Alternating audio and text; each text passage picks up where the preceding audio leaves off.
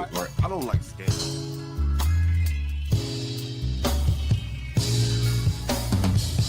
I think the only thing that has been Hey, Stanley doesn't state the obvious, like what he's talking points. Yes, he does. The nature of American culture, it's a white people problem. I literally said they need to understand. Like this. If they want to be witches, it's called Stanley versus the world. You just assume their character by stereotype? I think people do that every day. Okay, I didn't ask you. What do I think is okay?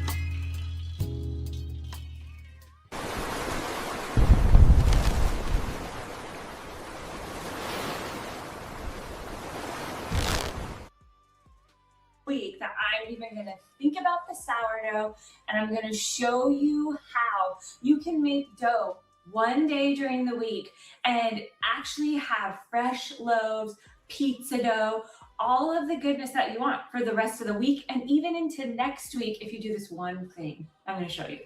So the thing about sourdough is that once we make the dough, which I'm going to show you how to do it, this dough can go straight into the fridge and it can actually stay in the fridge for up to 10 days before we ever do any baking with it. So this isn't like, I'm gonna make 15 loaves of bread today and then they have to go in the freezer. No. All we're doing today is making the dough. It's gonna go into the fridge in a big tub. I'll show you in a bit. And then the dough sits in there and it proofs. And honestly, the more days that you can give it to proof in the fridge, the better the flavor is. And I spend my time on Mondays usually making a couple big batches of dough for our own fresh bread, or if we want to have sourdough pizza for Friday, it goes into the fridge and I don't have to think about making any dough for the next 10 days. So today I'm going to show you how I make a double batch. This is only for making 2 big loaves, which for most families, that's about all we would use in a week because we don't eat it every single day. So the recipe is down in the description. Also, all the links, anything that I talk about, it's all down in the description. If you are just getting started with sourdough and you're thinking, I'm so confused about the starter and how do I feed it and what's discard, I did some other videos on that. Check out the sourdough playlist. There's all sorts of goodness in there. And we're sharing stuff every week. As I'm making our own sourdough, I'm sharing with you what we're doing because I love helping you realize how easy it can be. It wasn't until I realized that my sourdough starter could live in the fridge and that I could make big batches of dough one day that I realized, oh, I do like making sourdough. I just don't like being a slave to sourdough. So if you feel the same as me, come and bake with me. We're gonna have fun. So the first thing that we need to do is we're actually going to check that our starter is ready to bake with. And the easiest way to do that, to check that your starter is ready to bake with, well, number one, do you see that? This is such happy starter. I fed it last night. So yesterday I took my starter out of the fridge. It was cold in the fridge. Put 50 grams in this jar with 200 grams of water, 200 grams of flour, and then it has been resting and rising overnight. Now it's time to bake, and I know, okay, this is ready because it has doubled in size and it's about to come out of the jar. That's my sign that it's ready. But if you aren't sure if yours is ready, put a little drop of your sourdough starter in a cup of water. If it floats, it means that your starter is ready. If your starter is not doubling in size like this when you feed it, go back to my video on how do you feed your starter, and it's going to give you a bunch of tips on what might be happening there. But this is all ready to go. Now what we're going to do is I'm turning on my scale and I'm going to bring you over here so you can see what I put in the bowl. If you don't already have a scale, this is essential to doing sourdough. Almost all sourdough recipes are going to be listed in grams. So when you turn your scale on, make sure that you click through the units and that you have it on grams, because this. Welcome to Stanley versus the world, everyone. Hey, Richard, can you hear me okay? I've had to reset the computer back up and the microphone and all, and I might have to adjust mic settings. So just let me know if the sound is off. I can turn it up or down. So here's the deal. I am showing this video. I think I mentioned this. I know I told Kimmy, maybe I emailed her, but my father has had a request. Since I actually have been making bread, like sandwich bread, rolls, tortillas, hot dog buns, all that sort of stuff, for about damn near 10 years now. Probably a little bit more because I started, I think, when my son was 8. But anyway, my father has the request that he wants a specific type of sourdough bread. It's sprouted wheat sourdough. He likes the taste, and there's some health benefits and stuff. And I have the time to do it. The problem is working with even bread dough. Bread flour. The white flour is very forgiving. The darker the wheat, the darker the bread, the harder it is to make.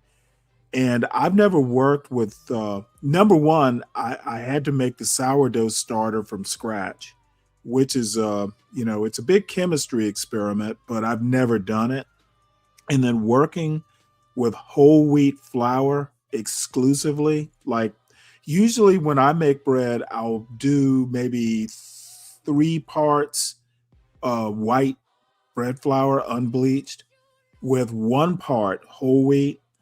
This is all whole wheat, like 100% whole wheat, and it is different. It's harder to work with. The dough's stickier. It's a whole different, not whole different, but it's about, I would say it's almost 75% different than making, regular sandwich bread. So anyway, I spent an inordinate amount of time over the last 2 weeks trying to unlearn what I've learned making bread to make whole wheat bread. And I would say I've watched all kinds of YouTube videos. I've read all kinds of books trying to figure out how to make the process efficient. And I think I've gotten it down. It's a different world making sourdough, but I will know maybe in the next couple days whether I have the process down. I've made a couple loaves, but I couldn't get them to rise. They rose a little bit, but they don't look like the loaf you'll see in a YouTube video. That's it just looks like you want to rip it apart and eat it. Mine weren't quite that YouTube video ready. So anyway, that's why I'm showing this video. I've been watching a lot of them, and this particular woman I just found attractive, and I like watching her make bread. So salute to all the trad wives out there. May you make lots of bread and be very happy and all that stuff.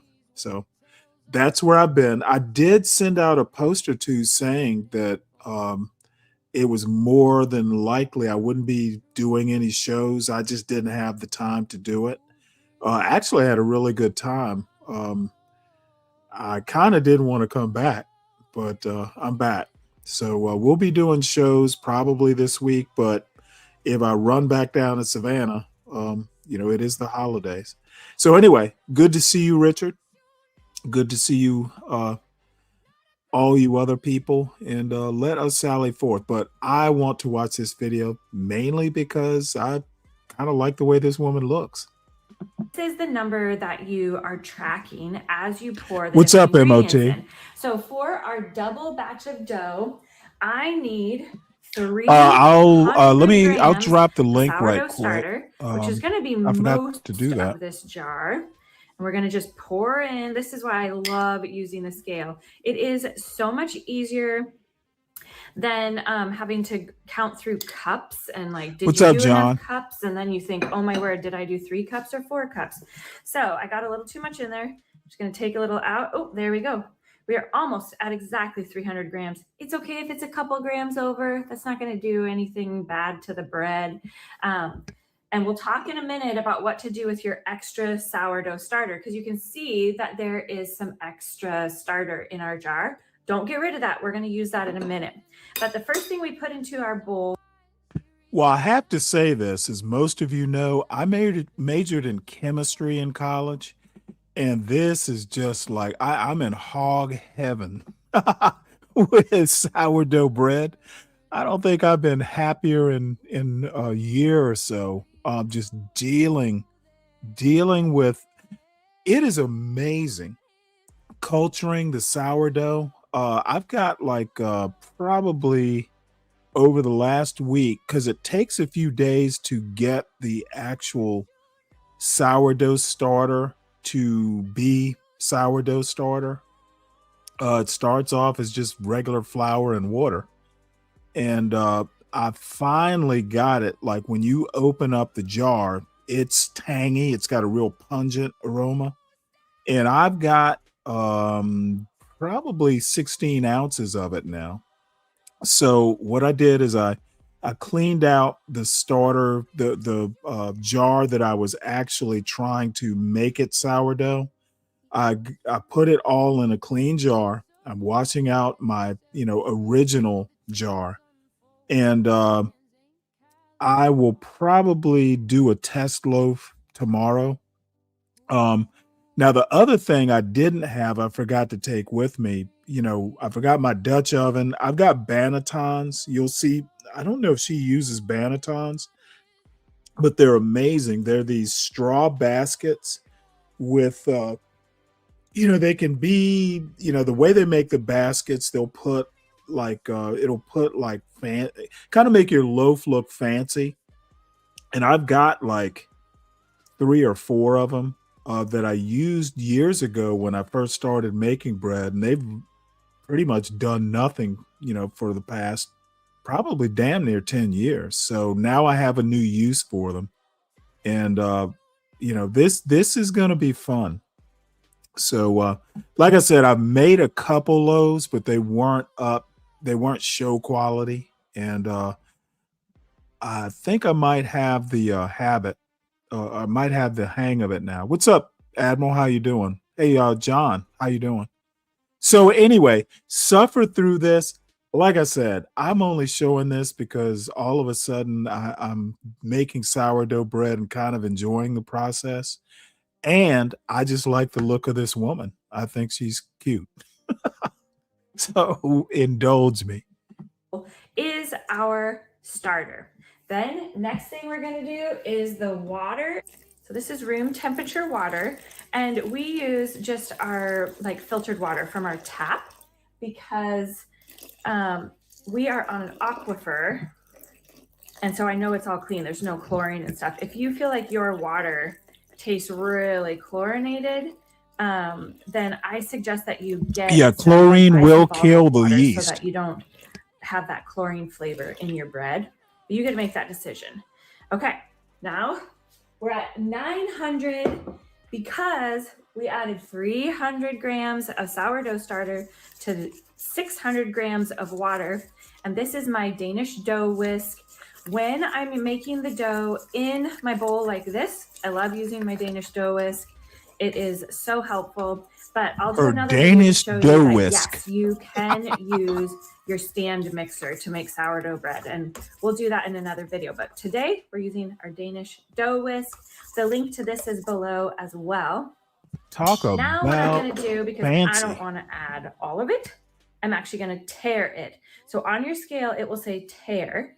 That means that it's going to zero it out. Now it's at 0, and now we can put our flour in and not have to add. So we actually need 900 grams of flour. And this recipe is down in the description, so you can follow along with it down there.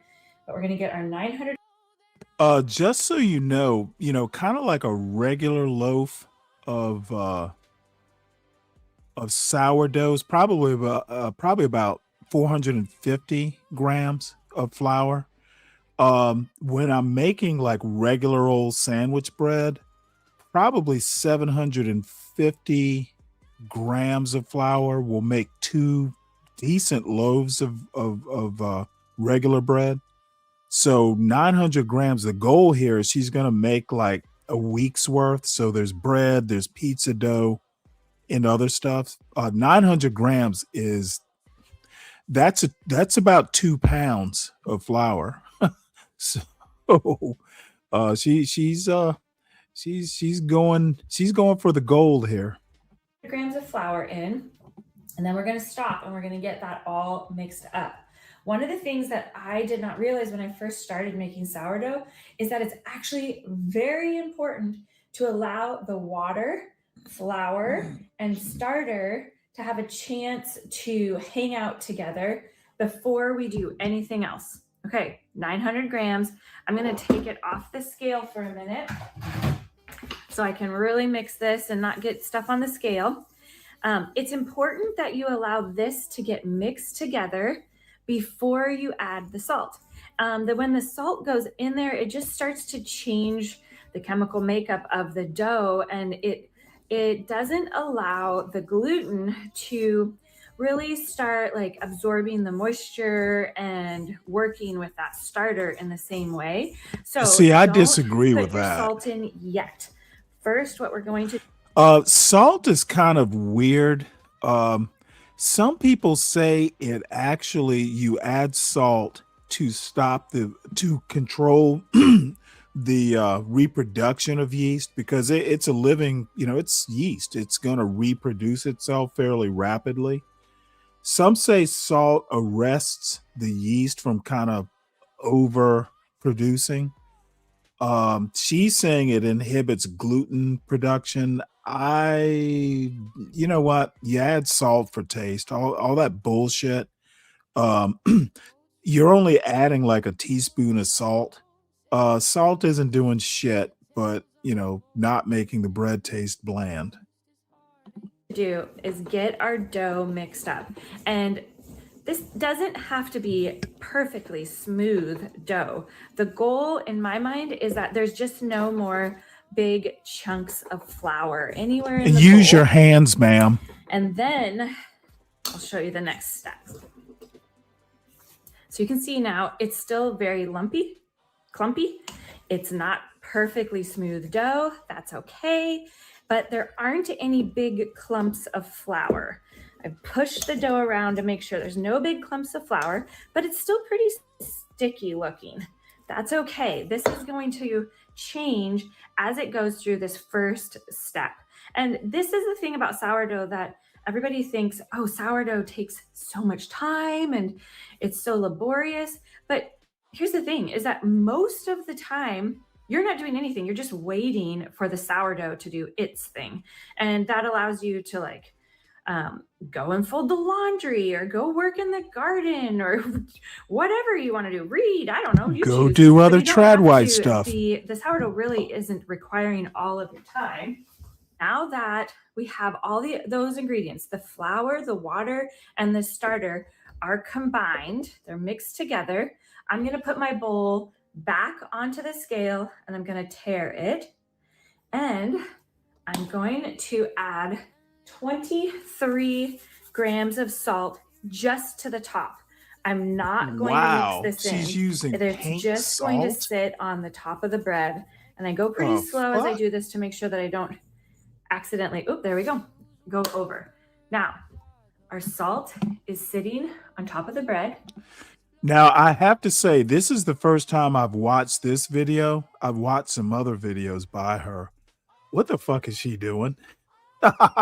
Why? Number one, I don't think she should be using any sort of it really needs to be like just regular uniodized, like table salt. Yeah. Maybe she knows what she's doing. I would not be doing this. That's crazy. That's a fuckload of salt.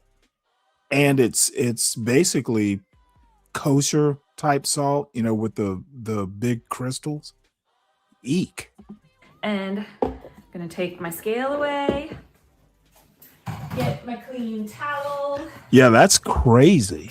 and we're just going to She must cover really our be bowl. rich. And now our dough is resting. We What's have up there, 30 Aries? How you 30 doing? minutes to an hour. Just remember, sourdough is very ish time frame. Okay, so when it says 30 minutes, if you didn't come back to do anything with this dough for 40 minutes, it's okay. Now, I wouldn't leave it sitting here for hours on end on a hot summer day, but set your timer for 30 minutes and then come back, and we're going to knead that salt into the dough. But for now, it's just going to rest here. And this is how I make multiple batches of dough on Mondays, and then it gets to rest in the fridge. Because now what I'm gonna do is I'm gonna get my next bowl out, and I'm actually gonna get the pizza dough going. I'll do another video on that so you can go straight to that when you wanna make pizza dough. But if you wanna make multiple batches of different kinds of dough, do it all on the same day. You have all of the starter here ready to go. Use it. When you do it all in one big batch, it actually shortens the amount of time that it takes because everything's already out. You're already in the mode. When we get to the stretch and fold, it's not a big deal to stretch and fold 2 bowls instead of 1. So this is how I do all of the dirty work on one day, and then we have fresh bread and fresh sourdough pizza dough for the rest of the week. Now, look at this. We have an extra sourdough starter. Don't throw this out. Put it all together. And I think my jar in the fridge is actually pretty full. Otherwise, I would just add it to that. You can add sourdough, like extra starter from this batch to what's in the fridge, and just keep adding to it whenever you have a little bit left over. I don't keep this on the counter because I don't need to do any more baking this week. I don't need any more activated starter. And so I want to put it away because I don't want to have to think about it. So I'm going to clean up this mess, and in about 30 minutes, we're going to come back and we're going to mix that salt into our dough. Now that the dough is all mixed up, we're going to go into the process of autolays and then stretch and fold. And essentially what that means is the dough is resting, and we're going to come and agitate it every 30 minutes. And we're going to do that 4 times. This doesn't take a whole lot of time, but it does require you to be around, which is why I normally do it in the evening when we're just home. I'm doing laundry, or we're playing a game, or just taking care of life, and I'm around the house. And so I just set a timer for every 30 minutes so that I can come and do that process. So I'll bring you along with me as we do that. Don't worry, I'm not going to make you wait a whole 2 hours to stretch and fold, but you'll see it really only takes like 2 minutes each time you come back. But here's the thing about sourdough that is different. When you do a yeasted dough, like, can you hear the laundry's going right now? That's what it is. It's like you're doing life around your house, and then you come and you take care of one part of the sourdough process. But yeasted dough, the goal would be that you get all those ingredients mixed together fast, which is why you're kneading it and kneading it and kneading it, and you're getting that yeast work. You know, I kind of wonder if just pearly things could ever be this sort of woman. Pearly things tends to be kind of brazen. Yeah, brazen. My bad. This woman actually seems to be happy as a as a trad wife. And I also have to say this. I don't know that much about her. I'm a new subscriber to her channel, you know, like maybe over the past week. So I'm kind of projecting, you know, some of my weird sense of humor on her. I'm sure she's a perfectly nice person. But in my opinion, this is what just pearly things would like to be. If you have to be this kind of trad white trad white wife, I like her better than pearly things. Through all of the dough. If you're gonna do a damn YouTube channel, be useful. You know, try and do cooking videos. I would love to see Just Pearly Things do a fucking cooking show. Because you want that yeast. And I guarantee you, when Just Pearly Things did the TV show, I'm sorry, the cooking show, she would not wash her hands. To activate all of it so that it will rise. The way that sourdough works is think about how long it took for the starter to double in size once you fed it. You're essentially doing the exact same thing when you make your dough for your bread or your pizza or focaccia or whatever recipe you're making. You're needing that starter to have time to work its What's up, way Savage? How all you through doing? the dough. So this is why the process is different than yeasted dough, and it takes longer because we're waiting, because we really are just waiting for the process to happen. And the way that we help it happen is by doing the stretch and fold, because we're slowly like pulling it through the dough. Yeah, this is an odd thing about sourdough.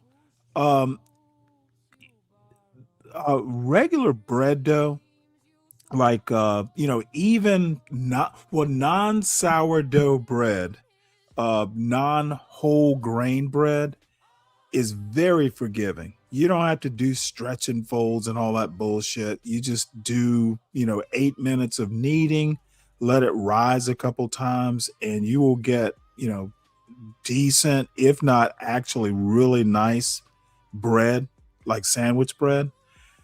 Sourdough, just no, you gotta actually like stretch and fold. It's like fucking doing surgery. The technique is part of what you need to do to get the bread to rise. Regular bread, nah, the yeast will do all the work. You don't really need to do much. So it has just been it's like I said, making sourdough bread, while similar, it's almost a different animal. So it's been a fun journey. I'm not sure that I actually know how to do it yet. Tomorrow we'll basically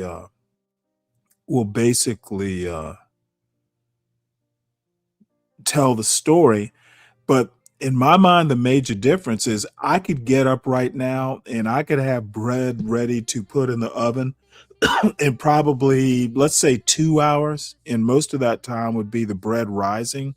Sourdough, no. To do it right, you probably need about 24 hours or more. It just, making the starter takes 7 days. So, you can buy the starter from the grocery store. You can buy a sourdough starter, and I just refuse to do it. You can make it at home with just the flour you got, in a bag in a cabinet. So, I didn't want to take the shortcut, mainly because I'm cheap, I guess. But yeah, this is, and I enjoy processes. I'm a process guy. So learning the process and getting it down to where you can do it, efficiently. That's kind of what I like doing. So anyway. But what I found, especially if you're going to use your stand mixer, like your KitchenAid mixer, Roller Skater Texas girl, it's hey really there. Easy to over mix sourdough because you're thinking of like the yeasted dough, and that's not how this acts. And so if you're going to use your KitchenAid mixer, be careful not to over mix it. Okay, it's been 30 minutes. I want you to look at this. The salt is just sitting on top of the bread. I like to use the Himalayan salt. I like the Okay, yeah, I'll check it. You know what? I just got back. I've been down in Savannah for well, shoot, not quite a week, a few days, like 5 days. So I just got back last night. I'll check the mail, Roller Skater. And thank you so much. You were just way too kind to me, ma'am. And don't worry, the cooking videos are gonna come. It's just, as a matter of fact, I was talking with my sister about it over the weekend. I'm learning how to make sourdough bread, and it is a journey. So this might be, sourdough might be where I start. So, because I don't want to say it's technical. It's just not it's not like making biscuits. You know, you actually have to plan it. So anyway, I'm watching this, and I don't know if she considers herself a trad wife. Again, I just think she's cute, and I think that I need to learn how to make sourdough. And what better way than this woman to talk about it and I take some tips. The flavor of it. It's also beautiful, but honestly, once it's mixed into the bread, you don't see it. And now I'll bring you over here so you can see what we do next. I actually just put a little bit of water on my hands.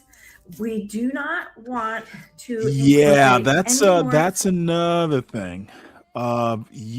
Sourdough, this whole wheat sourdough is so effing sticky. It sticks to every damn thing.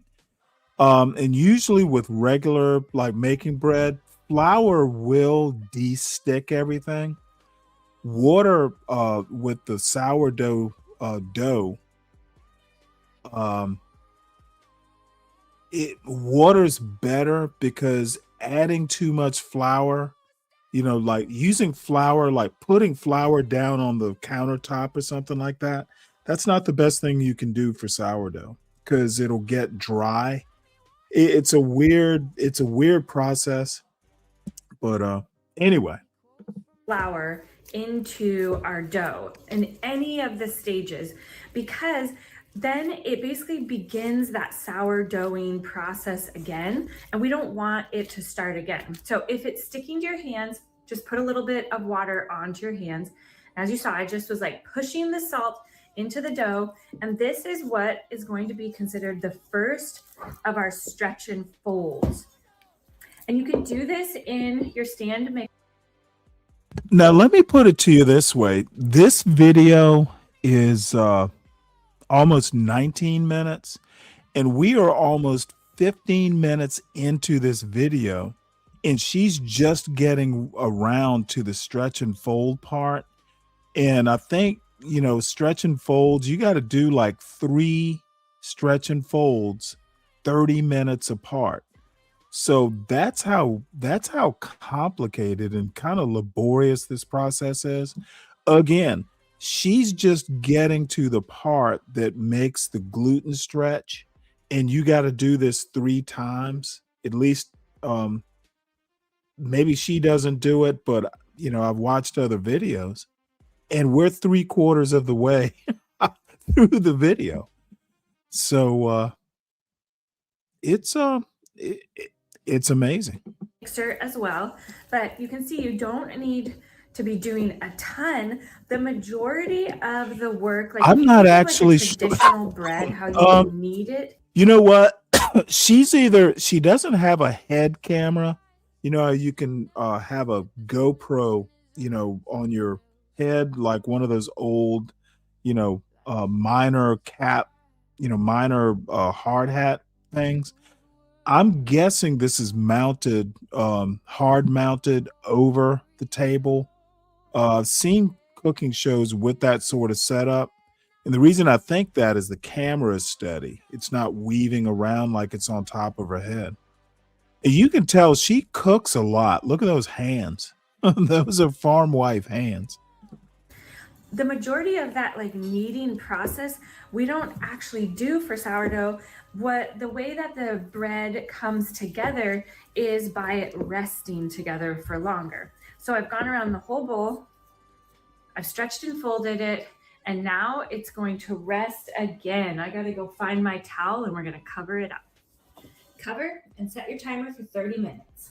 It's time for stretch and fold number 2. I just went and got a little bit of water on my hands. I'm doing the same thing, pulling it up.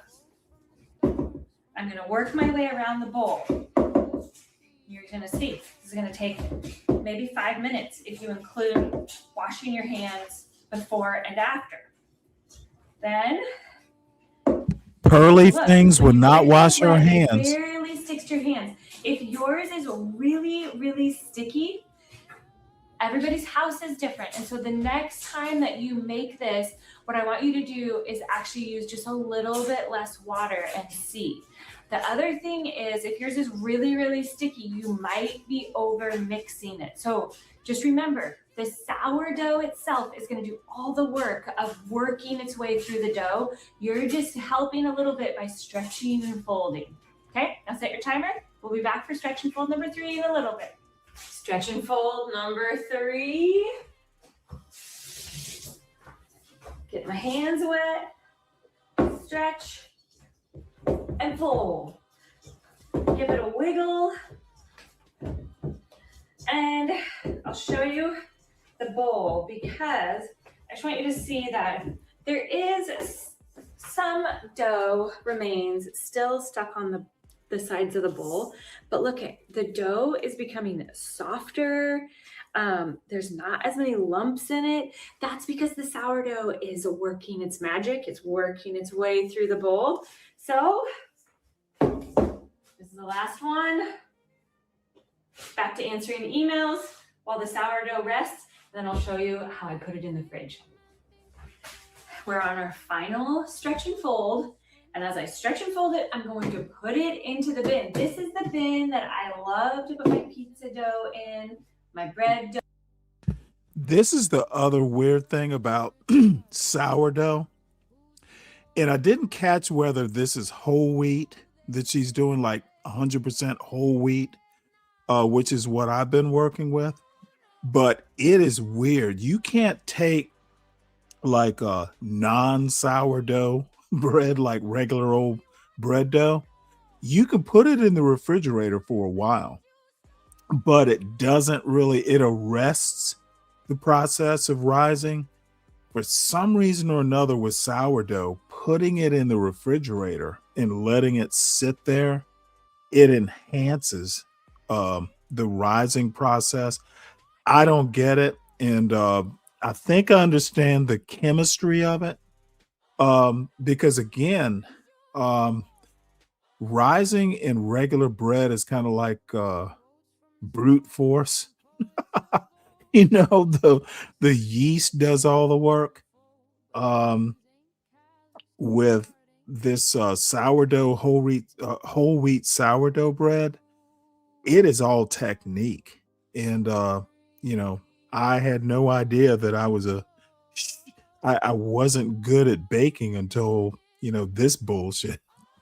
So anyway, the bread will taste great, and the fucking pizza dough, ridiculously good. So, you know, it's worth the process.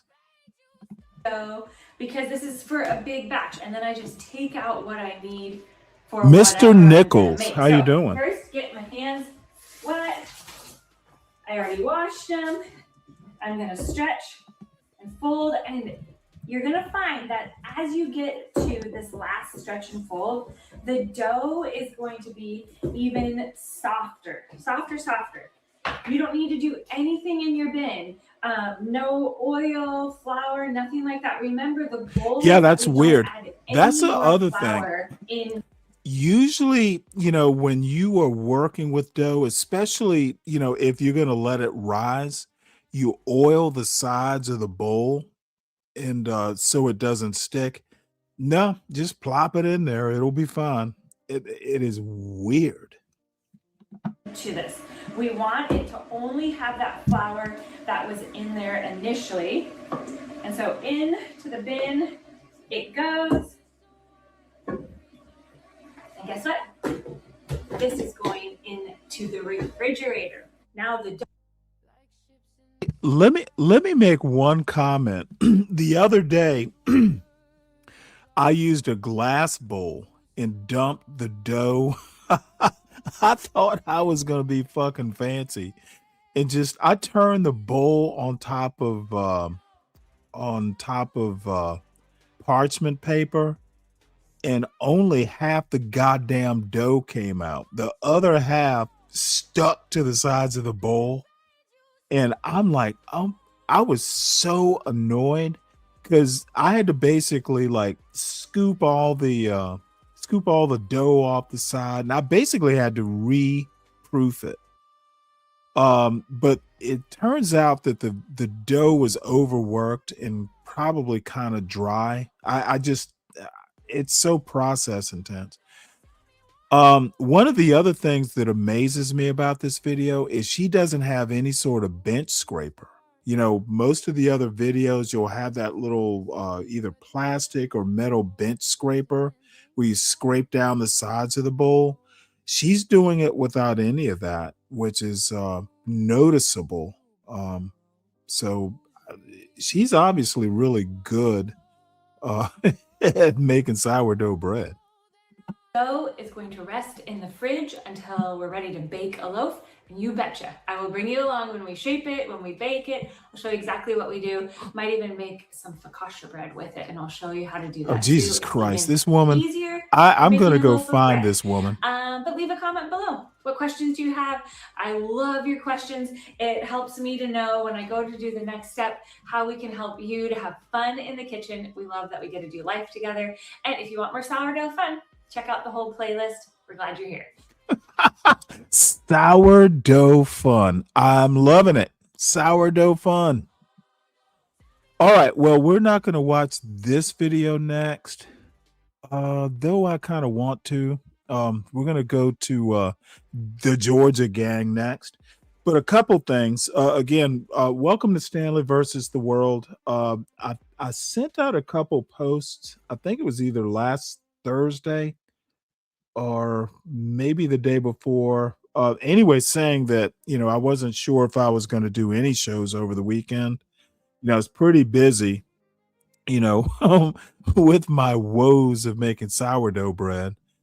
And just, you know, it's actually a pretty good Christmas. I enjoyed it. I cooked Christmas dinner, which, dude, it took me a day to recover because I was up, you know, on my feet a lot.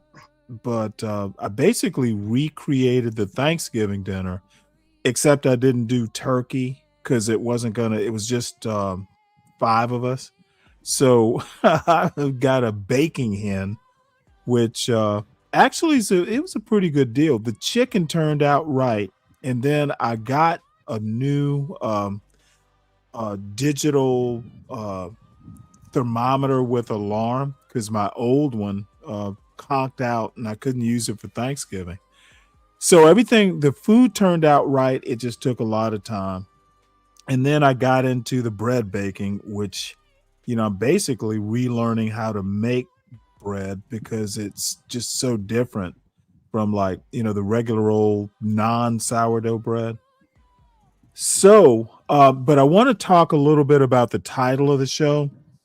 I was on a couple panels during all that time. I wasn't doing shows, but, you know, popped up on some panels. And you know what?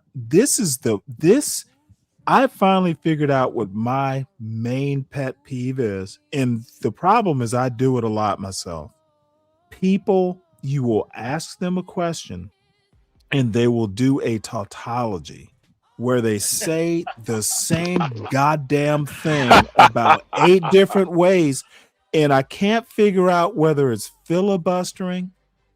I can't figure out whether, let me tell you my main thing. If you're doing 8 ways to Sunday for a yes/no question, you don't know what the fuck you're talking about. You're not sure of your answer. Therefore, I'm not sure of your answer, and I'm gonna say what I say. I was pissing off people, especially on this one panel. Dude, I don't have, see, this is the weird thing. I'm 60. I don't have to have patience. I don't depend on my YouTube channel for income. I don't suffer fools gladly. Never have. If I ask you a yes/no question, how about motherfucking answer the question? Don't give me why you have to think some way and oh, by the way, and did you Here's think the about, history of what I think. oh my God. You know what? And then you start getting into history and what we thought in the past, and you're just fucking even more, you sound even more stupid. How about just say I don't know? That's literally It used to be what? so nice. It used to be so nice. You know what? How you turning into me? Look, let me tell you something, and I might just do a detour and go back. Savage, if you are in the audience, dude, your buddy just, I don't know what. I was listening to I got to show you this. Dude, this just like, no, I can't be nice. Of course I can, because I don't care that much. But and by the way, I listened to you on Big J's show. It's like as soon as you start being nice and kind of going, well, maybe you didn't know. Dude, I get the shit beat out of me for reading books. What kind of y'all have betrayed the reading is fundamental shit? You know, you remember those Saturday morning PSAs? Reading is fundamental. Yeah. Well, why are y'all betraying that shit? So they turn it into tolerating dumb niggas is fundamental now. It is amazing. It's like back in my day, like Cosby, y'all, you know, there's some people who want to talk about Cosby. Well, back in those days, at least it appeared Bill Cosby was all into, you know, motherfucker, education was important, and all of a sudden education is not as important. It's what you see, that is your education. And I actually have a long philosophical I have an interview that I watched over the weekend that makes this point, and I should have titled the show, Information is Not Knowledge. Facts are not knowledge. And it's almost counterintuitive, but the way you interpret fact, knowledge is not rote memory. And that's the other thing fucking people can't seem to understand. Just because you memorized a whole bunch of facts, that's not knowledge. That's knowing stuff. There's a difference, huge difference. So anyway, I'm kind of on my soapbox. I think I'm traumatized from learning how to do sourdough. It's like whole wheat flour is not bread flour. That's what I had to learn. So welcome, MOT. Sorry, I had a great Christmas. I really enjoyed myself. Oh yeah, same here, man. I love Christmas, man. You know, watching all these people pretend like they're happy. Shit, it's great. Well, you know, it's probably because I got to spend a long drive talking to my younger brother, who's quite a bit younger than I am. And he's happy, and it was just, you know, it was really cool. So probably the best Christmas I've had in years. And my son did not ask me to put up the Christmas tree, which I'm never inclined to do. So I know I know that he's a man. He didn't come in here, hey, Dak, and I put up the Christmas tree. And there's a whole story behind that Christmas tree, which is why I'm saying I finally know he's a man. It's a inside joke, but you know, hey, he was like, hey, you know what? I just fucking want to decompress from school, and don't worry about the Christmas, because I'll have to just take it down, because that's usually how it works. If you put it up, you're taking it down, and he didn't want to do that apparently. So I saw your video about the whiteout. Where was it? Yeah. In Wyoming? Yeah, Wyoming. It was Cheyenne. Oh, wow. And 3 hours after that, no proof that it snowed for the rest of the state. And now it wasn't snowing outside. Oh, wow. It wasn't snowing outside. This is just snow that happened 2 days ago. And there was wind. Yes, the wind is like crosswind, 70, 80 miles an hour in Wyoming. And I was on the white load too. So I could have easily got blown over. So the trailer got whipped around. Oh yeah, always. But there's a certain way that you're supposed to drive in that type of environment. Like, look, you could do anything you want to, but you just cannot go over 45 miles an hour. Really? Okay. Yes, you can literally do whatever you want to in a combination vehicle that weighs as much as it weighs. You can even get blown around on the ice. But if you're normally around 45 miles an hour, and if you don't jam on the brakes, pretty much do whatever you want to. Thing is, the speed limit's 80 miles an hour. And people don't care about trying to do what's perfect and different. Because as you can see, the truck that had the accident was not even 200 feet in front of me. I couldn't even see halfway up the trailer that was in front of me. And that's how, and that was just a win for, what was that? 35 miles. And after 35 miles, it was pretty much dry everywhere. Because you're no longer in the mountains and yada, yada, yada. You know, but sometimes, you know, I could have went through there. I had 2 hours of drive time left on the previous day. But you're talking about nighttime, all that snow on the road is pure ice. You're talking about sloping and dropping S-turns. That's why I started at the specific time that I did start, 7 o'clock in the morning local.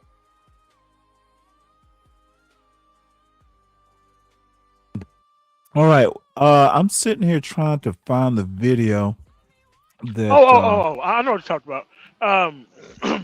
When you got the video that I wanted to go over was a video with you on there, and you got boundied off the panel or whatever. I want to go over the commentary. Oh yeah, that was savage.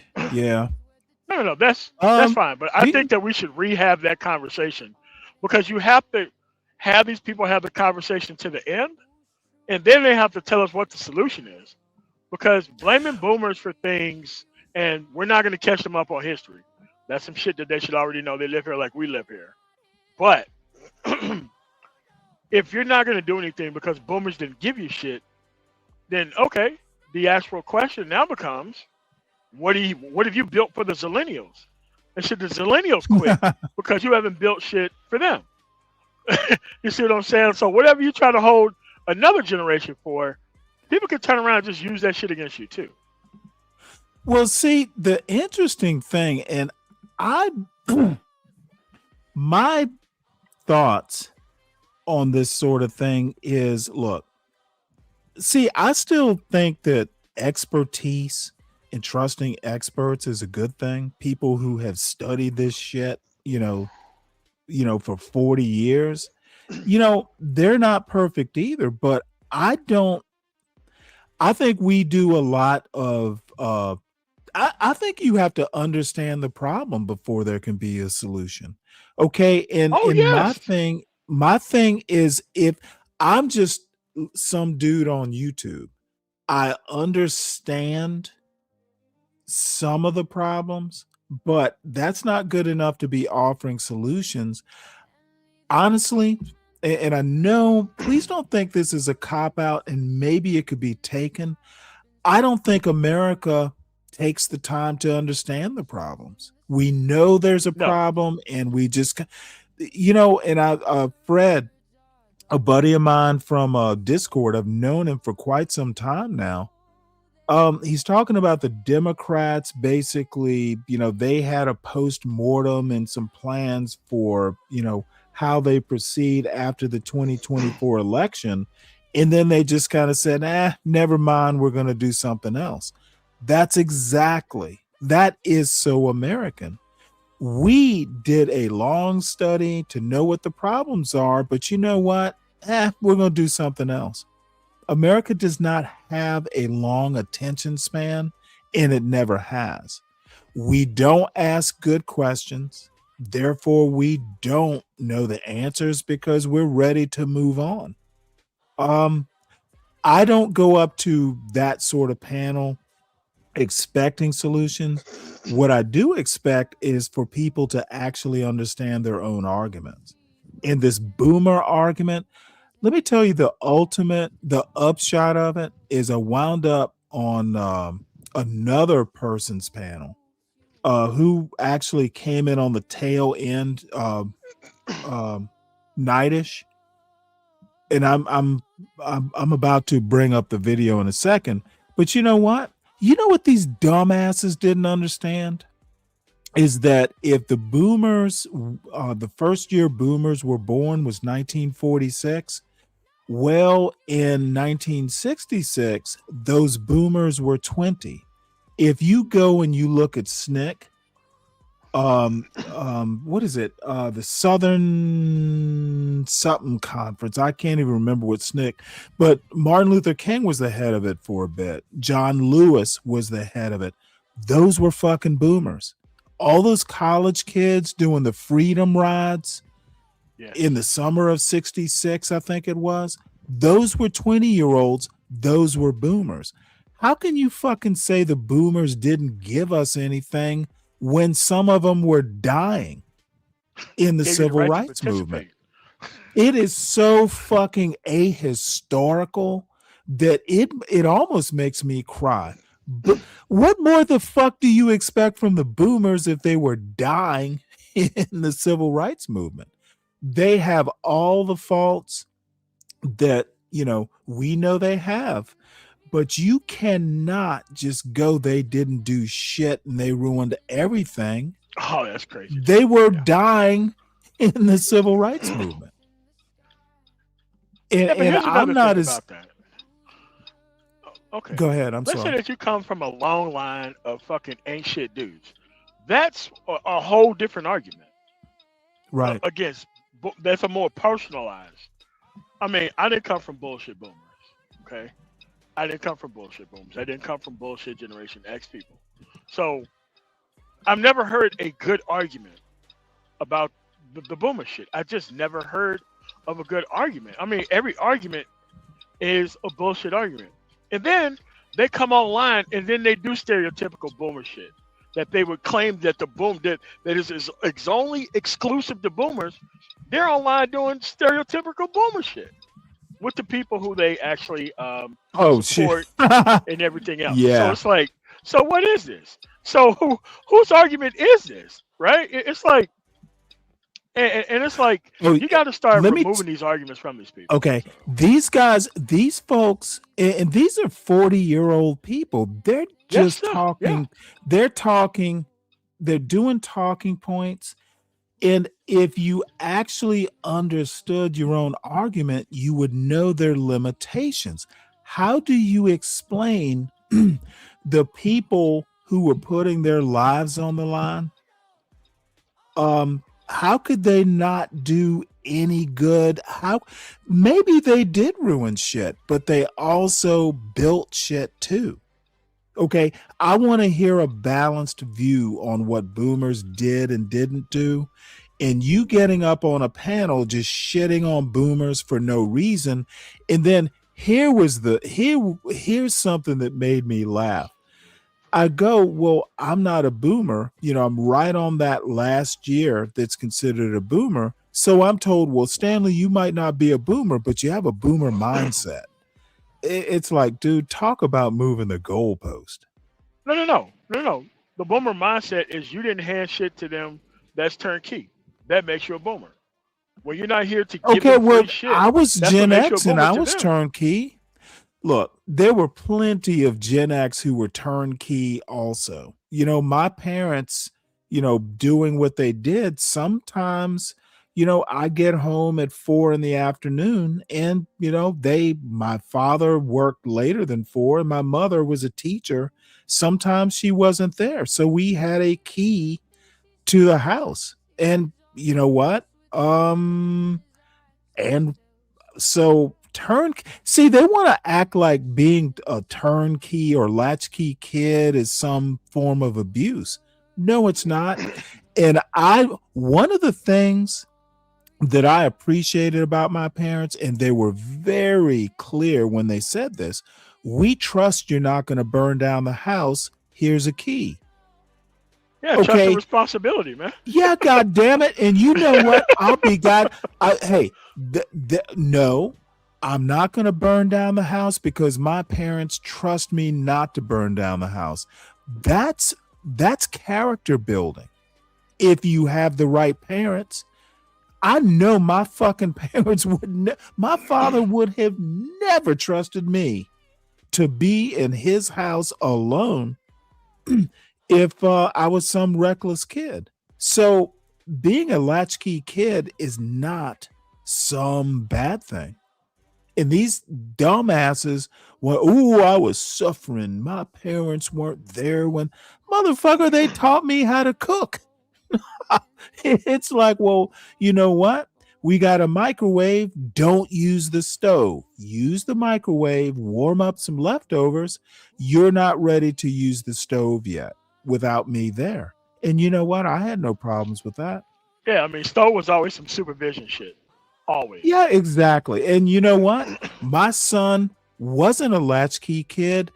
And no, he could bake all he wanted to bake. But motherfucker, if you're going to use the stovetop, I need to be either in the Oh yeah, kitchen yeah, yeah. or Oh somewhere yeah, nearby. bacon. Knock yourself out. You ain't gonna kill nobody. Right. But that top of that stove had to be a grown up around. Had to be. So Man, anyway, this latchkey bullshit. Look, all these people are just whining about how bad the irresponsible parenting boomers is were. not everybody else's problem. Right. It's not. And to use it as an excuse as to why young black millennials aren't doing well. I know plenty of millennials. My brother is I think he's the last year of Gen X. Shit, that motherfucker makes twice as much money as I did. He's doing extremely well. But we had the same parents. Okay. All these excuses I'm just not impressed with, and I just don't buy it. And when I'm very direct about how full of shit I think these people are, they want to get all upset. Well, I didn't want to do this debate, if you could call it that. Oh, I would The love only to do reason it. Oh, I would love to. well, the thing is I don't like people get their feelings hurt when I'm blunt. I mean, but it And has to be a then neutral this- place where I can't be paid to be made to leave. Well, this was a I neutral wanna have the place. conversation. Oh, okay. Well, this channel was supposedly a neutral place. It wasn't that neutral. And shout out to Savage, he's my buddy, but no, it wasn't that neutral. And then the stipulation was that I be on camera. It's usually not how I operate. I don't fucking feel like putting on a nice shirt and combing my hair to be on camera. Here's another thing about the being on camera shit. It's fucking dumb. If you can't make your fucking argument without a camera in your fucking face, we're here to exchange ideas, right? People are like, oh, MOT, we don't see you on camera. I'm like, the only thing you want to do on camera is to shift the focus on the conversation from the substance to other shit because they're fucking stupid. And they can't, have arguments and they can't present points. I mean, if you have a PowerPoint presentation or nothing like that, but it's like right now, here's where I'm at. But That's guess where I'm at what? right now. Guess Do what? I have time to be on camera? No. Well, guess what though? So I'm on camera and I roll my eyes or I have a face, I scrunch up my face, and then I got criticized for being on camera. I was literally told not by, Cellulite or his wife, and that's a whole nother issue I had.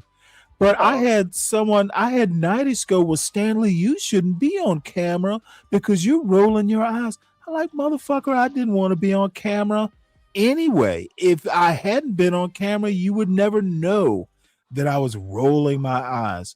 These people are weak.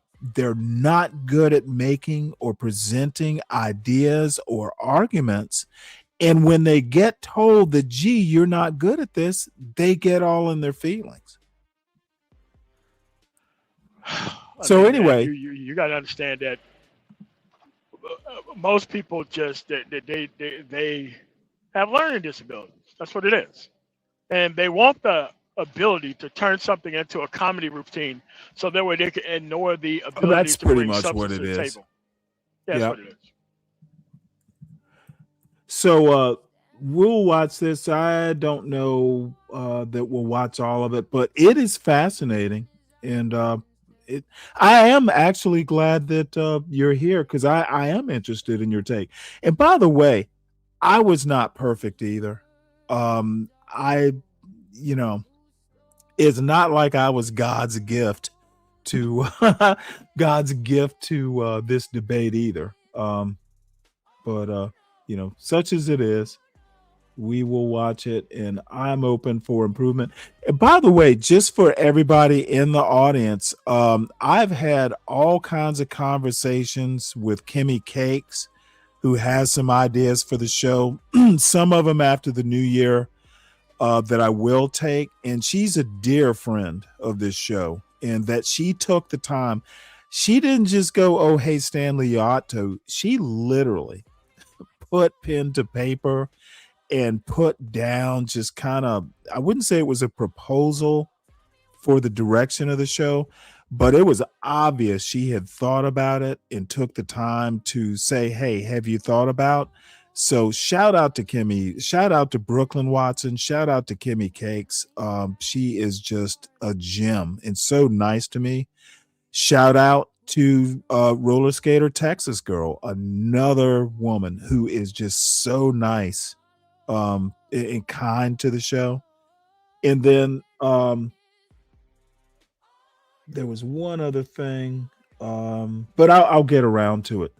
So there will be some changes after the new year. I just need to kind of cogitate. I've threatened to have a meeting with the wrench holders. We are going to do that. So, we do need to freshen up the show in some areas. I need to improve as a host, etc. They're not going to be fundamental changes. I'm not going to be either nicer or meaner. I am who I am, and the best thing I got is being me, even if it turns some people off. It is what it is. So anyway, with that, and Savage, if you want to hit the link, feel free to come on up. It was your channel. You put together this blessed event, and it is what it is. And by the way, I don't have any sort of hard feelings towards Cellulite or Raw G. It's just we don't jibe in that way. I think that they are pseudo intellectuals. They don't know the history. They know a bunch of facts, and facts are not knowledge.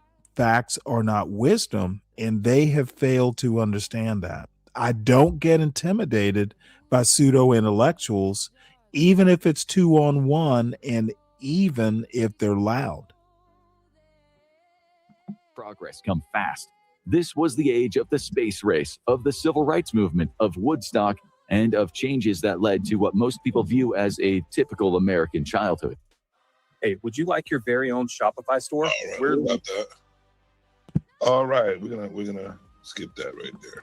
Oh, let me make one comment. If you're serious about if you're serious about having your channel, get YouTube Premium so I don't have to suffer through these fucking commercials. I had YouTube Premium before I started hosting a show because I grew up in the 70s, and the last time I enjoyed commercials were the Saturday morning cartoons where there were a bunch of cereal and toy ads. I used to like those ads.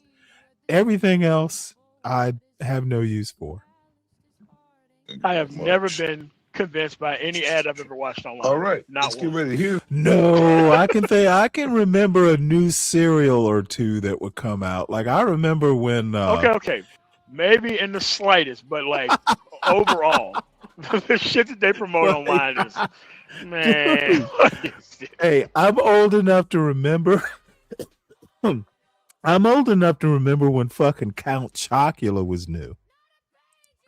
And I've never been that big been a around fan. forever. Damn. No, I remember, honestly, I kid you not. Count Chocula, I remember when it first came out. The milk would get chocolate flavored. That was a thing back in the early 70s. The rules and regulations for the game, we had to be cammed up during the whole conversation. Oh, and by the way, you know what? I'd forgotten to shave. I look a little rough, but someone actually said, "Well, I just want to hear the argument. Well, I'm kind of hurt because I am a bit vain, and I had some woman that I know online go, well, he's not ugly. It's just that wild, crazy professor hair. So I am vain. In debate. Does that echo? Somebody's watching it? No, that was me. I was watching it on my phone. I'll turn it down. Okay. Yeah. All right. So the rules and regulations we have here: stay on cam during the debate. Try to stay as civil as possible. I'll give it 98.9% was to keep it civil, and just have the conversation. We're gonna give each person. I am gonna ask a question first. And we're gonna give each person 2 minutes to respond. Just let me know when you want me to give a pause reason it. why they responded that way. And if there needs to be a rebuttal, we're gonna give 2 minutes on a rebuttal. All right. What I want to just to preface it, I make some slip ups too. So, it's not like I'm God's gift to this video. I just know what I'm talking about. I'm just gonna make this clear. Having people on camera does not make them make better points. Doesn't make your show better. It does nothing for the argument. There's this weird I'm just thing. saying in general, because this used to be a thing. Right. I'm gonna say 8 years ago.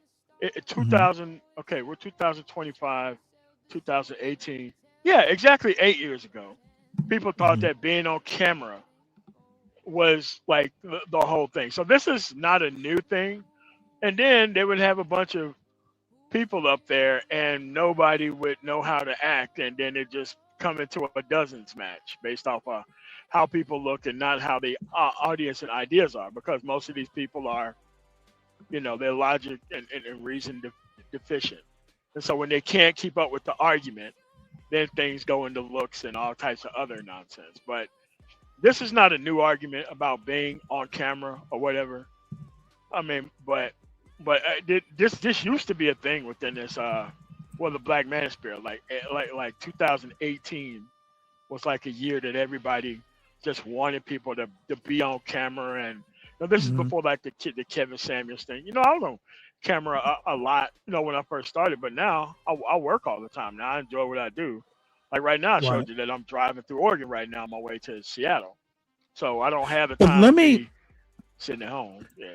Let me make a couple observations, and I'm totally new to YouTube. I don't have your experience, your insight, but in my opinion, some of what now I've seen people, you get up there and the fuckery starts, and I enjoy the fuckery, sometimes when it's appropriate. But cam up, motherfucker, cam up. It's just a form of crowing. It's like peacocking. I get that part, don't have a problem with it. But what these people want to do is basically give themselves like, hey, I got wild hair and, et cetera, et cetera. It just gives them a way to go, well, motherfucker, I'm not going to take you seriously. You're ugly or you have wild hair. See, it's just ammunition. They're not serious. To the arguments. Exactly. They're not. See, I love ad hominems. It's like, dude, I don't care. Fuck logic. I'll just ad hominem you to death. However, I recognize the game. This could have been done with 2 avatars up there and no one cammed up. It is literally ghetto shit. Okay, it's hood logic. These motherfuckers just want to get up there and find another way to compensate for a very weak argument. And then the other thing I'm just going to be blunt about, I have way less respect for Cellulite. He let his woman get involved in this shit, and I don't have respect for that. I think it was weak as fuck. Like, get involved with what? Like the argument? Oh, she was in the chat dropping super chats. Okay, you will kind of get an idea because at the end of that this type of stupid shit. Yeah, it was some certain extent. But if you're using fucking embarrassing. But if it was a super chat to try to distract from the overall conversation that was being had, then that's some shit you gotta check with the fucking panel Well, moderation shit. no, I don't think it should be checked. Look, it's a free country. It was, hey, it is what it is. And I'm literally just saying, I don't care about the rest of it. If it had been me, I would have asked my wife, like, you know what? You need to stay out of this. This is man to man. This is brain against brain. If anything, she's going to be a distraction. But this cellulite, if you were here, I'd say this. You look weak as fuck letting Raw G get involved in this because she's not that bright. She has a lot of facts, but she does not have the knowledge of how to use the facts to form a coherent or cogent argument, and neither does he. So welcome, Savage. You were the sponsor of that thing.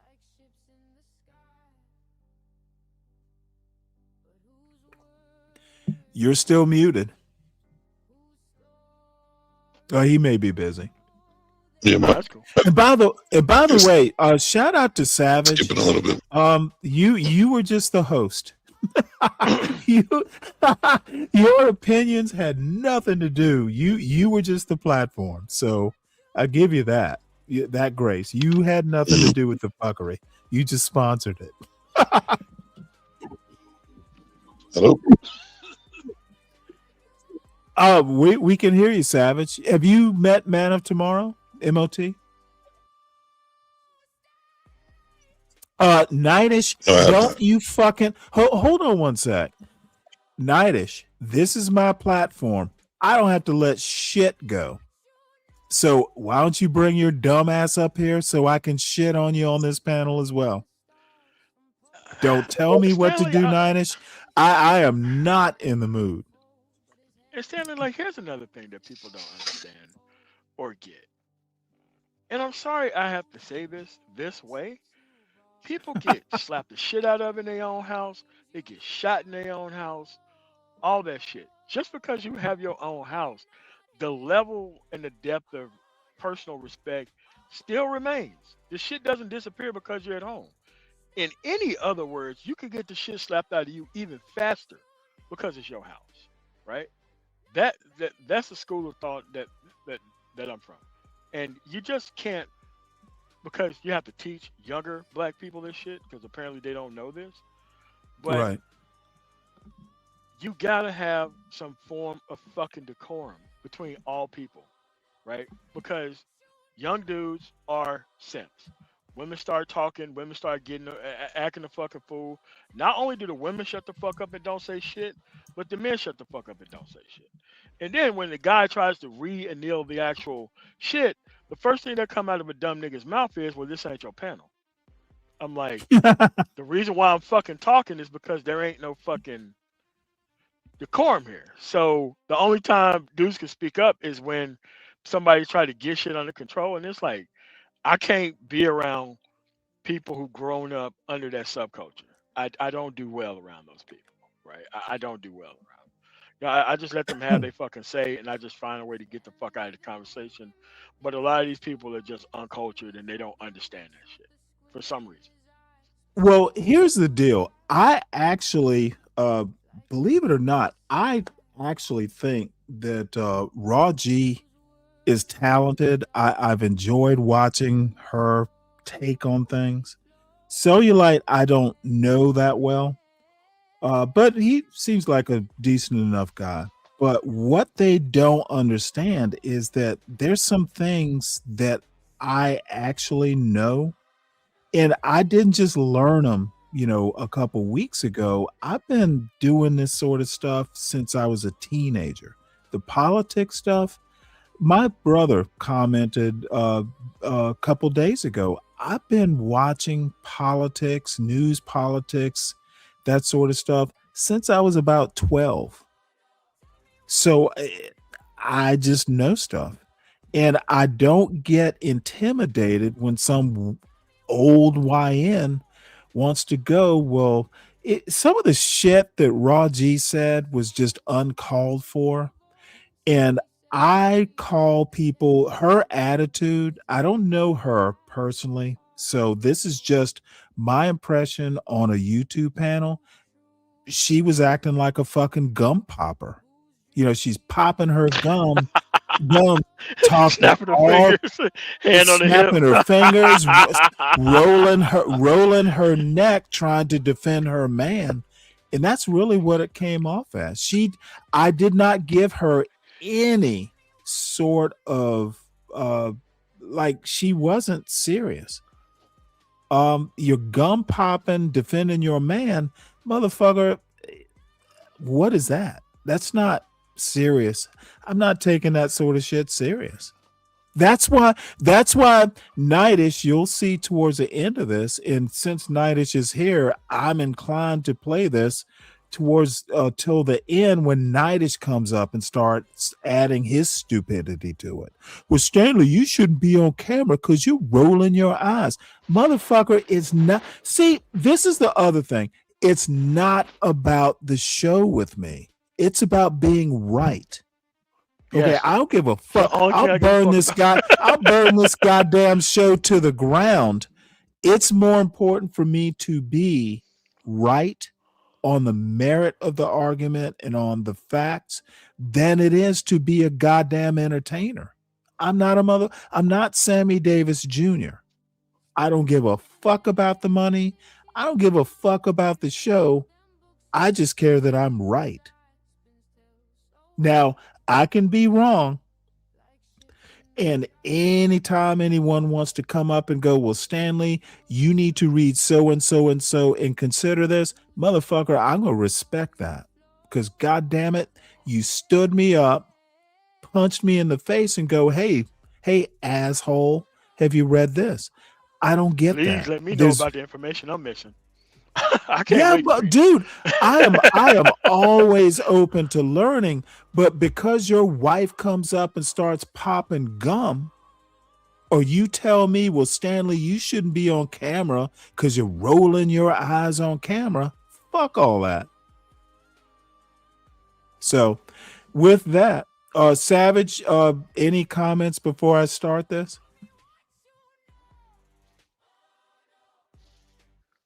Now he was kind of No, sir, just listening.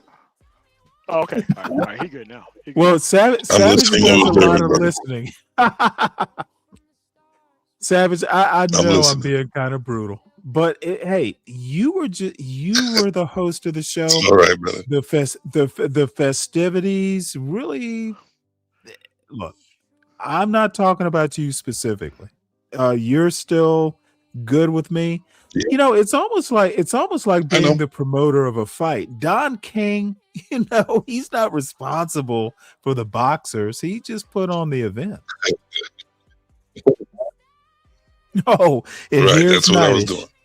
doing. Nightish is here for his comment. Hey, what's up, Nightish? What's going on with you, Stanley? All I wanted to do is because I think y'all both made some good points, but y'all was so busy while she was pushing her gum. Let me cut you off right there. If you think we both made good points, that's like Trump saying that they're good people on both sides. No, it's not at all. Yeah, it actually is. No, it's not at all. I'm sorry, sir. There were no good points made by Wilhelm and his woman. Your lips out talking about this girl. Okay, dude. It's just this is not your panel. It's yours. You're not. You don't, dude. You have. It's all a the power trash here, point. I'm house. sorry. Don't make me treat you like you treat me on your panel. Oh, let's do that. You know you get nothing but love over there. Well, I'm giving you love right now. I simply do not agree that there were good points made on both sides. So I understand, and I'm not saying you shouldn't feel that way, but we just simply disagree. And anyway, let's get to these festivities. And if anyone wants me to pause it, I'm willing to do it. I am back from Savannah. I have all fucking night. So let's make fun of it. And by the way, Savage, the conversation with Seven, a couple, what was it, Saturday into Sunday? I have some comments on that too. But not a show to review. It's not. To be honest, I have to say I kind of caught Seven by surprise, so I'm not gonna beat up. It was fucking 2:00 in the morning. He probably wasn't ready. But anyway, let's go. Let me ask you a question. Yes, sir. I sent you a couple links. I'll need you to put them up at some point in time. Probably is part of my response. The one from yesterday and the one I just sent you. Let me see. We just said Instagram. Yes. All right. Hold on, let me get it. Mind Chaos Brew, appreciate you for the $20 dub. Thank you very much. Let's see here. What does that say? Whatever. Because a real wife is always in the room. Don't start, Stanley. All right. Just let me know when you want to. I'll suit it and boot it. Okay. Well, one of them is a search on Black Boomers, the term. Mm-hmm. So, but I use Brave as the browser, so you may have to. I don't know if you use Brave, but no. If the link doesn't work, just use just Google or Black Boomers. It should pretty much give you what I need. Okay, I'll work on that. All right, so there we go. I'm gonna start off. Hey, do you mind if I just do a little bit of shilling right quick? Hey, anybody that's watching on my channel, make sure y'all come over to Savage's channel as well to subscribe, to support. We are trying to help the brother out. Oh, by the way, let me make a note. I didn't show this on my channel. Unfortunately, I didn't think to do it. I actually didn't think this would go more than half an hour, so I didn't bother the people on my channel with it.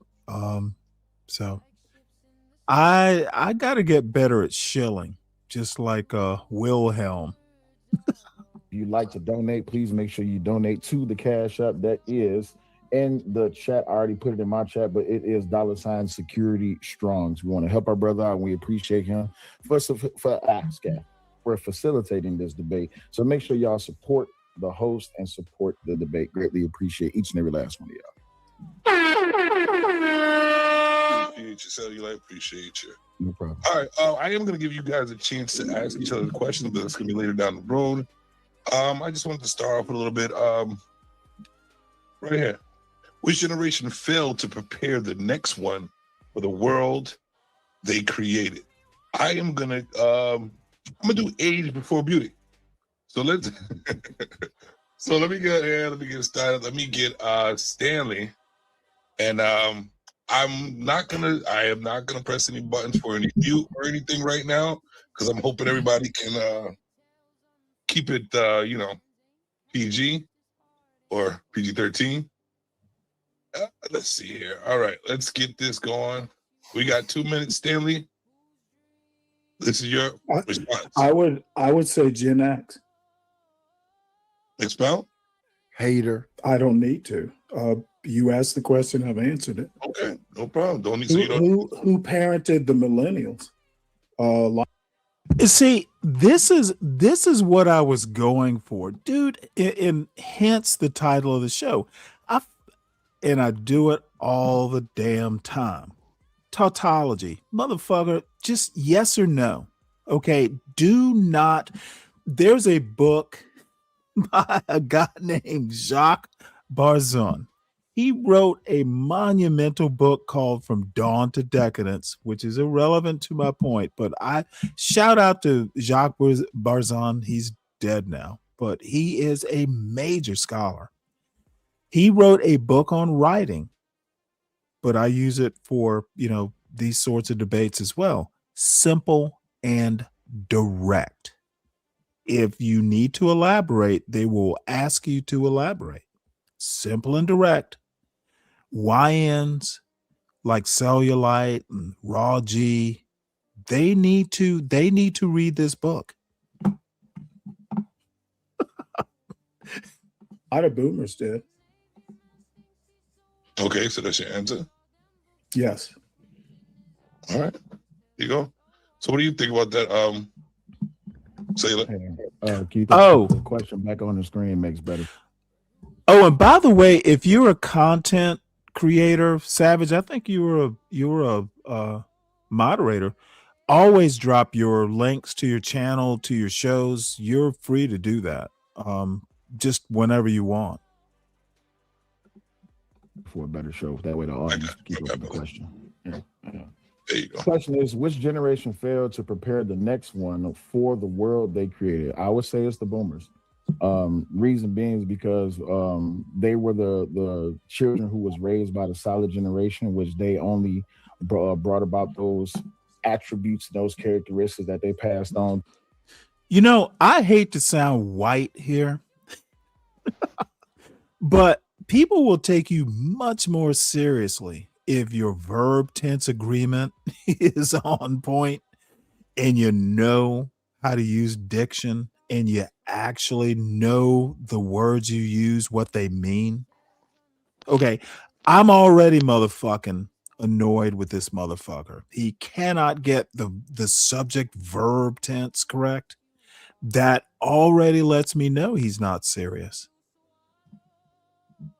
Don't care if I'm pissing people off with that. Motherfucker, know how to speak English if you're going to get up in front of a camera and fucking talk supposedly serious shit. To the Gen Xers, and the Gen Xers pretty much had to pick up where they left off. And when it came down to passing it on all the way down to the millennials pretty much, we got the residuals of what it is that the silent generation left behind for the boomers. But the boomers took it in a whole different way, and they evolutionized it. See, this motherfucker has some weird fixation with the progression of generations. I will make the point that it's a generational argument. There's no, dude, arguing this generations bullshit is such an artificial framework for talking about American history. It's almost like, well, it's like there's a hard stop in 1946 between the silent generation and the boomers. It's like life doesn't reset in 1946 until 64. There are no hard resets in life. It is a fucking dumb argument. And that I'm dragged into this bullshit. And yeah, you know, I've had a couple beers and I'm turning into Big J. I'm like, dude, I'm fucking bitter at this, being dragged into this stupid argument. Nobody. I'm sorry for the. I'm sorry for the bitterness, dude. I do not suffer fools gladly. You weren't dragged anywhere. You went. Okay, motherfucker, don't you come up on my panel and tell me how I feel. I'm looking at you right there. I fucking just said that I feel that I was dragged into some bullshit. Allow me my feelings, sir, on my own panel. I never want to hear a grown man. May I feel some way on my panel and express my feelings, Nightish? Are you going to deny me the opportunity on my own motherfucking panel? On your own panel, you shouldn't lead with emotion. Motherfucker, it's my panel. Please allow me to feel away. Am I allowed, Nightish? Papa Nightish, am I allowed? Yes or no? I didn't think so. So I said what I said. Deal with it. Yeah, get out your feelings. It was definitely the boom. Yep, I just did. Thank you. Yeah. You have anything to say about that, Stanley? Yeah, wow, for real. No, other than it's shallow analysis. Okay. All right. So are you ready? Y'all ready for the next question, or you just? Or I'm ready for the next one. All right, let's do this. I'm just gonna put. And by the way, this is going to be for Nightish, because I think you're right about the comment. Look, usually when I'm in my son's room, I usually do this show at his desk, and the microphone is right there next to me. I'm doing this in my bedroom, so the way I sit is quite a ways back from the microphone. So it's taken me some time to realize I don't have to get right up on the mic to be heard. It's an expensive mic that I bought, and look, I think your criticism is right. I don't have to, sit forward to talk on the mic. I got that point. Good point. But I'm getting used to having a good mic.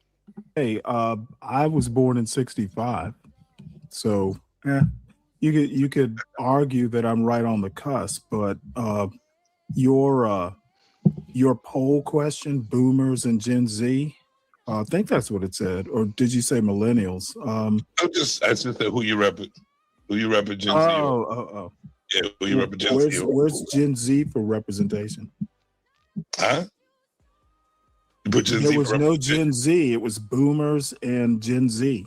Yeah, no, down. All right. So I'm gonna put the next question up, and I'm gonna give most of y'all time to talk about it. I'm just gonna put the question up. I don't want to do too much talking. I'm over here sweating.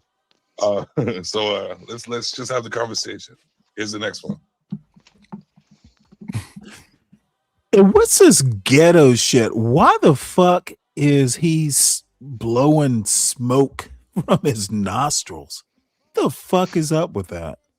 Like on camera? Because I'm not looking at my phone. Oh, fuck yeah. Let me back it up. Nah, man, I don't want to see that shit, man. I'm good, man. I'm not going to track down my phone for that, bro. How the fuck am I supposed to take that seriously? God damn it, man. I wish I had some. Let's just have the conversation. Here's the next one. Did boomers over promise stability, or did Gen Z? Oh shit, I put that. But Gen Z. Why did I turn it off? Hold on, my bad. Timer off. Let me take the timer off. My bad. It's okay. We can comprehend what the question is. All right. Yeah. There we go. Can y'all see it? You got to put it back up. You got to put the question. There it is. There we go. Trying to turn this timer off. My bad. There we go. Mm-hmm. Did boomers overpromise stability, or did Gen Z under-deliver the resistance? May I take a crack at this one first? Sure. All right.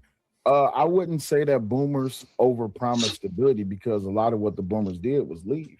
What boomers participated in was, so the silent generation was seen and not heard. The boomer generation was, we just not going to be there. And what happened was that passed on to Gen X. And what they did was they was just pretty much like, this is what we picked up from our parents.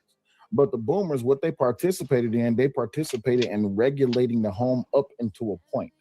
Once they was either challenged or they was met with some type of scrutiny, or they just couldn't reach whatever goal it is that they was trying to reach, they just left. The problem is they came back 20 to 25 years later trying to regulate things within the household. Like, listen to this motherfucker. He chewed this motherfucker. This motherfucker had the Moynihan report for breakfast. What the fuck is he talking about? I got a question about this. I noticed something, Stanley. So no, go ahead. Go ahead. I did leave out. I did put the wrong one up there. I put Gen X, but I meant Gen Z. So I don't know if anybody. I think y'all understand.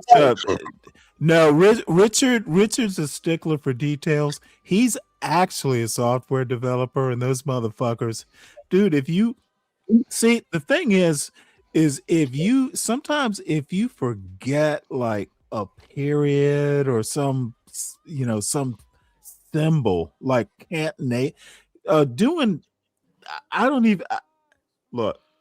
These motherfuckers are weird for detail. So Richard, just excuse Richard. No, it's okay. I'm about the details myself. It's just I don't know how that. No, don't Savage. It was.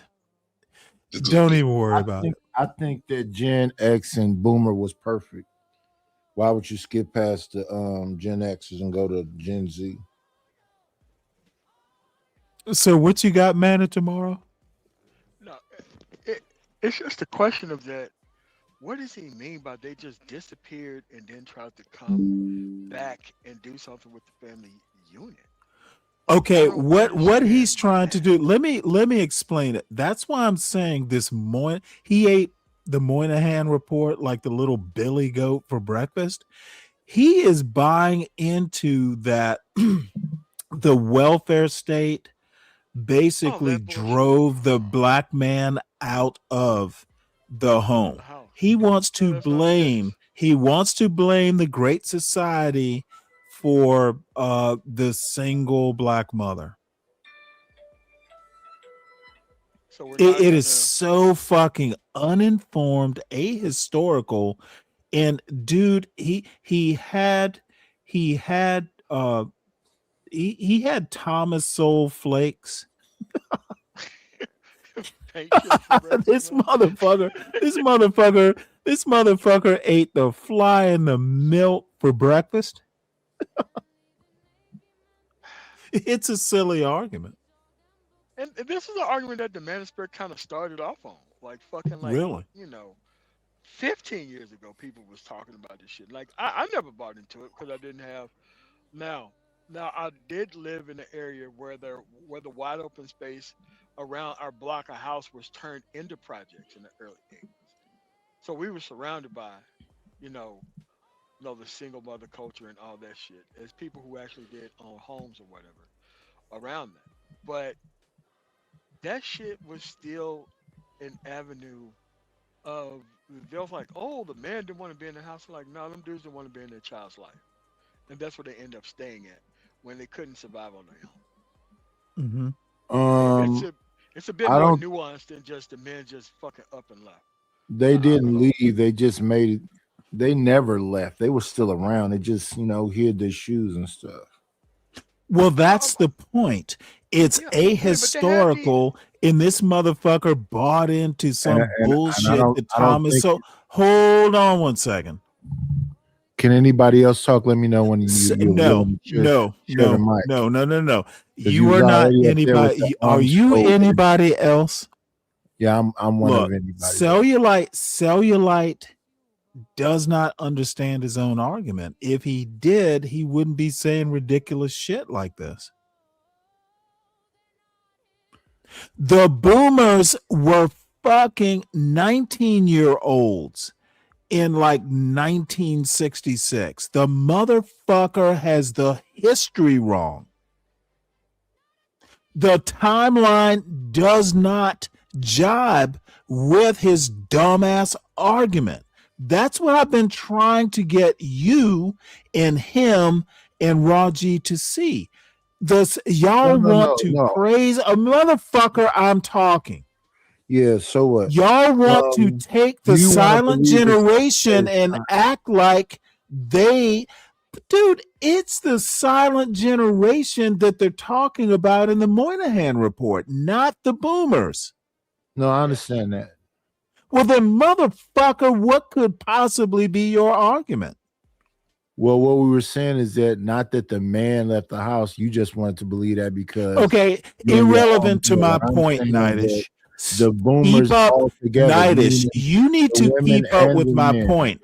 I am not going to slow down for your point. Rock stars. That's what rock stars. Dude, don't bring that rap shit to this argument. Okay, what you're gonna do is annoy me to a point to where I have to put you in the back. I don't mind that. My point is that Cellulite doesn't understand the timeline. His argument is clownish. Not at all. 100%. The boomers were teenagers in the mid 60s. Exactly. They were not leaving their homes because they were teenagers. This is what you fail to understand. If you want to make a hold on, Nightish. The silent generation were the 30-year-olds in the 60s. They were the ones born in the 30s. I have tried to teach you simple math, but Cellulite doesn't know math. Raw G doesn't know math. Motherfucker, y'all keep praising the silent generation. The silent generation was in their 30s and 40s in the 60s. Pushes y'all. Okay, don't wander away from my point. I need you to acknowledge it. Yeah. The boomers were teenagers. Even if you were born in 1946, the first year of the boomers, in the 60s, you were a teenager or early 20s. That's the math. Who's disagreeing about that? Okay, if you were talking about how the boomers ruined Gen X and all that bullshit, sorry, the math doesn't work.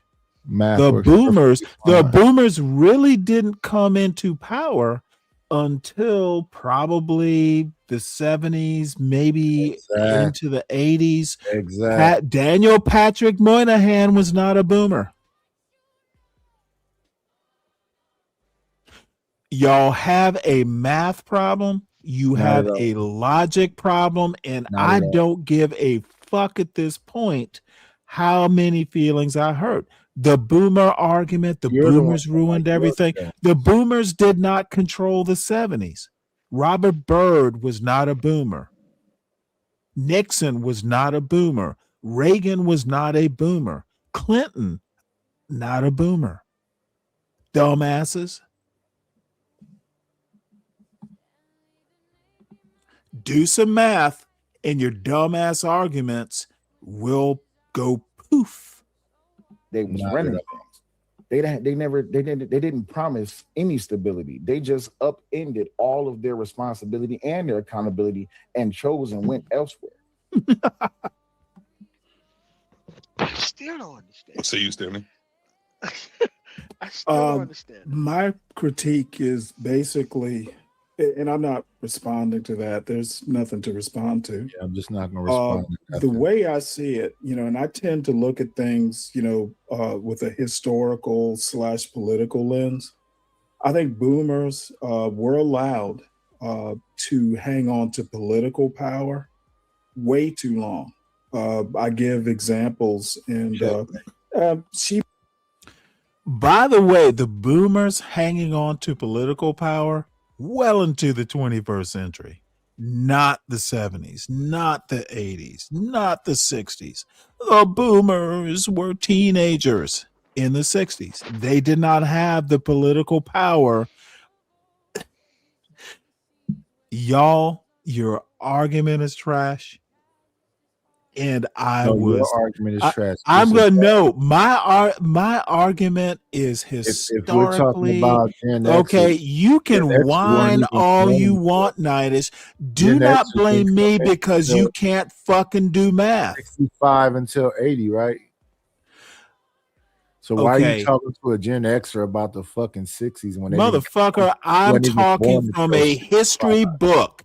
Nightish. I'm not talking as a Gen Xer. I'm talking as someone who can do fucking math. A boomer. And so a boomer. You see, what you want to do is defend ignorance, and I'm not tolerating it. Go do it on your panel. You need to go back to your panel and defend the ignorance. That wasn't born until defend the ignorance on your panel, sir. Gen Xer, you understand that, right? No. Nothing you say, I'm even gonna bother giving credence. What you want, motherfucker? Is this show? Is the boomer argument okay, motherfucker? You're gonna have to go to the. What does me being a Gen Xer have to do with the boomer argument? How about connect the goddamn dots? I'm not going to deal with your argument You are going to deal with mine, Nightish. Stop acting like it's your panel. If you're what does me being a Gen Xer? 65. Okay, So why are you gonna talking have about to dunk you again. What does me being a Gen Xer? The question you're gonna answer. I don't want to talk about anything else. Me being a Gen Xer has what to do with this boomer argument. That's the topic of this of Cellulite's argument. Connect the dots. So you're talking about the parents of the Gen Xers who you say are failures. The So parents of the Gen X? No, Yeah, I said I'm the a Gen Gen Xers. Xer. You're a Gen X. Okay, mangling my argument. I said the Gen Xers were the failures, not the boomers. I heard you say that. You need to deal with what I said, not Exactly. what Nightish is thinking. Well, I'm not talking about I'm what begging Nightish. Nightish, you deal with my argument, not what's going on in your head. What does Gen X have to do with this boomer argument? The boomers aren't the problem, is my premise. Did boomers overpromise stability? No, they did not. They did not. The answer is no. See, again, ask a question and keep on fucking blathering on. Motherfucker, no, the boomers did not overpromise. That's the answer. Deal with the answer and then move on. The question on the string under your goofy natural hairstyle. Okay, now see, there we go. Under my goofy natural hair. Motherfucker, you can't deal with the argument. So you gotta, my hair is not gonna answer you, Nightish. And by the way, I got a lot more answer. If hair is the answer, I got a lot more of it than you do. Take off your hat, bitch. Do you see the question on the screen? Motherfucker, I don't give a fuck about the question on the screen. Right, so you don't want to talk about Is it on my screen or are we reviewing an old show? See, what you want to do is you don't want to answer my question. What? Dude, yep, I thought so. He's mad now. Don't come on my show talking bullshit, Nightish.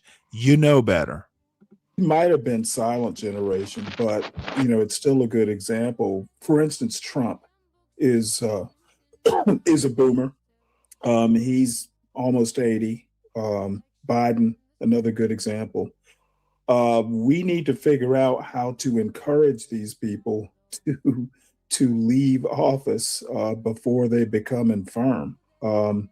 Barbara Boxer died in office, and you know the last 2 or 3 years, she was obviously had dementia, and supposedly her staffers were basically doing her job. So the way I see it is boomers held power way too long.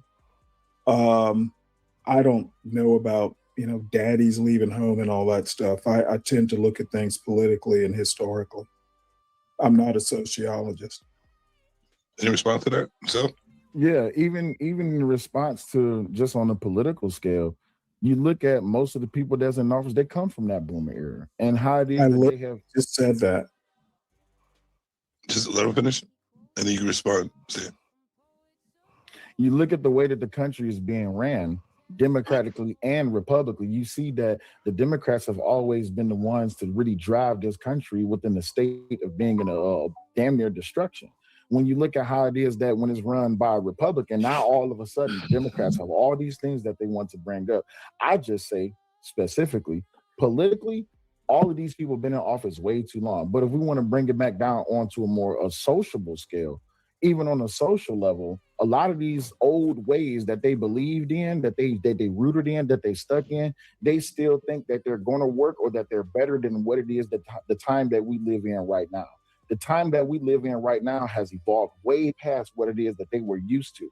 And that's where we have this kind of confrontation there, because they believe that their way was going to work. Well, if their way was going to work, we would have still done it, or we would have built upon it. We just walked away from it because they walked away from us. You respond, Stan. It's a muddle. No idea what he said. Democrat versus Republican is a different debate. We're talking boomers and Gen X and millennials and all that stuff. My political point is that boomers have stayed in office too long. They held on to power longer, and apparently there was no mechanism to force them out. Oftentimes it was death that forced them out. That's really the only point. If you want to talk about boomers, they stayed in political power too long. Economics, I'm not sure that's the case, but politics for sure. And, it seems like we were getting into, a liberalism versus, whatever MAGA is. That's a different show. I can debate that, but I'm not doing it today. Yeah, politically, I think I can agree with some things that you're saying, but more so dealing on a social level, because the social level is where it starts at. People come from the social level go into the political world. On the social level, God damn it. People, especially from that boomer era. That is a very interesting point. If politics is downstream of culture, then that makes no sense. In my opinion, and I'm by no means this kind of expert, sociology, culture creates the politics. Now, I might be willing to concede that it's a feedback loop. Politics can control culture, but I agree that I really fundamentally believe that politics is downstream of culture. Again, sheer ignorance. Just the dude does not have the background to argue this point. He can't even get the goddamn math right. What they left behind. As a matter of fact, I'm just going to say it. I'm insulted as an elder Black man that YNs like this are even given. He should have been checked and vetted before we ever had this conversation. The motherfucker knows nothing. Literally nothing. Destruction, was devastation, was loneliness, was they left families distraught and arrayed because they went on and created families in different avenues and down the street and in a whole new state and all that and the other.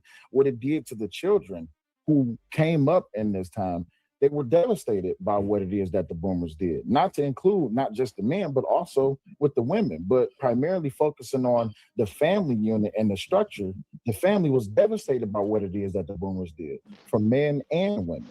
This is that even now to this day, we still have content creators creating live streams and doing content, and they're targeting these specific talking points that came from that boomer era. Prime example, look at what a lot of men are talking about today. A lot of men are battling these talking points that come from these indifferences that's stemmed in what the boomers did, which was left. When you listen to a lot of women content creators and a lot of women panelists that even go to these content creators platforms, they are specifically talking about the 50s and the 60s and all this, that, and the other. That's the problem that we're dealing with. The problem that we're dealing with is the sins of the fathers that they left behind. Listen to this motherfucker. This, that, and the other? The fuck? That's why I look so hostile. It's like, dude, this is an old YN, and his wife is funding this stupidity. I dare say. No, you know what? I'm not going to go there because Savage, you are a dear friend. I'm not going to go there, but God damn it, dude. I'm beginning to wonder why someone who thinks she's as smart as Raji does the fuck? The fucking vape fumes coming out of his nose are smarter than he is. Not that something we created. Us as millennials, us as Gen Zers, we haven't had a chance to create new mistakes because we're still battling in the old mistakes that the boomers left behind. Any response there? The aphorism is politics is downstream of culture. It's not.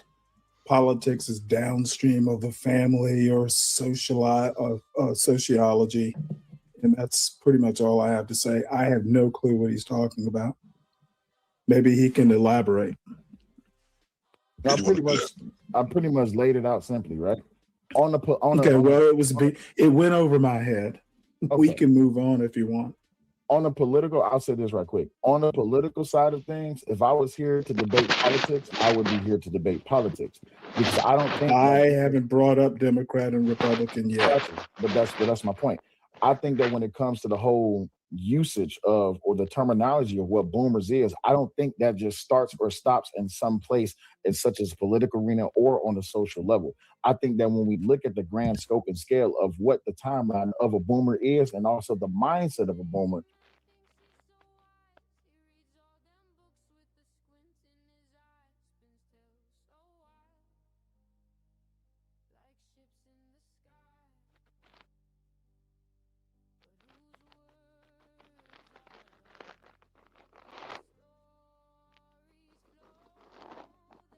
Oh, I'm sorry. I was muted. I guess the upshot is this motherfucker sounds like an idiot. Why the fuck? I'm thinking while I'm there. What the fuck? What the fuck am I in the middle of? This is dude. This guy's raising kids.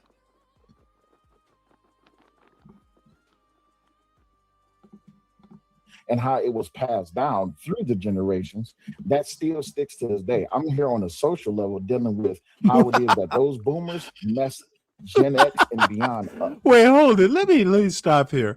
I'm gonna have to replay that. So he says, I'm down here on a social level.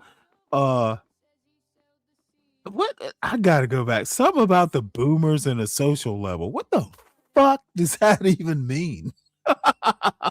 Social level. I think that when we wait, hold it. The social level. What the fuck is the social level? What he read is some book about this motherfucker. Dude, a little knowledge is a dangerous thing, especially when you try and stretch it into a lot of knowledge. Usage of or the terminology of what boomers is, I don't think that just starts or stops in some place in such as a political arena or on the social level. I think that when we look at the grand scope and scale of what the timeline of a boomer is and also the mindset of a boomer and how it was passed down through the generations, that still sticks. Can y'all hear me right now? Put a 1. Zhang, you say I'm still muted. I can hear you. Okay. I am ranting a little bit. You know, that is an interesting thing to say, Fred. You know what, Fred? God damn, you nailed that one. I hadn't thought about that. Yeah. Cellulite actually sounds like this motherfucker. Yeah, this dude, a little knowledge is a dangerous thing. To this day, I'm here on a social level dealing with how it is that those boomers messed. Okay, he's down there on a social level trying to deal with what those boomers. The fuck is he talking about? How are boomers affecting his day-to-day life? I gotta look. I'm getting very frustrated just fucking listening to this dumb fuck. And it's so funny. I'm there on the panel with him. I didn't even realize how dumb he sounded. What the fuck? Gen X and beyond up. I dig it. And everything's cool with that question? Everybody done with that? I'm not a boomer. No idea what the mindset is. Maybe he knows what the boomer mindset is. I am ready for the next question, unless he needs to elaborate on the boomer mindset. All right, so this is because I heard this. I heard this said between the discussions we had before. So I wanted to ask this question, but I wanted to start off with Sel on this one. Here's the next question: what's the difference between white boomers compared to black boomers? Culturally, there's a difference. Culturally, there's a difference. White boomer. Okay, dumb fuck should have just stopped right there. He's going to prove he has no clue what he's talking about. If the culture is different across race, then they're not the same. All boomer means is years from 46 to 64. It's just a way of looking at when people were born. If there are cultural differences, then you have to analyze the outcome differently. Dude, it's like the only thing I can think of is Chihuahuas and Huskies are dogs. But they live different lives. They have different jobs. They have different outcomes. The motherfucker is not. Raw G has basically taken this man and fucking told him he was smart. And look at the outcome. Even at the bottom of even at the lowest of low, white boomers still see themselves above the top tier, or I guess the upper class of black culture people. But when it comes to the whole boomer instance, I wouldn't say that. What the fuck is a boomer instance? Can someone help me with that? See, again, no one told this motherfucker he is not ready for prime time. What the fuck is a boomer instance? They're equal, because it's just that whole thing of racism. We will never forget that there's always going to be an element of racism when you're dealing with white culture, even when you're dealing with black culture. But between white boomers and black boomers, there's almost no difference other than just they see themselves above black boomers. Listen to this. Okay. Someone help me out. Savage, Man of Tomorrow, someone in the chat, he literally said there's almost no difference between black boomers and white boomers. This is the crux of, I don't think this motherfucker has ever read a history book. What the fuck? Sorry. This is about the most disgusting thing I've ever heard an old YN say. No difference at all, huh? There was one, that was the only thing I really didn't understand where that came from. This was one of the. Okay, Savage, just that alone is the indication that the motherfucker has no clue what he's talking about. How can you tell me that my 82-year-old father from South Georgia, Adel motherfucking Georgia, picking cotton with his father, my granddaddy, and his brother, my uncle, they're picking cotton to do some home repairs in addition. And again, I used to spend summers there. Dude, the difference, those white boys didn't fucking have to pick cotton, to do home repairs. This motherfucker, Cellulite, is a fucking clown. And I will never do any sort of thing like this with this dumbass again. He's an old YN who's half educated, and his fucking gum popping wife has egged this motherfucker on to be a clown. This should never have happened. And then MCB coming up there. She's a gum popper. She didn't know shit either.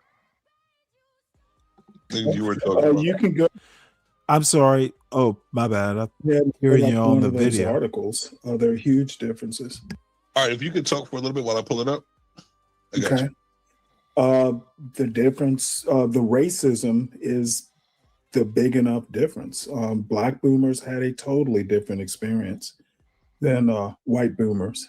And, you know, if you want to intersect class or interject class into it, rich boomers had a different experience than poor boomers did. You know, Manhattan, New York had a different experience than the holler in Stanley, Virginia. And yes, there's a Stanley, Virginia.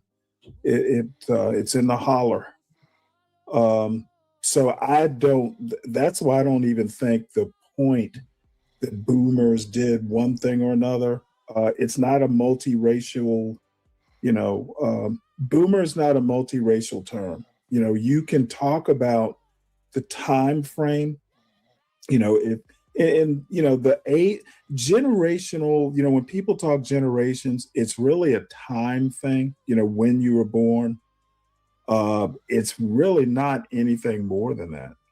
Boomer, they're really, in my opinion at least, and I'm not a sociologist, but the class, the race, there are all kinds of things that just calling someone a boomer doesn't cover. I think it's a shallow point. I think it's an emotional point. I don't think it's anything that's based in remotely in any sort of fact. The generational wealth gap between blacks and whites, other than, hey, blacks have a different generational wealth to pass down than whites do, that's data.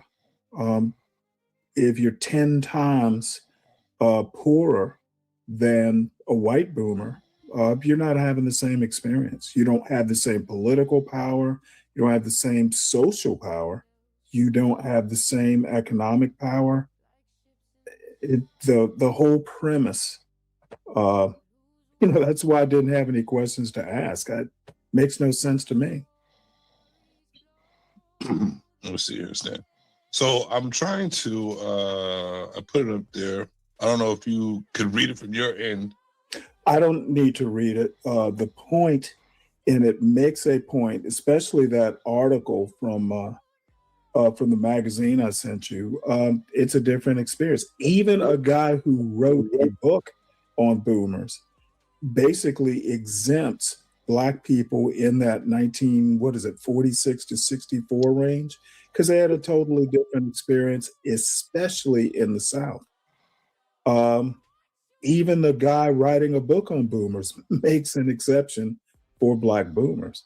And I didn't need the book to tell me this. If you actually have any sense of history, boomers, it's just something someone heard on, it's just a talking point. It's not serious thinking. It's not a serious position. Can I rebut? There you go.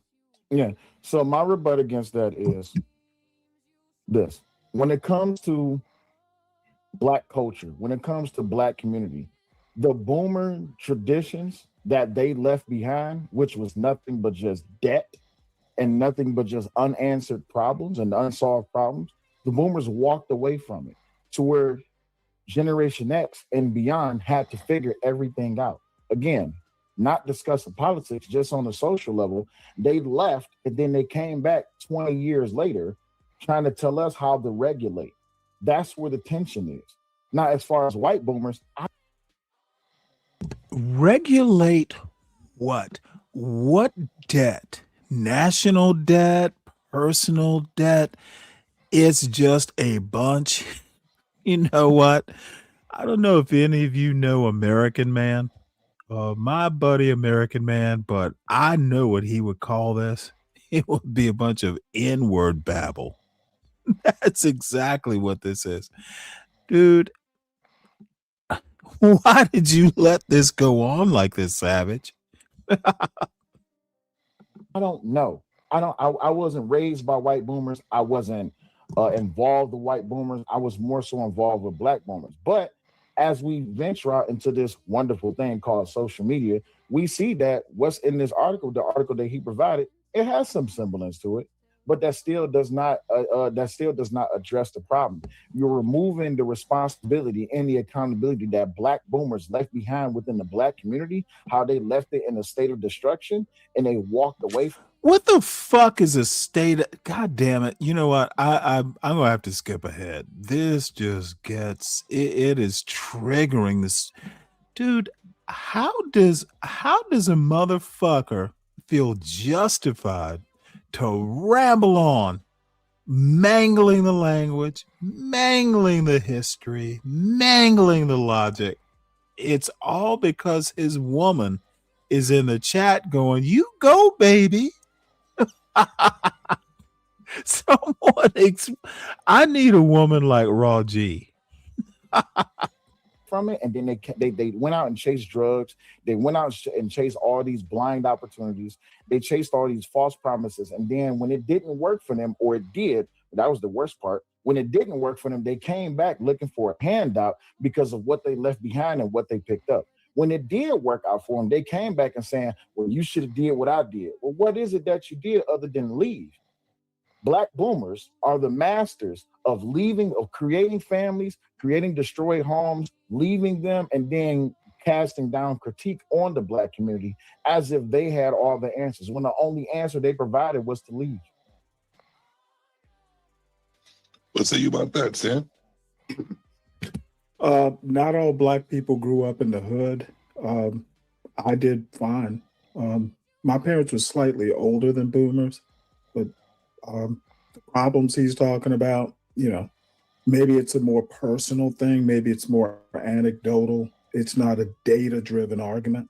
So I don't really have a rebuttal. Oh, and this is when all hell breaks loose. This is when all hell breaks loose. I'm basically saying, you know, this is not a data-driven argument. And I hurt Cellulite's feelings here, and Raw G's feelings too. I'm saying it's all about feelings. These motherfuckers have no facts to back up their bullshit argument. So it's going to be about data and hurt feelings for the rest of this show. And we're only 28 minutes into it. This shit goes on for another 2 hours and roughly 10 minutes. It's a shit show. Oh, I'm sorry. You go ahead and respond, and then I'll respond. I just thought of something. No, you can go ahead and finish your thought. Well, your point about black boomers, and look, maybe your argument might have more more impact if instead of saying just boomers in general, the general term, maybe if you just said black boomers, maybe it would have make a little bit more sense. But your point about black boomers leaving a bunch of debt and all that stuff, that really reinforces my point about the wealth gap, the generational wealth gap. White boomers did not leave the debts that black boomers did. Two different factions of boomers. When you say boomers, I think white boomers, Asian boomers, just any boomer. Maybe your argument would make more sense if you just kept adding the qualifier. Right. So to black boomers instead of just boomers. To elaborate, white boomers, what they left. Even if you specify, most black people did not grow up in the hood, even during Jim Crow. Gotcha. So to specify, white boomers, what they left behind was requirements. They left behind requirements to get access to the things that they left behind. You had to be with Dumbest state. I don't even know what the fuck that means. They left behind requirements. What they left behind were assets, dumbass. What the fuck? Let's let this develop. Requirements? in a white family. You had to have white children. You had to be of a certain age and all this, that, and the other. The things that they had access to that a lot of black people didn't have access to during that Jim Crow time, that's what they left. Okay, dumbass argument. Okay, they didn't leave behind requirements. They left behind they left behind racism. Okay, you can only marry white people. That's not a goddamn requirement, you moron. That's fucking racism. That's what they left behind. And that is what the difference is between white boomers and black boomers. Racism is a system. It requires power to maintain. The motherfucker actually describes the difference and disproves his own dumbass argument. If white people could set the requirements, black boomers could not. Dumbass. Behind. When I'm specifically talking about black boomers, what they left behind instability. Yeah, Aries, you can hit any the type link. of foundation Hold on, to leave let me drop behind it. to even say you have to meet a certain age to get this, because black boomers, what they depended on was the government. That was the turning point when we look at the men and the women who came back, the men and the women who came back from. Now listen to this motherfucker. Black boomers needed the help of the government? Oh my God. How could he fucking get this so wrong? Dude, white people, literally, the whole point of the Great Society is to allow black people to get the social safety net from fucking 1930 something with the New Deal. Black people, dude, black military folks didn't even get the GI goddamn Bill to the 60s. The motherfucker is so ignorant. And someone like Ninish comes up here and tells me I don't know what the fuck I'm talking about. Dude, I wasn't mean enough to you, Ninish. Don't you ever come up to my goddamn panel talking about feelings when you don't know shit.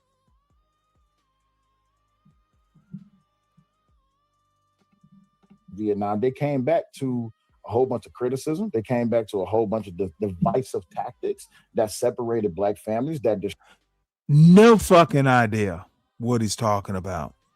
Destroyed black neighborhoods, that pretty much uprooted the whole entire culture.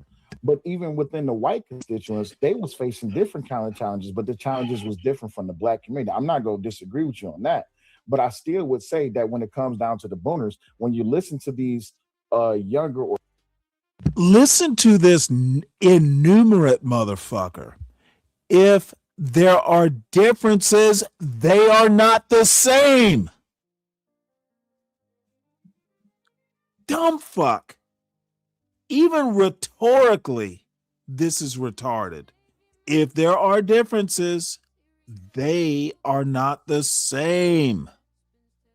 or Gen X white men or white women, and as they talk about their boomer elders, they would even tell you that they had problems with them as far as the things that they had to deal with that those boomers left behind.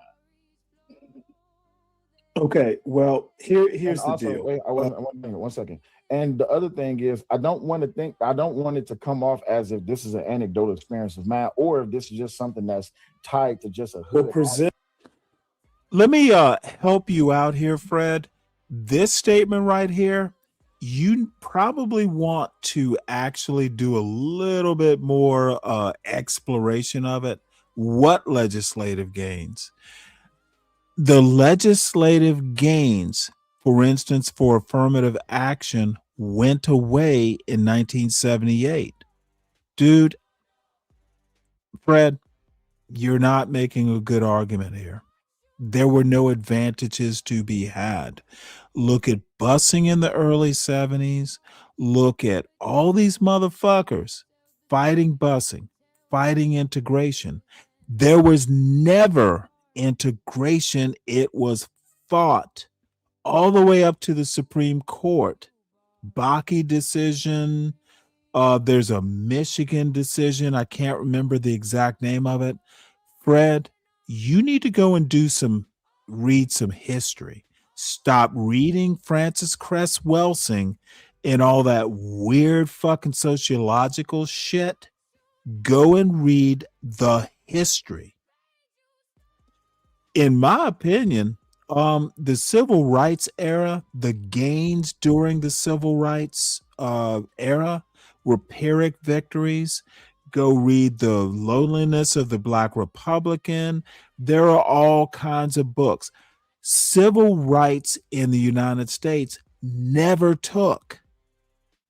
There were some gains, but it was 2 steps forward, 1 step back, just like DEI. DEI had nothing to do with the Washington National helicopter plane crash, but the damage is done. Trump got rid of DEI by blaming it on some airplane crash that had nothing to do with anything. Fred, I'm disappointed, to be honest.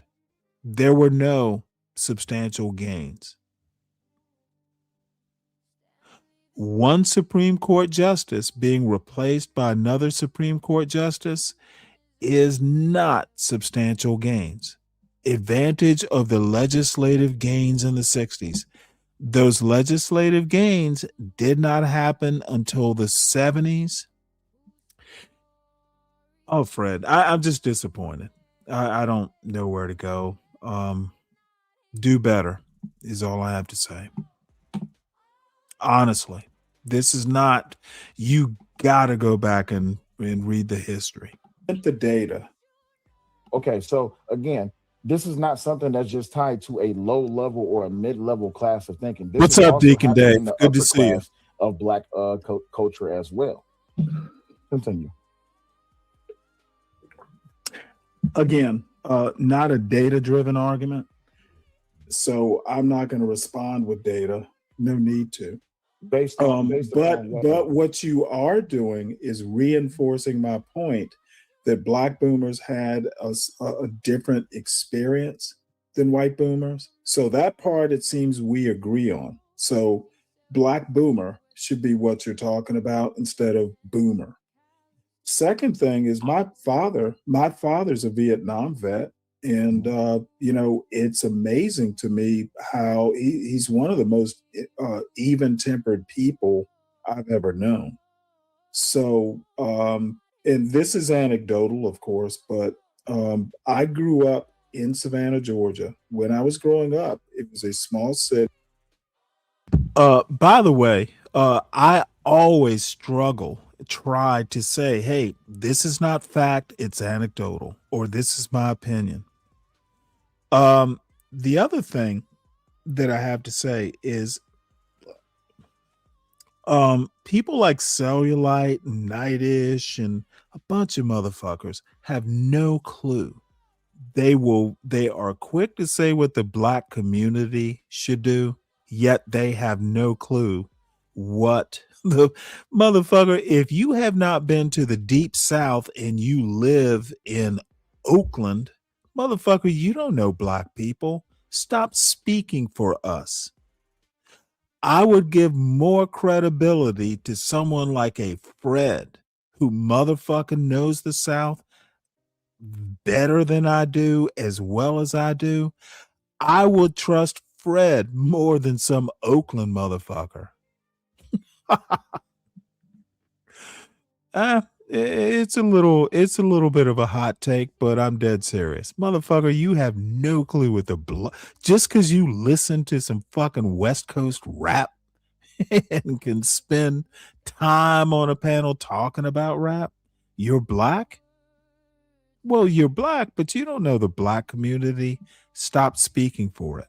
And by the way, there is no black community. There are black communities all over the country. There are communities of black people. You don't speak for the black community from Oakland any better than I speak for the black community from, small town Georgia. We're both black. We have similarities, even in our speech patterns. But motherfucker, neither of us represent the black community. Be 50% black, 50% white. And sure, there were problems, but believe it or not in my neighborhood, at least that I know of. So, I'm going to keep it at the anecdotal level. Your vision of what black. Fred, when I say rhetorical, let me put it to you this way. Let me help you out, Fred. And you might get this, and maybe I'm kind of beating a dead horse here. But when you start talking about a generation of black people, or white people for that matter, you're talking about a group of people born between 1946 and 1964. You're talking about boomers. You're talking about what the boomers did wrong, what the boomers did right, and blame the boomers. That's an argument based just on when people were born. It's not a rhetorical argument. It's not blaming something on when you were born is not even logical. It's no way to base a logical argument. Rhetoric assumes there's some logic behind it. There's some stuff. There's some oomph. Rhetorical arguments are based on some sort of agreed upon, I don't know how to put it, an origin story. You can have two logics that oppose each other. If you're just basing it on when you were born, that's not logic. Now, if I tell you, well, my boomer father and your boomer father grew up on opposite sides of the country, my experience is this, your experience is that. That is literally not, that's anecdotes. That's not rhetoric. Rhetoric, at least the way I understand it, rhetoric assumes on some commonly, accepted like start point. Anecdotes don't. Anecdotes are literally what you believe. They don't have to be, there's no commonality, there's no origin point.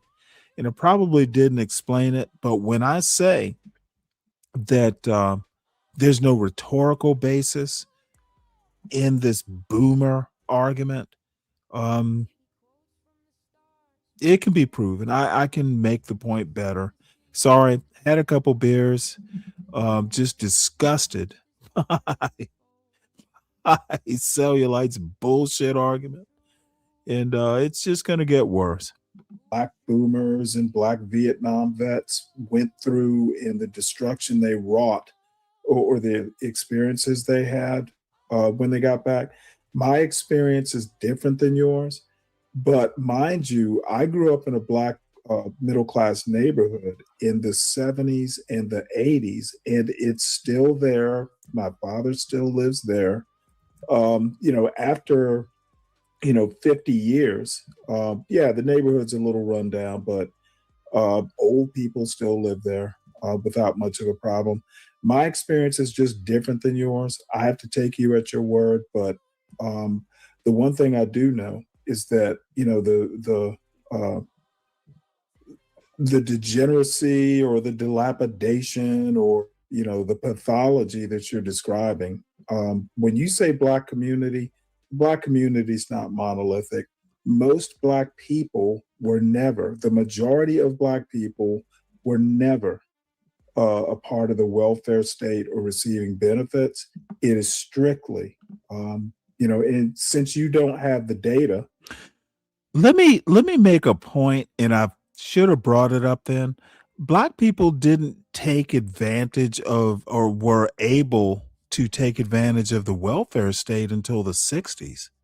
Before the 60s, it was all white people receiving, you know, whatever forms of welfare.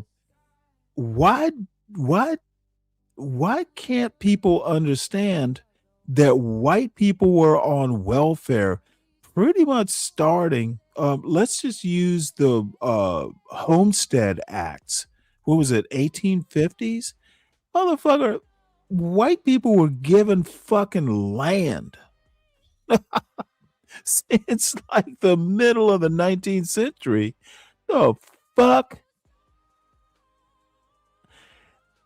Again, a sense of American history.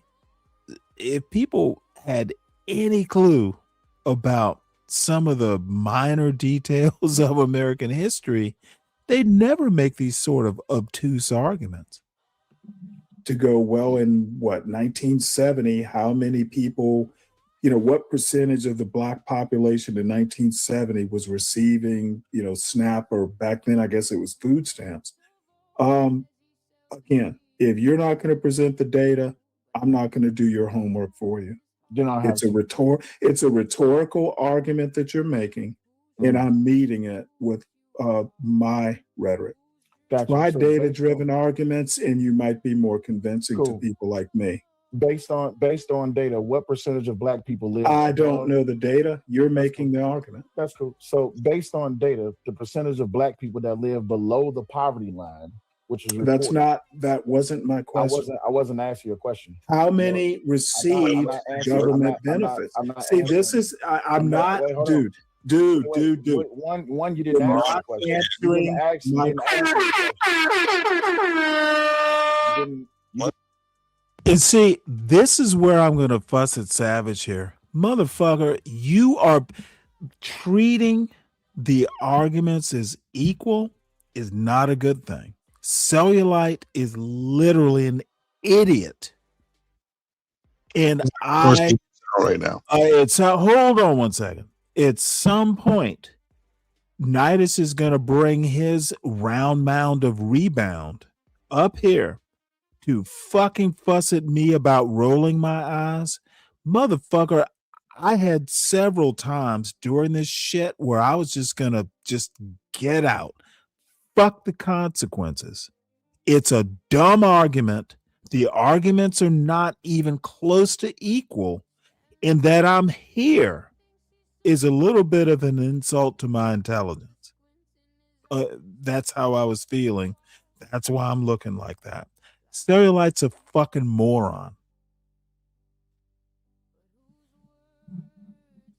I'm sorry, I cut you off. What were you saying?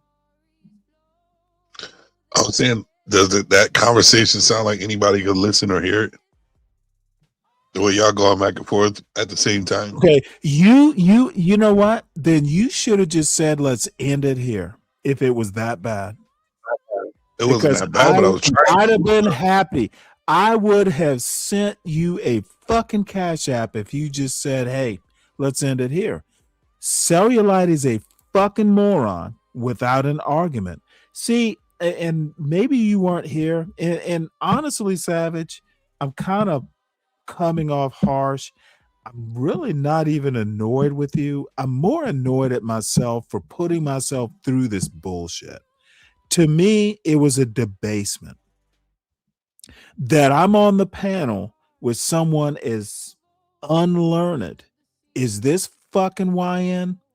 I shouldn't have done it in the first place. And I won't do it again. He and his gum popping wife. Dude, I was hoping that maybe there'd be something that I could work with. It's two fucking gum popping morons. One is puffing vape smoke out his nose, and the other is gum popping, in the chat.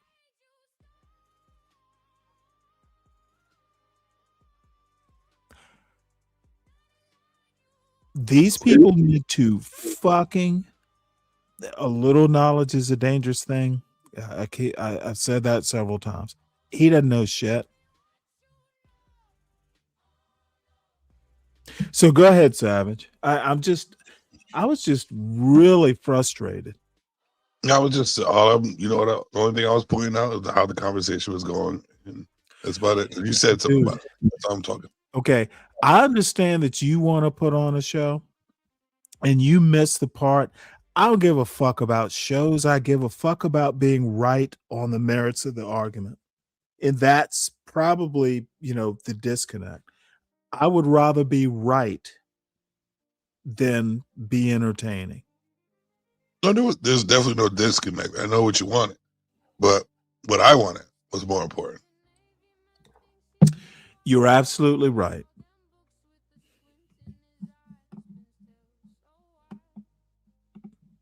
Ask me a question. No, poverty line wasn't my You question. didn't ask me a question. You didn't ask me a question. Okay, well, you go ahead and present your evidence, and I'll destroy it after you present it. Let's take a quick break. Let's go to the chat. Let's go to the chat real quick. To Mind Chaos. And going to the chat is where I just started getting more irritated because Gum Papa Raw G, she's Cellulite's biggest problem in this show. And I asked for her not to be included, and the response was less than satisfactory. And we'll just let it play through, and then I would love to go to Saturday nights or Saturday night into Sunday morning 7. Dude, that's another motherfucker who has no brain. Bro, again with a $5 bar. Appreciate you. Of course. Who would be the first? You should present data, Stanley, and stay out of the chat because the data states that men left families during that time. The data states nothing of the sort. See, where the fuck does this gum popper? What data says men left the families? She needs to be way more specific than that $5 can afford. I'm gonna go down the chat real quick. We got Stanley. My bad. Salute, Black Knight. How you doing? Real quick, because maybe we have something in the chat they want to some questions. So we got Cherie. That's my sister in the building. How you doing, sis? Thank you. I don't know what that means, but let's go on. We got Almond Eyes in the building. Thank you for Hey, Savage, I didn't see your sister's comment. Did she say, who is this dumb motherfucker up there? Get rid of him.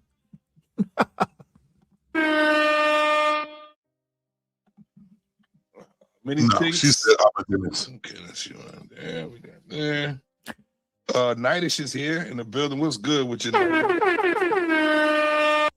Yeah. My brother Nightish.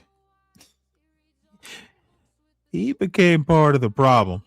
And you know what? I'm one of these motherfuckers. I will stay as long as I can just to push back. I should have bailed.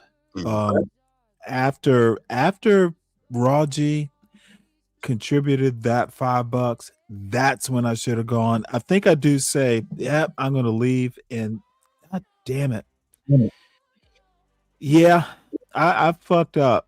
I should have just left. It is what it is, man. It was a learning experience.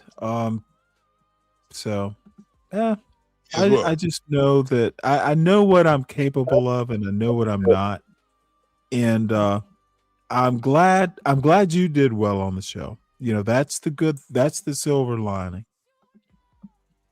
It was a good show. It was a decent show for me. I didn't do well, but it was decent. Well, you know what? Behind the scenes, I don't think I'm ever going to be able to, you know, look. I'm open to people who know stuff, not this ghetto shit. This ghetto understanding of American history. I'm not going to even say it's invalid. I'm just saying it is one note. The whole point of knowing, having a sense of history is to get out of that one note understanding. I think Raw G and especially Cellulite know their history. They know what happened in their city or their neighborhood. But what happened in Detroit did not happen in Atlanta, did not happen in LA. It's just so uneducated. And that's the whole point of history. History, the difference between anecdote and history is history has a broader view. I'm not going to discount what happened in Detroit, but Detroit is not the center of American history. And dumb fucks like these two, they honestly are so narrow in their perspective. It's a detriment to them, to be honest. But it's my opinion. You know, I have my one note point of view too. I just try to be a little more broad in my perspective. Yeah. Almost dropped the ball on me, Niners. I got you. We got Rocket G in the building. What he said? Greetings to the salutations. You got Eugene in the building. Let's see. Angry Snowman. Oh, I was worried. I thought it was Angry Man. I'm like, all right, how you doing, man? Salute. Who else we got in the building? You know, when I saw Angry Snowman there, I was waiting on that motherfucker to hit the link. I'd have been real interested to know. And by the way, I like, he and I have had our differences, but we've made our peace. But that he was there was rather interesting. Ominous. All right, who's this? Candy Cane Lane. Yeah, I know who she is. She's got a show, by the way. Pretty good one. Put your link in there so I can subscribe, man. I'm out working with everybody. We're chilling with everybody. Come to see everybody. How you doing? Eugene Still, how you doing? What does he say? He said, I think we delivered resistance. Generation X, which we were saying Z, had a different attitude from the boomers. I think this is where the more liberal mentality, what does that say? Mentalities start. Dim's tears taste good, do they? Boomers hang on to political power. Shit, we talking about when they started, not now. All right. Shout out to you, brother. Thank you for tuning in. Well, I made that point. Yeah. But these are all old, Stanley. I'm going through the whole line of. Oh, okay. Yeah. We're almost done with them. Who's this? We got. Appreciate you. What does that say? Bobby Wody. Yeah. Okay, B Wody was really good with you. Peace out to him. Thank you for tuning in. All right, let's keep going on. Oh my God, my man Smitty in the motherfucking building. Merry Christmas to you, brother. All right, let's keep going. First, best Gigi. Let's see what else we got here. I think that's everybody that's in the building right now.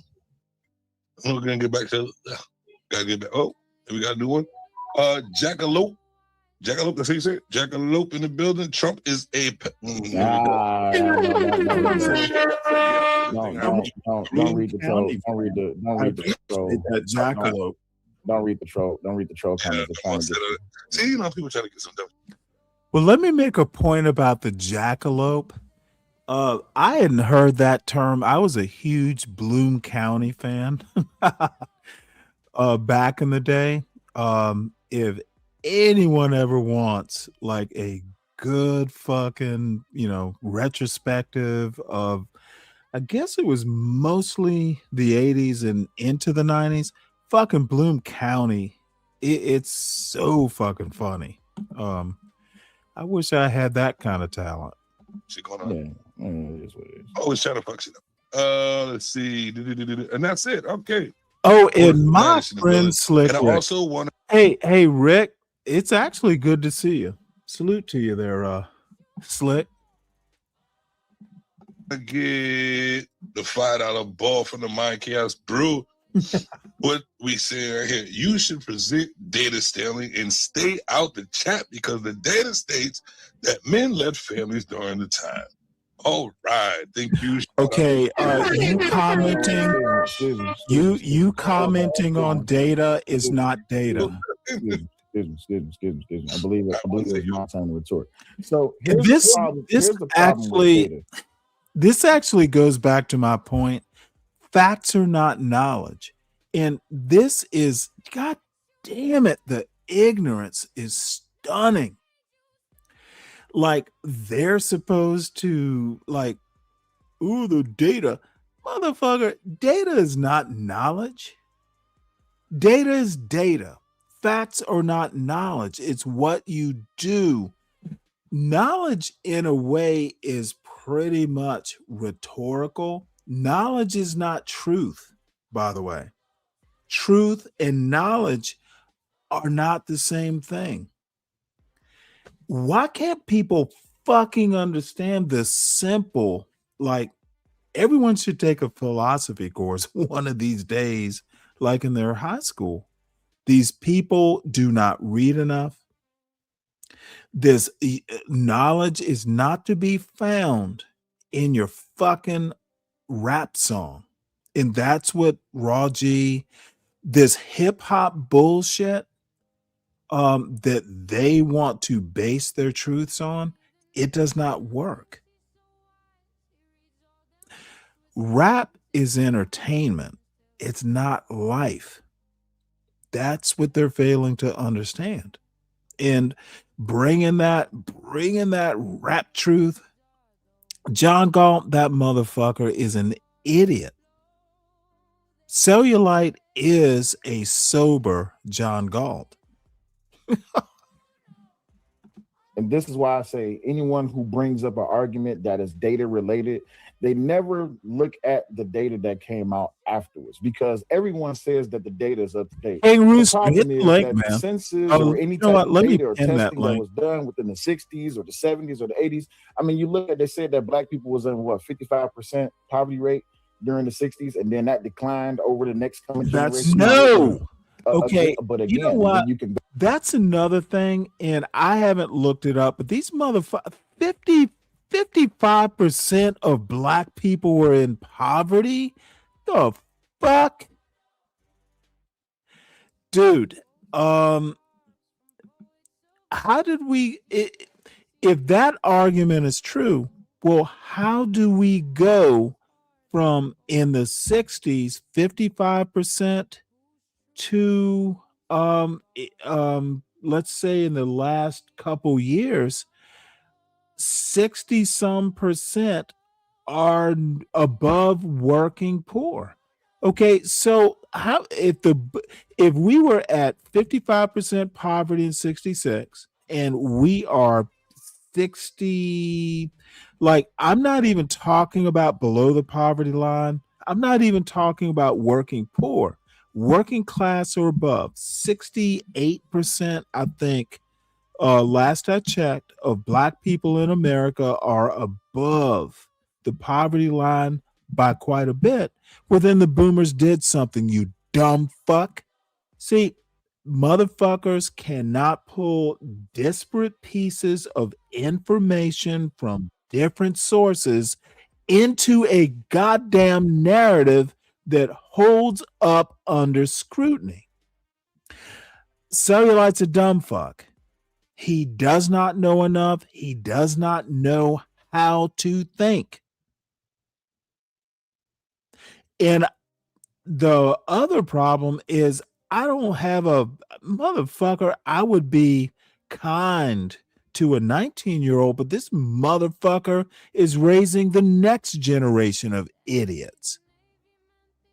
And I don't take that kindly, god damn it. Do not tell me I don't know what the fuck I'm talking about.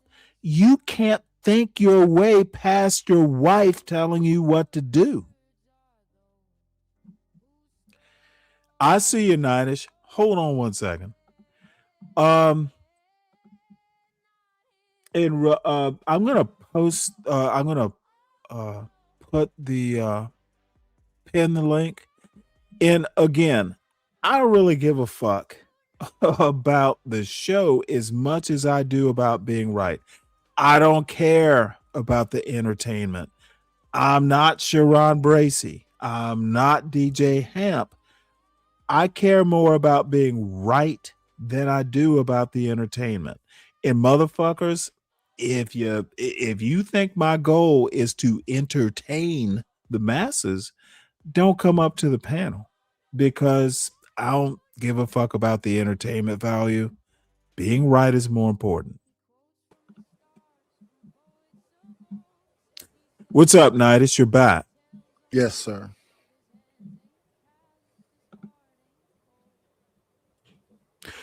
Rooster, hit the link if you want. Rooster and I had a very good conversation. That motherfucker is about as Southern. He's more Southern than I am. And I honestly wish I could be that Southern. That motherfucker has some comments. Mo love. Oh my goodness. Now I have to behave. Damn it. I was doing good. So what's up, Nightish? Well, I'm listening. You bloviate. And bloviating I am. I'm not gonna argue with that criticism. You're probably right. Hey, Mo Love. Let's see here. What I was gonna do, I was gonna look at this again and blend the points that I like that you made and that he made, because I think it can be a synthesis where you know the two things can come together. I wish y'all could have got past. No, let me ask you. Oh, well, you have to watch it and then you'll go. So I'll wait for your erudition, to come up with the synthesis. Yeah. I think the motherfucker doesn't know history. I think the motherfucker is a pseudo intellectual. I think his wife, and I actually like Cellulite. I actually think Raw G is funny. She is mean, and I kind of like the her acerbic wit, but they don't know shit. They would be 3 times as good if they had any clue of what they were talking about. And you know, they're always welcome up to my panel, but they're not bright. They're not smart. They don't know shit. They half know shit. And you know what? I hadn't really thought about it until I started re-listening to this show. Because I really haven't reviewed it, oddly enough. You would think I would, but I didn't think it was. I didn't think the debate was important, and I literally did not even. I think I did a post like, "I'm gonna be here." Honestly, this debate was beneath me. I shouldn't have done it, but sometimes you gotta do things for friends. So I just posted the link. Notice it's called the Dare link. Stanley. Oh, motherfucker. Fuck you. Dude, I think you're awesome, Savage. I think you ought to do more IRL shit. Because dude, out and about in Boston and New York. Dude, I love that stuff. You were funny. Dude, you got to do more IRL shit. That's a talent, dude. No, when you were there asking the lady at the counter about what's in that drink, and you took a sip, and you're like, "Oh, that's good. Let's have some more." That was hilarious. It was, dude. I enjoyed it. It was hot wine. Thank you. See, we need more talented motherfuckers like Savage, dude. Look. I'm not gonna fawn over you, but you got to do more of that. Out and about, man about town, that sort of stuff. You're Savage is a people person. Savage, what was you, a DJ or a bartender? Oh, motherfucker, he's better than John Galt. Oh, that motherfucker out talking to people. John Galt's a fucking moron. Savage, both Savage, real deal. The bartending, I did management. I done security, DJing, singing and karaoke. I've done it all. Okay, yeah. Just if you put Savage out amongst the people, the way he interacts with the people, yeah, he's a people person. That's crazy because I don't like talking to people that much. I remember seeing you. I think you was in front of your club or something. You just hanging out talking to people. I think that was some of the best content. Yeah, I was. I'm gonna do more of that though. Now, who's making these images for you? The rabbit, this thing where the man is jumping. Me. It's me dealing with Chat GPT. Oh, okay. All right. Well, we're gonna go back to sell you smoke. Go find reports and they are stating these things. This is why. Okay, then you should have done the homework and found the reports to present. I'm not taking your word for it. Stage. But if we at the interruption stage, dude, stop presenting slop. This is what's wrong. Nah. We at that stage. This is what's wrong with boomers. They think they know everything, and yet here we are. Except I'm not a boomer. Here, but you have boomer mentality. Here we are at the dawn. Oh, now you know my mentality? Here we are. No, this is the single dumbest thing I heard all night. So I tell him, because apparently they thought I was a boomer. See, these motherfuckers have no sense of history. They can't do math. So when I say I'm not a boomer, this motherfucker moves the goalpost. Well, you got a boomer mentality. Hey, dude, motherfucker, get some more stylish glasses. Fucking stop listening to your woman telling you are smart. You're not. Within the dawn of 2020. So if you can do ad hominems, why can't I interrupt? Oh, you can definitely interrupt all you want to. Just let you know it's going to be a shit show, and it's not going to be a debate no more. But the thing is, it was never a debate, son. It was definitely a debate, and I'm not your son. It was definitely. And as always, this is what happens when boomers think they know everything, or people with a boomer mentality think they know. I have to admit here. You think. Oh, once I heard he doesn't like to be called son. Oh yes. I found a weakness. Motherfucker. See, what y'all don't understand is that I'm the kind of motherfucker I will probe. Dude, I'm doing all kinds of things that this dumb fuck doesn't even understand that's going on in the background. And son was a weak point. And someone else knows that weak point too. Motherfucker, I didn't do it enough because I didn't want to go too far with it, but that motherfucker, dude, don't call me son. Oh, I knew that was a sore spot. Whew, it was delicious. Anytime I wanted to fuck with this dumbass, I just call him son.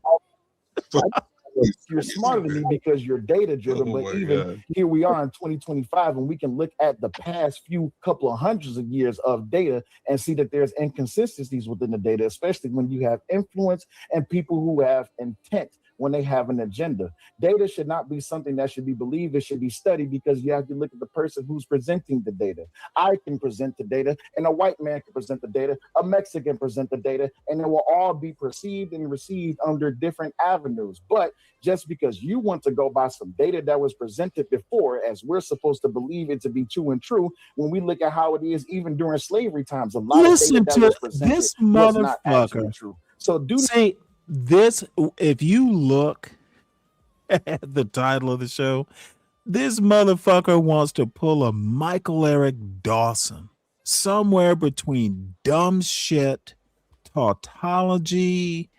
This motherfucker just needs to hog the time because he knows if he pauses and I get a fucking word in edgewise, I'm gonna call him son. Look, you didn't want to talk. You want motherfucker. I'm talking, Nidish. Cross your I'll arms let and you. cry. Okay, Nidish, you're taking up for a weak motherfucker. Is it weak motherfucker? Is it time for you to take up? Is it time for you to take up for a weak motherfucker? Hello, Candy Cane. Take up for the weak motherfucker, will you? I'm not at all. He can defend Go himself. ahead. You have the floor to take up for this. The only person that was there with their own shoulder, rolling their eyes and twisting their neck. Motherfucker. Oh, we're going to go into that because you're going to say it soon. And then I'm going to go in on you. Okay. It was motherfucker like I wanted to get on camera. Just wait because you will say it on here and I'm going to trash you too. Glad to have you up on the panel so I can do it to your face. Hang in there, Nidish. I'll get to you, son. Not stand on the laurels of trying to present a data-driven argument as this is the correct thing when we can see here in 2025 that data can be manipulated. And this is the biggest problem that we have, because we understand as the younger generation, we actually do research and see that they have been lying to us about a lot of things. I would love for you to present one of those lies. Show me one thing that's been lied about. Just convince me. Easy. One thing that has been lied about is that black fathers ain't shit, and that black fathers that are not actually involved in their children's life. What was the data in the study that was put out? You asked though. I agree. Okay, so if you're going to agree on that, then also you can agree to the notion that it was data in an article, and there was a study put out that black women are the ones who participate in baby deletion. This motherfucker is literally trying.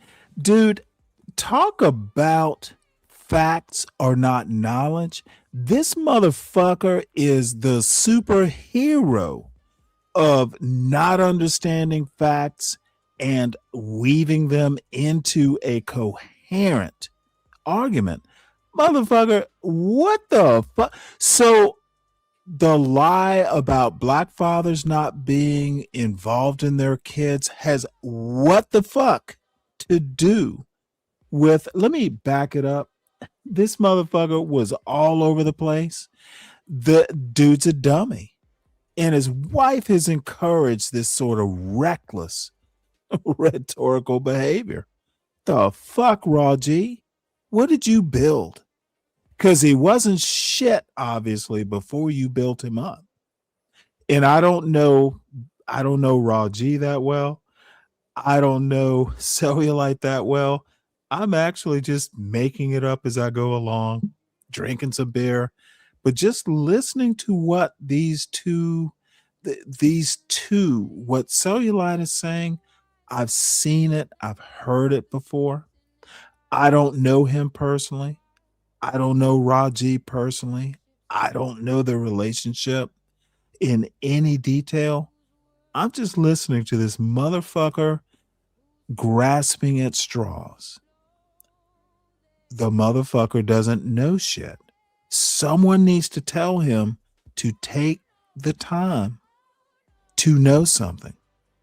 And it's never too late to know something in detail. This fucking ghetto fucking bullshit of over talking facts, that's not knowledge, son. What was the data in the study? It sounds good. And then, you know what? I swear, if Savage hadn't been there to moderate, this motherfucker would have started talking about. Savage was eating and sleep. Motherfucker, don't do that. This motherfucker would have started talking about it. Okay, I don't know why you have to overtalk. Why are you doing this, Nightish? Are you trying to head off? I thought you wanted to share the conversation. Okay, no, I never want to share conversations. Oh, you just want people to be up here while you blow until they need to. Did I not just say that I care more about being right?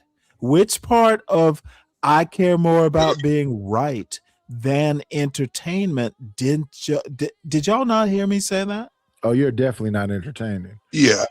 The motherfucker, I'm true to my word. Fuck the entertainment. I'd rather be right. Glad you get the point now. So where I was going I with got this, it that day. well, hopefully you're getting it today. My point is that Cellulite is an embarrassment mostly to himself. I don't give a fuck. I know what I know. Why is this dumb fuck going up against something? This motherfucker, I know he wants to talk about music right now. The motherfucker wants to talk about rap music. Why is that? You get up here to talk about something you can't support, and all of a sudden we're talking about every goddamn thing. I go up to panels like this to stick to the point, make it as short as possible, and be done with it. This motherfucker wants to talk about everything other than the point. He can't say yes or no to a question. He wants to talk about, oh, Stanley, you have a boomer mindset. The fuck does that have to do with anything? He's a weakling. His wife is a weakling too.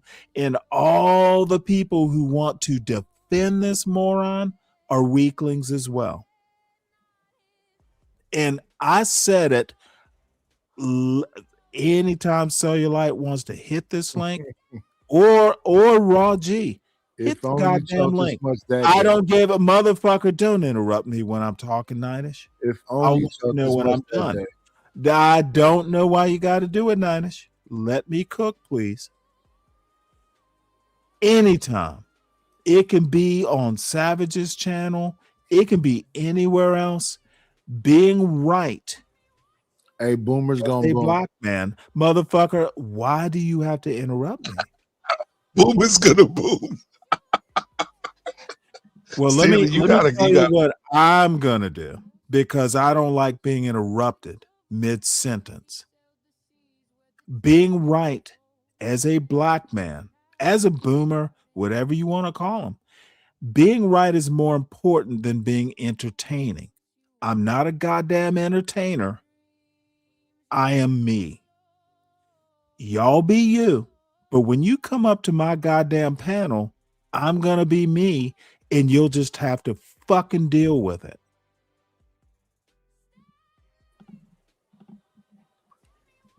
Boomers be booming. That was put out. Okay, I'm sure you got to use the boomer.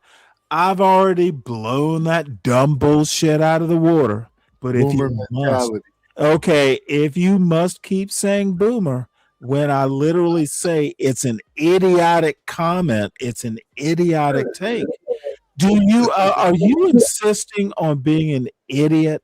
Is that what you're doing, Nightish? You insist on being an idiot Well, here's your chance. You have the floor. Keep talking about boomers, and I will keep calling you an idiot. Maybe Go it's ahead, Mercury Nidish. You retrograde. have been wanting to talk, Nidish. Talk Maybe it's about the Mercury boomers. Talk retrograde. about the boomers now. Maybe it's Mercury retrograde. The fuck does that even mean?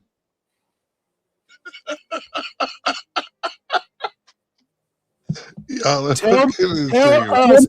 us about Mercury in retrograde. Motherfucker, I have no clue what that means. Tell us about your astrology. Who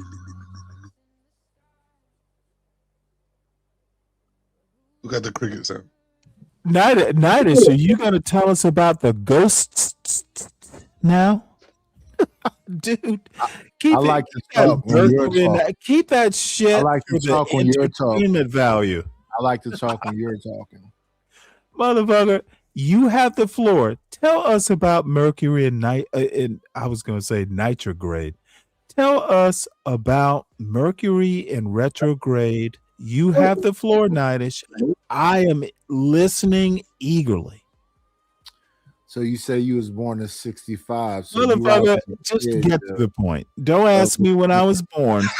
When I was born has nothing to do with you. It has nothing to see. You want to make this see. Let me help you out, dude. I asked you about Mercury in retrograde, and you want to ask me my personal business. This is what I mean by facts are not knowledge. Give me the knowledge about Mercury in retrograde and stop asking me silly personal questions. You are exactly what I'm talking about, motherfucker. Stick to your point. They should have never gave you niggas microphones. Yeah. Thank you. Thank you. Thank you for that. Thank you for those feelings. Now tell us the facts about Mercury in retrograde. Motherfucker, you brought up Mercury in retrograde. Tell us about it. Why would I tell a beer drinking? Okay, motherfucker. See, all of a sudden you can't deliver, bitch. I ask you about your knowledge, and all of a sudden, this is what I'm talking about. You ask a motherfucker about a simple fact like, what the fuck are you talking about? And all of a sudden it becomes about when Stanley is born. Do better, Nidish. I admire you. I think you are a great entertainer, but facts are not your forte. Stick to what you're good at. Don't come up on my panel and bring up something about something in retrograde. And when I ask you about the facts, you want to talk about when I was born? What kind of, you know what? Man of tomorrow. Or I don't like using the N word on my panel, but God damn it, Nidish, you're bringing me close. No, you was a nigga before I ever got up here. Now let's see. So tell us about retrograde. Will happen. All I want to hear about is what it is, not when it will happen. Tell us what it is. What will happen when it occurs? Communication and travel with specific periods. So that's retrograde is about where, you know, Mercury. Motherfucker, you're as drunk as I am. Retrograde. Yeah, retrograde. Grade, sir. Grade. Yeah, we correct. So March 15th of this year till March 29th of this year. Motherfucker, This is the March year where 15th it of led this to year was misunderstanding months ago. and hasting No. Yeah. I can only talk You about said the this year. future. It's already It happened. happens every year. It happens every year. But You we're said still in this year, bitch. We're still See, in this the year. other thing, see, motherfuckers don't like it when I start asking them to be precise in their language. You didn't say March of next year. You said March of this year. I'm going to be precise and demand it. Every year. Irrelevant to my point. Motherfucker, if you're going to come up on this panel, be precise in your language. No, I'm gonna do what the fuck I want to do. This is not This is not virtual Oakland. No. It's my world, no matter where I go. Oh, motherfucker. Not on this panel, is Oh, it? for sure here.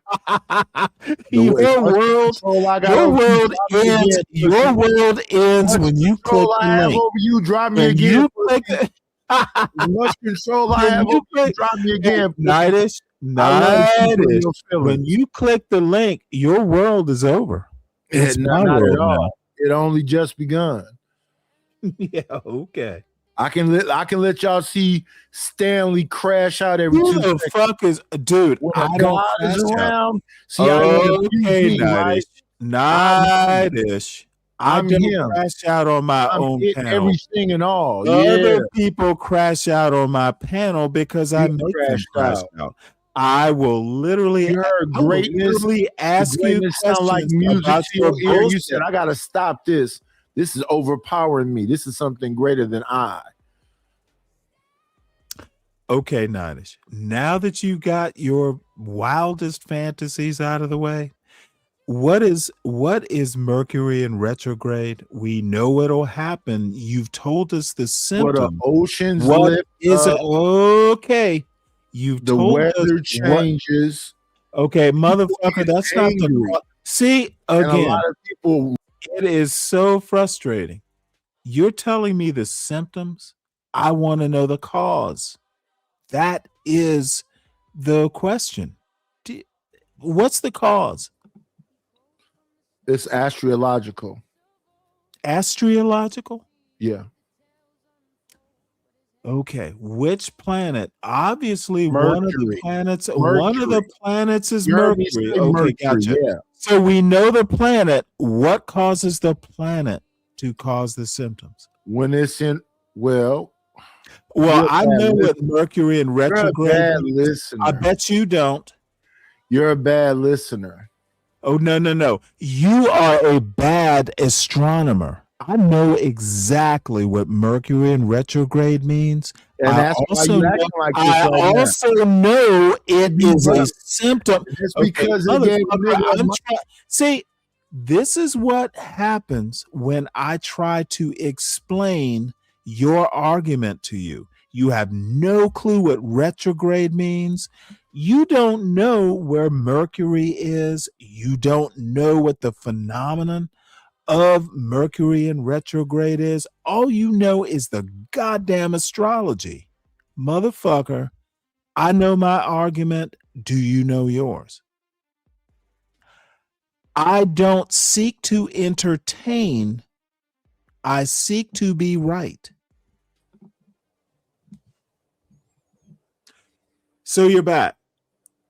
What is Mercury in retrograde? And by the way, just so you know, it's an observation of planetary movement. Moving backwards. And it's an it's kind of an optical illusion. We It already can know be that goofy shit. explained away But by what you math. have to do is, like the diva that you are, you feel some kind of way when a man is talking. Again, you want to go to ad hominem. I just asked you, to what early is or the inferior retrograde? conditions What to is go the back retrograde? on progress? Are you has crashing been out when you made. start? It would be a retrograde step. It would have Motherfucker, the what illusion is of a going back. retrograde step? You do know that you could just Google this, right? You could stop looking ridiculous by taking the time to Googling it and you Are you wouldn't talking about the see. adjective, You the would noun, or the literally, verb? you could Are you Google talking about this the and adjective, the noun, defuse or the the question. verb? I don't need to Google shit. I The already adjective, know. the noun, or the verb? Dude, Mercury is a verb, adjective, or noun? It's got to be one of something. Right. Is So Mercury? when it comes to you, and I talk to This you is about lame. I'm when just it comes to you, and I'm talking about Nidish. I'm Mercury just going retrograde. Nidish. What I'm saying Don't is that you're a degenerate. Nidish. I You're a beg of you, degenerate. Nidish. You're a I beg degenerate. of you. I beg of you, Nidish. Don't make me do what I can do. It goes back in position, reverts to an earlier or No, inferior the condition. planets And never go. that you're a The planets degenerate. never go back into position. I'm not talking That's about planets. I'm talking That's about not how how it affects planetary you. movement I'm works. talking about There how you it go. affects you. Planets do not I'm talking retrograde. about Tell how me it about. affects you. Oh my God. I'm talking about how it affects you. Mercury does not affect me, sir. I don't live on Mercury. No, you don't live on. You live on this place. But I'm talking about how Motherfucker, it I affects asked you a simple question. What is the phenomenon? Can you give what Mercury in retrograde actually means? We already gave that. Motherfucker, You you wasn't have listening not because you're explained it. drunk. You cannot. Ad You're hominems drunk. will not save you. You could Google it and You're save drunk. yourself. Save yourself, black man. And the woman is not fucking up your argument right now. Just Google it and save yourself, black You man. just keep talking over me and telling me to do something I already did. Motherfucker, I'm trying to save you from yourself. That's what I'm doing for you, Queen. Okay, Queen. I don't know how queens got into this. Where did a queen come from? Just Google Mercury in retrograde and we can move on. While you're doing that, I'm just going to go watch this video of your buddy fucking up Whoop his your ass. own. Is that what he did? Brutalizing. Well, you know what? The funny thing Make is you you're gonna uncomfortable come up and and pout. you're gonna come up and beat Make you the dead uncomfortable and horse. pout all over the place. Oh, dude. I'm not answering that. Oh, I can't wait till that comes up because you got another whipping coming. Sometimes you should shut the fuck up and stay out of things. But you need to be a nosy Nancy and interject yourself in places you're not wanted. But I'll deal with you when that happens in this video. Okay, so if you're going to agree on that, then also you can agree to the notion that it was dated in an article, and there was a study put out that black women are the ones who participate in baby deletions the least. No idea where you're going with this. What's the next question? My whole point of this, you can move. Notice me being dismissive. This motherfucker said something about baby deletions. It's called abortion, you dumb fuck.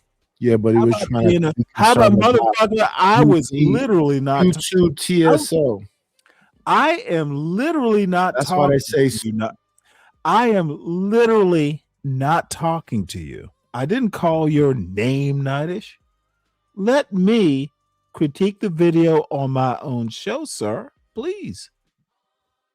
Baby deletions? Why didn't this moron just say abortion? Is he so delicate? This is not a good look. Motherfucker, take the hood off your goddamn hat. So what do you have to say, Mr. Nidish?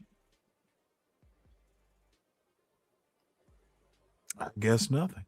On to the next question if you want to. My whole point of this is that I definitely want that's to. Cool. But we're existing in the here and the now. People who put out agenda or narrative driven information cannot be trusted. Everything must be verified before it can be believed. And I don't believe anything when it comes to old studies or old data that has not been represented. Listen to this dumb fuck. I don't believe anything. Old studies. Motherfucker, this is like the dumbest shit I've ever heard.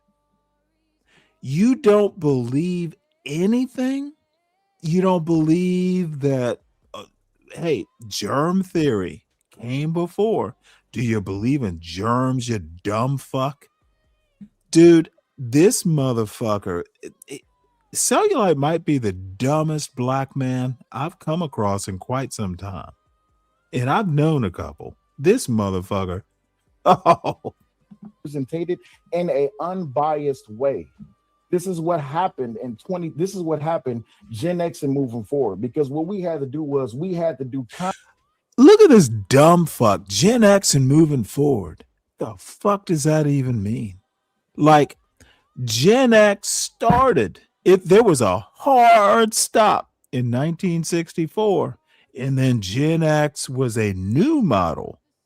Dude, even fucking cars, I could go back and, find a carburetor for a 1973 Volkswagen Super Beetle. And I bring that up because there is a Volkswagen 1973 Super Beetle that my father's trying to restore. This is all drunk. Motherfucker, I don't know why you need to interrupt in the middle of my monologue. But now that I know you need to speak, just give me 1 second. Generations, Boomer, Gen X, these aren't models of cars. There's overlap. What dumb fuck from Detroit doesn't seem to understand that human beings, boomers, none of that shit is discrete. There's overlap, sometimes major overlap. He just sounds like an uneducated hood rat. He read some Malcolm X, and now this motherfucker thinks he's Malcolm X. So what were you saying, Nightish?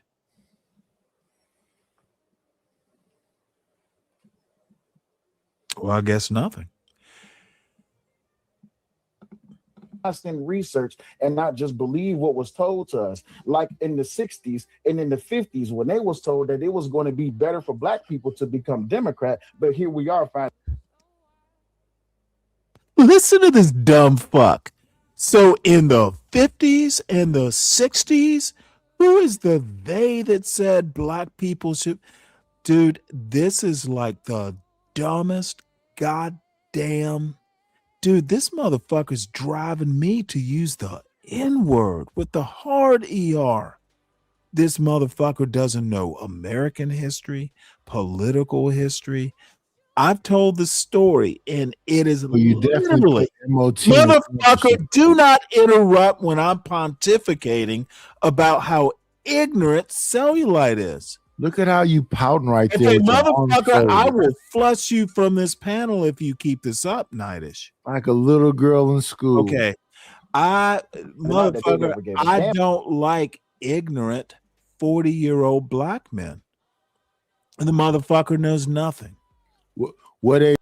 And when I call him out, his wife comes up and gives fucking $20 to make the dumb fuck seem right. Blacks. Oh my God. Let me put it to you this way, and let's see if this little bit of information might be interesting. Martin Luther King Jr. and Sr. were going to vote for Nixon. Nixon was a Republican in the 1960 election. Martin Luther King was in jail. I can't remember. I think it was Birmingham, but I'm not sure. So Nixon called Coretta Scott King and the other people, and the thing is, hey, you know what? Someone needs to intercede to get Martin Luther King out of jail. It's a civil rights issue. You know, JFK was running against Richard Nixon.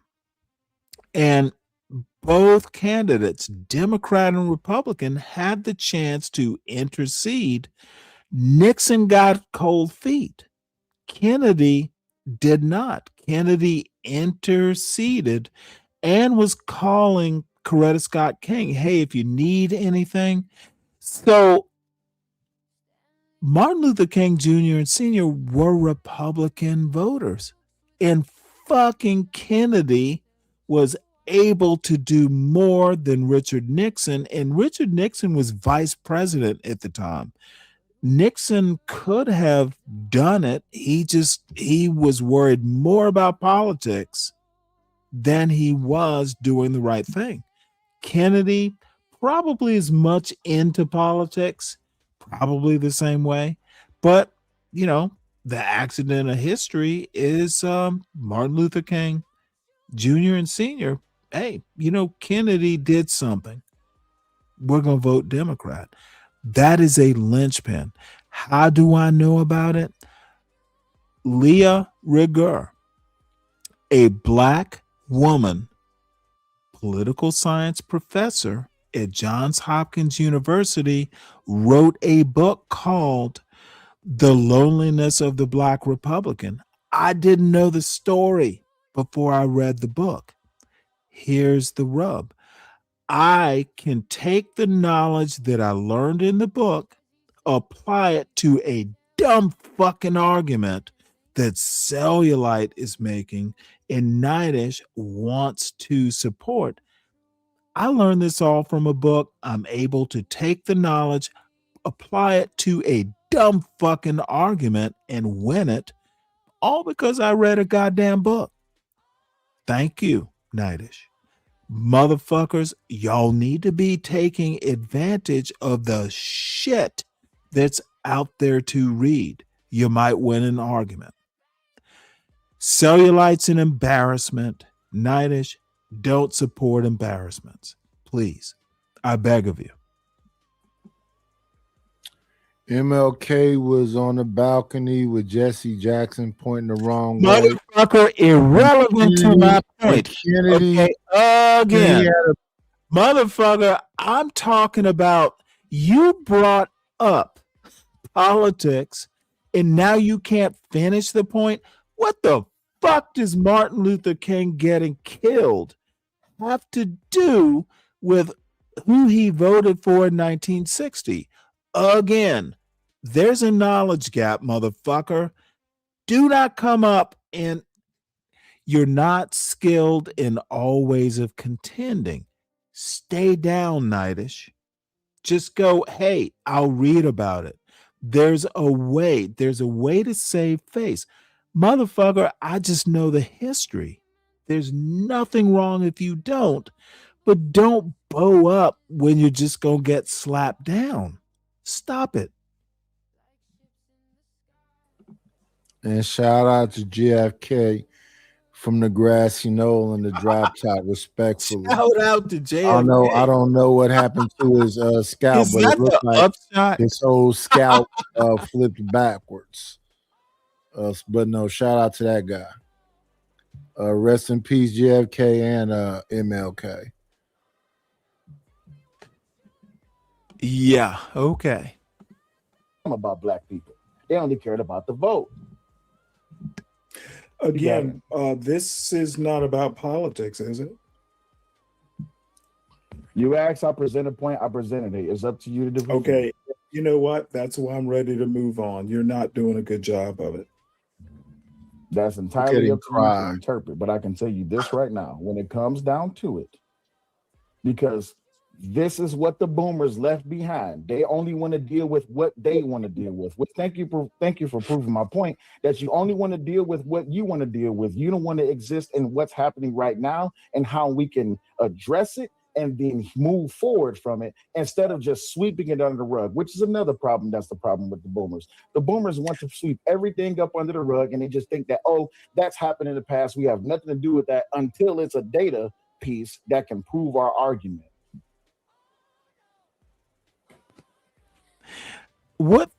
This is like, this motherfucker is getting dumber sentence by sentence. Number one, who is our, and what data point is he talking about? This motherfucker is lost in his own wilderness. And the wilderness is between those two muffs on his fucking ears. What the fuck is he talking about? Dude, this is why I don't like talking to dumb fucks like this. Well, I would tend to agree. And the reason I tend to agree is, number one, if you're talking politics, everyone has an agenda. You know, Democrats have an agenda, MAGA has an agenda, Republicans have an agenda. So you're preaching to the choir on that point. I guess all I really have to say, and I think one of the reasons you and I don't agree on this stuff, is I don't think Black people are a monolith. There is no we in the way you think a we is. There is no one Black community. There are Black communities, plural. What happens in a Black community in Atlanta may not necessarily be happening in a Black community in Oakland. We cannot think monolithically. I wouldn't disagree with you on that one, because Black people are not a monolith. I wouldn't disagree with you on that one. You know what? I'm gonna give a shout out to that right there. So much disagreement, and now we agree on something. I believe this is progress, and this is what we're looking forward to. All right, you're an optimist. I'm definitely an optimist. Shout out to My Chaos Brew. According to the new report from Charles Schwab, almost half of boomers surveyed, 45%, confessed they wanted to enjoy my money. Yeah, I'm going to spend some time on this. Again, Raw G sending $10 to get her husband to look like a motherfucker who is an idiot. This Charles Schwab point, and I was kind of in the moment, so I didn't get a chance to think it through and articulate it. This is like the dumbest thing this woman could have possibly have done. It's idiotic, and this is what half knowledge will do. She spent $10 to look stupid. While I'm $10 to look stupid. Gum poppers. And I think Raw G is actually smart. She's just sticking up for her man. And I'm not sure if the $10 is problematic here. Still alive. What do you think about that? And shout out for the $10 ball. Thank you. Go ahead. You can respond. I think that Charles Schwab, being an investment firm, of course they're going to want to enjoy their money. Who doesn't? Means nothing. It's a mean. Why she took the time? I'm sorry. I'm a goddamn idiot here. I should have asked, since you two are so into data, the boomers in the Charles Schwab report, break that down racially. Overwhelmingly, Charles Schwab, the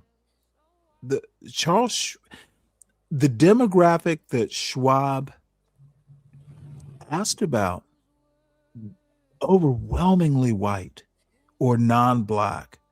Motherfucker, dude, and see, here's where the rhetorical argument, this is why I don't need data to back up the argument I'm about to make. If you know that the wealth gap in America in 2025, white people generationally, the money they pass down from one family to another is 10 times higher than the Black community. Well, that means that most generational wealth is generated by assets, stocks, bonds, investments in general. White people own 10 times more than Black people do. Charles Schwab literally deals in capital, money that makes money. Black people are 10 times less wealthy. So if you go and you look at the people who invested Charles Schwab, the Black people who do, if you add up their generational assets, gonna be somewhere around 10 times smaller or 10 times less wealthy. And I'm just throwing out raw numbers. I'm just doing a rhetorical argument. I don't need data. It's a pure rhetorical argument. The Charles Schwab point, the source of data that Gum Popper G went to prove her man right, dude, I wish I could have said what I wanted to. That is ghetto logic. Motherfucker, you have to know the background. You have to understand the wealth. You have to understand who has the excess money to do the investing at Charles Schwab. It is the dumbest shit I've ever heard a Black woman. It's the dumbest defense of a dumb Black man by a Black woman that I've ever been aware of. Oh, God damn, that was stupid. I cannot believe. You know what? I thought these two were just uneducated. Now I know they're way more uneducated than I ever thought possible. Why the fuck do you come up to a panel and let your wife prove you a bigger idiot than she is? Dude, I do this for the fun of it. I don't need data when your rhetoric is fucked up. You couldn't think your way outside of that fucking hat. At least you got something out of it. I did not. It's data. It's irrelevant data. Oh, data, I do, data, motherfucker. yes. I do this shit for the fun of it. And I'm not the end all and be all. I'm not the smartest motherfucker. I'm just some pedestrian motherfucker. But dude, you cannot cite a source if you don't understand. Oh, listen, the MCB Ron G will come up. Well, you don't believe Stanley, you don't believe in data? You don't believe in data? Motherfucker, data is not knowledge. Facts are not knowledge. How was the data derived? What is the background of these motherfuckers? A little knowledge is a dangerous thing. And dude, I'm sorry to say this. I actually had an education and an upbringing. I just saw my father yesterday. Motherfucker, my parents taught me how to goddamn think, how to evaluate the source of the knowledge. Is the source of the knowledge? What's the background? Motherfucker, if I don't know how to do anything else, common sense, critical thinking, motherfucker, dude, I don't know how many times my mother would look at me. My mother used to go, "Don't you have common sense?" Dude, that shit used to hurt. Dude, this bull. That's like my mother saying, Stanley, you're full of shit. Can't you think better? Dude, it's how I was raised. Now, you get it by the time you're in high school. You don't step to your parents with some bullshit. Oh, because they will pick it apart. Dude, my mother could pick me apart. You know what? Wait till your daddy gets home. He's going to pick you apart some more. But you know what? I love those motherfuckers. Dude, my father, I'm baking sourdough bread for my father because he asked for it. That motherfucker taught me how to think. My mother taught me how to think. I don't know how many hazards I've avoided on the quote golf course of life. Hey, I couldn't imagine better parents. And I fucking one of these days I will be as good a parent. I'm not there yet, but my son, he's in a good place. And Zhang, motherfucker, I'm not letting your dumb ass up. Dude, Zhang, really? Now look at this motherfucker. What the fuck? That is funny. Okay, Zhang, what you got? I look old as a motherfucker. Right Just there. I wanted to look share this grizzled. photograph I found of you. I look grizzled. Well, you only have yourself to blame for that. Dude, I stay up all night reading and dreaming. What's up? How you been? It's been a while. I've been doing well. You never come up on panels. You obviously had a joke to make. No, I was just sharing this photograph I found. Where'd you get the money to buy that gold chain? Shit. You know what? It was You've a been Christmas robbing present. YNs? It was a Christmas present from my son. Good for him. I'm like, motherfucker, how much money did you spend on this herringbone? Yeah, He was like, 18 don't carats. he was like, don't worry about it, pops. It didn't cost that much. It's got that engineering cheddar. Motherfucker, you know what? You and I'll have to talk about that. He's software engineering, and apparently that mud hole is drying up fast. So we had, and you know what? I'm glad you brought this up, or I brought it up. Motherfucker, we had 4 generations of cross men over Christmas dinner talking about my son's college major. It was so funny. Dude, it's like, what? You know, software engineering, you might want to rethink that shit. It wasn't, but dude, what impressed me is my son is so goddamn lucky. Dude, he had my father, my brother, who is 13 years younger, and 13 used to be a generation. I don't know if it still is. So you've got your old pa, your old grandpa, and your very young uncle who's still hip going, hey, you are at a major motherfucking university and you might be majoring in a sinking ship. Let's rethink it. Now, he's only a sophomore. He's only halfway through his sophomore year. So we have time. But motherfucker, the young man is lucky. We're not going to let him fail.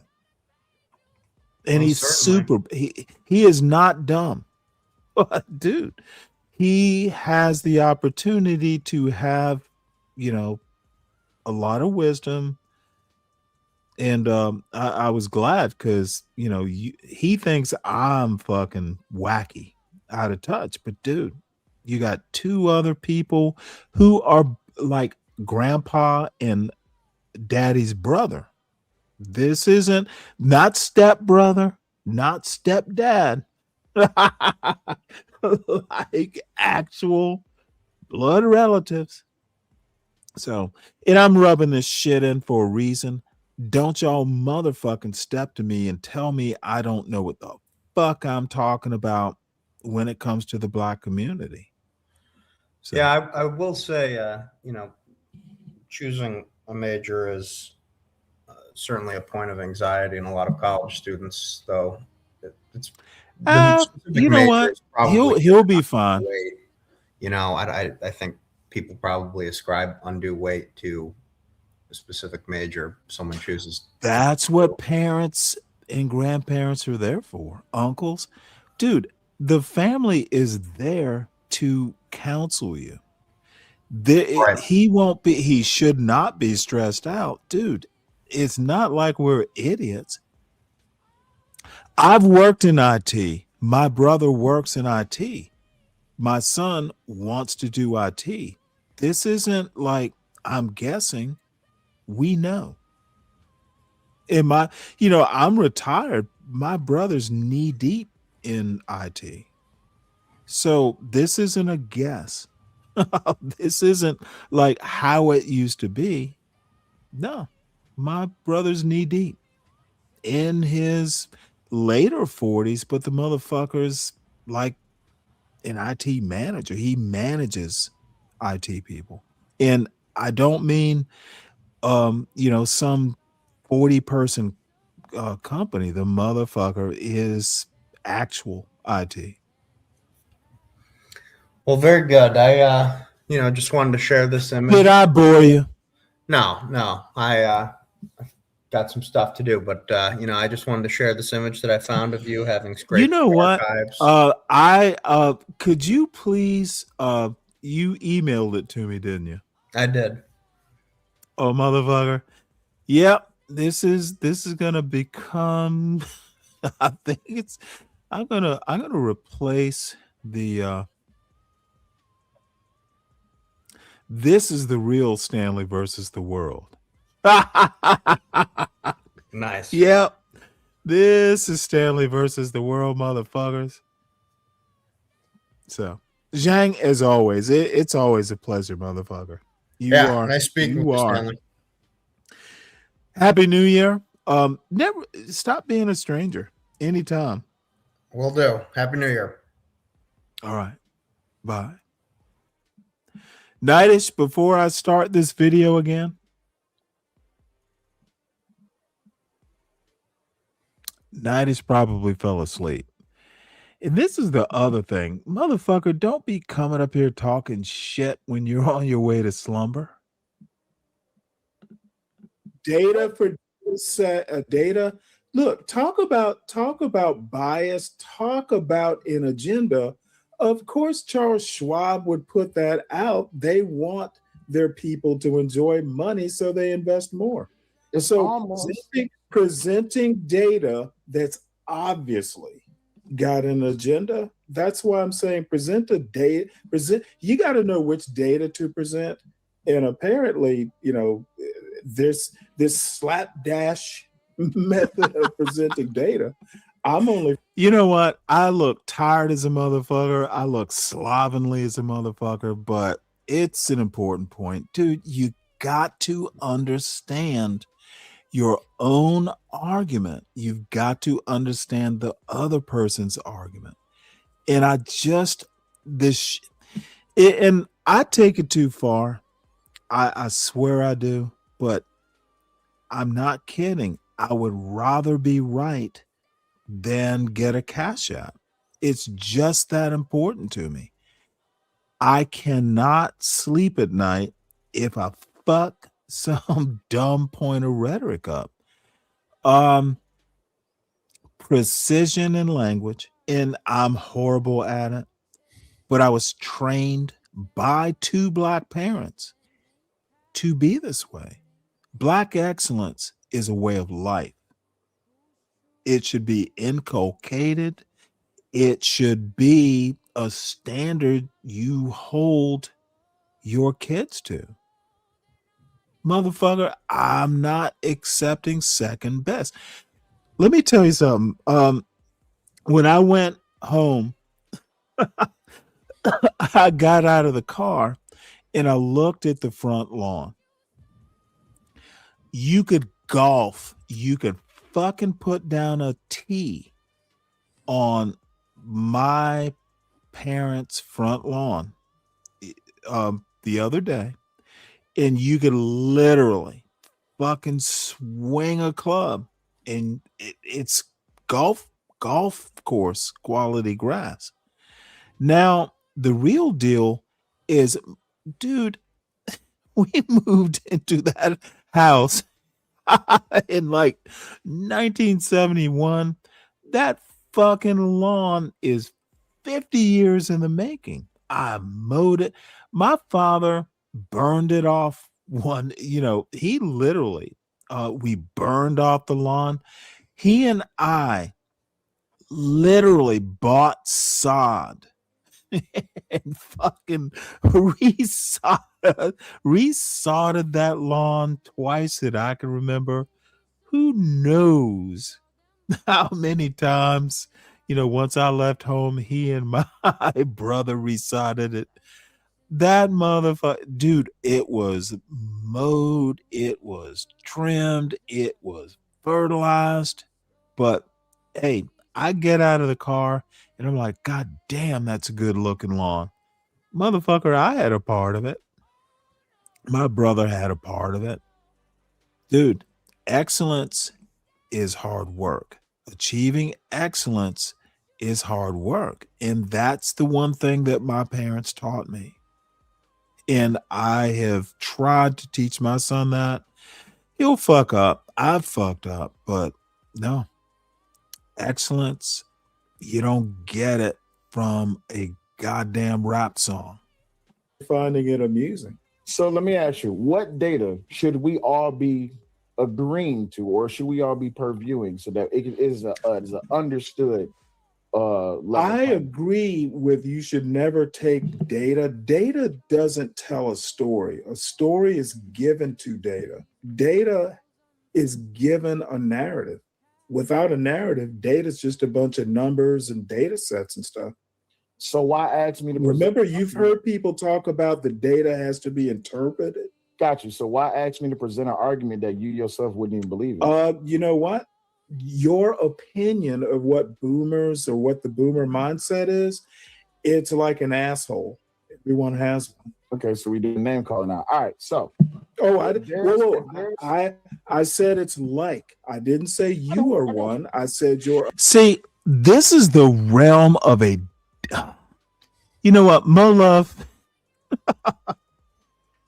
Mo Love, please hit the link because you know what? I do not want you in particular to think I'm just a vicious guy, but I just don't have the kind of patience. I look horrible, by the way. I am vain. It is a cool shirt. This is like an LL Bean shirt that I bought like 10 years ago. I think my wife might have bought it. It's a cool shirt. It's very Christmassy. That's why I'm wearing it. But honestly, I think that I am being too cruel. Sometimes I get thrown into a quandary. I should be as cruel, but this boy isn't my son. I might be too cruel, but the bottom line is I don't give a fuck about the entertainment. We're at cross purposes on this panel. This dumb fuck wants to sound entertaining, and I don't give a fuck about his intentions. My intention is to be right on the merits, on the facts, as much as I can be. Fuck the money. I already have it. I don't need a fucking cash out. So Molov, hit the link if you want. I know you're busy, but wouldn't hurt my feelings if you came up and said, "Hey." Opinion is like something. Got you. And my opinion, that's not name calling. No, you're good. You're good. You typically, when it comes to the dick holding that boomers and those with a boomer mindset have, what they do is they pass off everything, especially when it comes to the opportunity to be held accountable. Oh, by the In way, this that's particular water in the sense, cup. I'm gonna just ask you again, rehydrating. if no data can be verified or it can be believed because all data is agenda driven, what data can we look to actually This say is like the that dumbest question what Gen ever. Xers and beyond is going through is the boomers' fault or vice versa? What data can we look to? I don't think there's any data out there that places blame on the boomers. So then, can I ask you this? Placing blame is literally a narrative or an interpretation of data. Got you. So when we look at the interpretation of the mass, we call the majority over the minority or reversed. When we look at what is being said on a social level, what is typically being said about boomers and what is typically being said from boomers? I have no idea. I got a bunch of YNs complaining about boomers. See, this motherfucker is smug for what? What the fuck? Let me backtrack this. I don't even know. Dude, at this point, this is performance art. Blame is literally a narrative or an interpretation of data. Got you. So when we look at the interpretation of the mass, we call the majority over the minority or reversed. When we look at what is being said on a social level, what is typically being said about... Okay, I think what this dumb fuck is trying to say something about population, the whites become the majority minorities. You know, the term is majority minority. All the minorities, if you total them up, outweigh or outnumber the majority. This motherfucker, and the weird thing is he's totally sober and slurring. That's being drunk on dumbness. I gotta replay this. Why didn't Savage stop this shit? The motherfucker is an idiot. So then can I ask you this? Placing blame is literally a narrative or an interpretation of data. Got you. So when we look at the interpretation of the mass, we call the majority over the minority or reversed. When we look at what is being said on a social level, what is typically being said about boomers and what is typically being said from boomers? Nobody's talking about this shit. See, complaining about boomers. Okay, what he's saying is if typically means a majority opinion. At least that's the way I'm interpreting it. So what he's saying is if most people are saying boomers are a problem, that makes it true. And dude, motherfucker, I don't believe that kind of bullshit. If most people are saying it, I'm not going to be totally contrarian, but just because all your friends say or believe something, that's not truth. Again, what this motherfucker is an old 40-something-year-old man with YN beliefs. And his wife is encouraging this bullshit. That's all I know. So I don't tend to listen to YNs complaining about what the boomers did. It's a free country. It's a free country. To be honest, and I'm going to be very honest here, it sounds like whining to me. Got you. So Gen Xers who talk about boomers are YNs and they're whining and complaining. And boomers who talk about the generations that came after them, they're complaining as well. To a certain extent, yeah. Okay. So it's all this whole dancing and ballet of shifting the blame to see who it is or what it is that's responsible, specifically sticking to the Black community. We're trying to play this game of who's responsible for what's going on in the Black community. Well, wouldn't it have to be that those who came before should be responsible for those who's after? If they're their parents. Yeah, so the parents, the boomers, who's the parents of the Gen Xers, they should be responsible for what they weren't. Now, see, I provided this dumb fuck with a hook. When I say parents, I literally mean mommy, daddy, or my parents. See, and what's going to happen here is parenting. This motherfucker literally thinks that when I say parents, I mean all parents. I literally mean like your parents, my parents, parenting on an individual child level. But this is part and parcel of his ignorance. The motherfucker is not trained to think. He might have, maybe it's an autodidact thing. But the funny thing about autodidacts is that they're generally not self-taught. Doesn't mean you're educated. It means you know some stuff. Again, facts are not knowledge.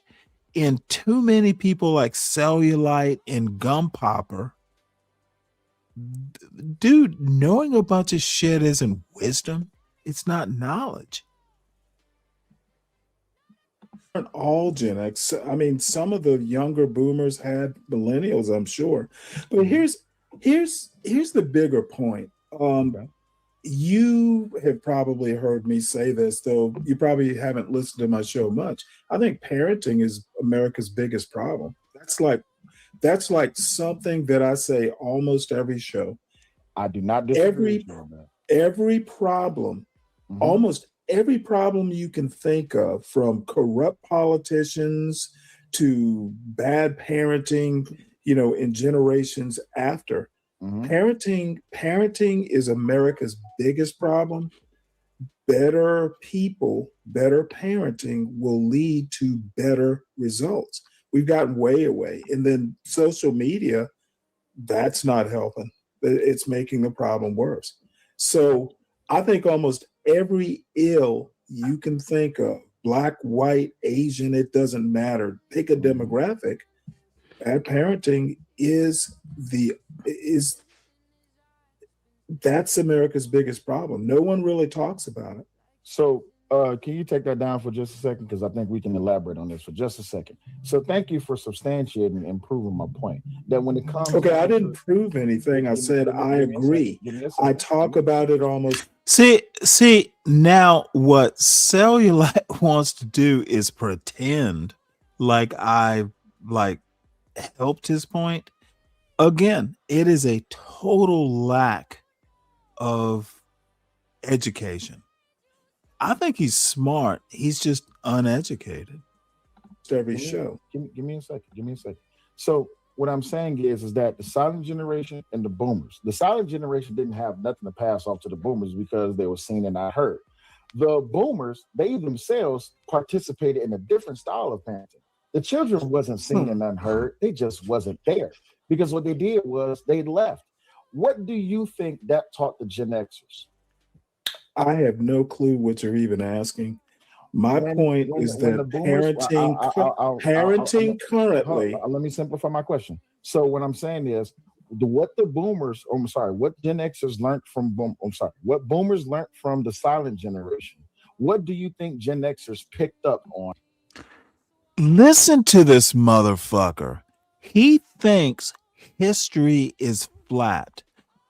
It's silent generation to boomers to Gen X. No, motherfucker. It's not a flat timeline.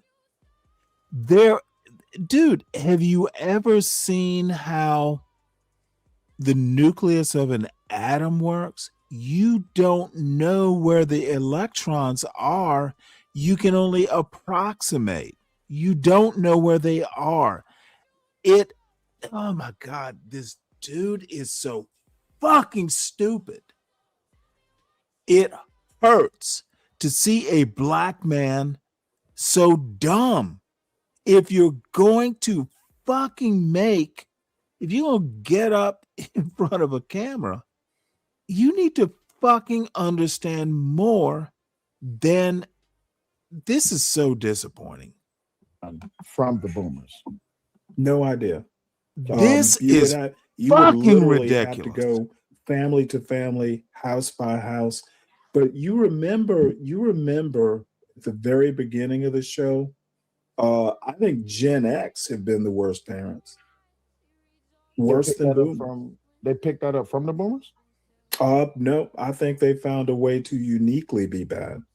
But listen to this dumb fuck. I ruined his paradigm. Ooh, from the boomers? They learned it. Motherfucker. He literally thinks that the generations, like he thinks that silent generation ends in 1946, 46 to 64, it's all boomers. This motherfucker doesn't understand that people sometimes produce children into, like me, 40s, 50s, 60s, 70s. The dude is limited. He is a flat dumbass. Why do I have to tolerate dumb fuckers like this? That's just perspective. I don't care about the data. It's really not a Gen X per se show. I don't agree with much of what you're saying about, the generational pathology. Sure, it's out there, but it's not all pathology. I think your argument is hyperbolic. Hyperbolic based on what? Because even if because you just want to make broad generalizations. Let me finish. So even if I was to agree, well, with you, broad generalizations as a term is ignorant. The worst representation of parenting. They had to pick it up from somewhere, but the boomers wasn't. I don't agree that they did. So if Gen Xers didn't pick up parenting from boomers, who did they pick up? So they just snatched out the sky these ideas of way of parenting. Let me ask you, you're a parent, right? Of course, yes. Do you do everything that your parents did when they raised you? Not my parents, for instance, used to spank us. I've never spanked my son because I didn't agree with it then, and I don't agree with it now. No parenting is an inexact science to begin with. They're the things that I didn't agree with, I didn't pass on in my parenting. I'm just not buying the argument that, that parenting is creating exact versions of yourself. But that's not my argument. My argument. Okay, dude. Okay, well, let me lay it out. Let me also make an odd point here. The reason I am stammering so much is because I think before I speak, and I'm trying to use words that this dumb fuck can even understand. I am literally dumbing down my argument so this dumbass can even get what I'm talking about. I can't, excuse me. I don't like having to dumb down my goddamn argument for some old YN. I'm limiting myself. He is my enslaver rhetorically right now because I can't be free to use the words I want to use. This is fucking a travesty, and I'm not doing shit like this anymore. It's why I don't go on. This is annoying. I am being enslaved by ignorance. My argument is based on this. The silent generation didn't leave anything for the boomers, right? So when we get to the boomers, because the silent generation, they was there. Listen to this dumb fuck. The silent generation didn't leave anything for the boomers. The fuck is this idiot talking about? Who's gonna save this dumb fuck? But what the boomers did is the boomers left. They left their children. They beat their wives. They left their Here families. again, which boomers? White boomers, black boomers? We agree they don't have the same experience. But here we are. So we're in this thing of minority and majority. And I asked you earlier about the poverty line, but you didn't want to talk about it. So I'll elaborate. No, I don't. Okay, well, I'll talk about it and I'll elaborate. And if you want to refute it, then you can. But my thing is this: majorly people from low and middle class majorly black neighborhoods, what they are reporting in 2025 is that those parents from that generation, the boomer generation, they're the ones that stepped off and stepped out. This is where you get these talking points that these men won't take care of their children. They will create children that they don't want to be with. They will beat their is this women. motherfucker talking about? They will go. This dude is fucking just, who hurt him? The fuck?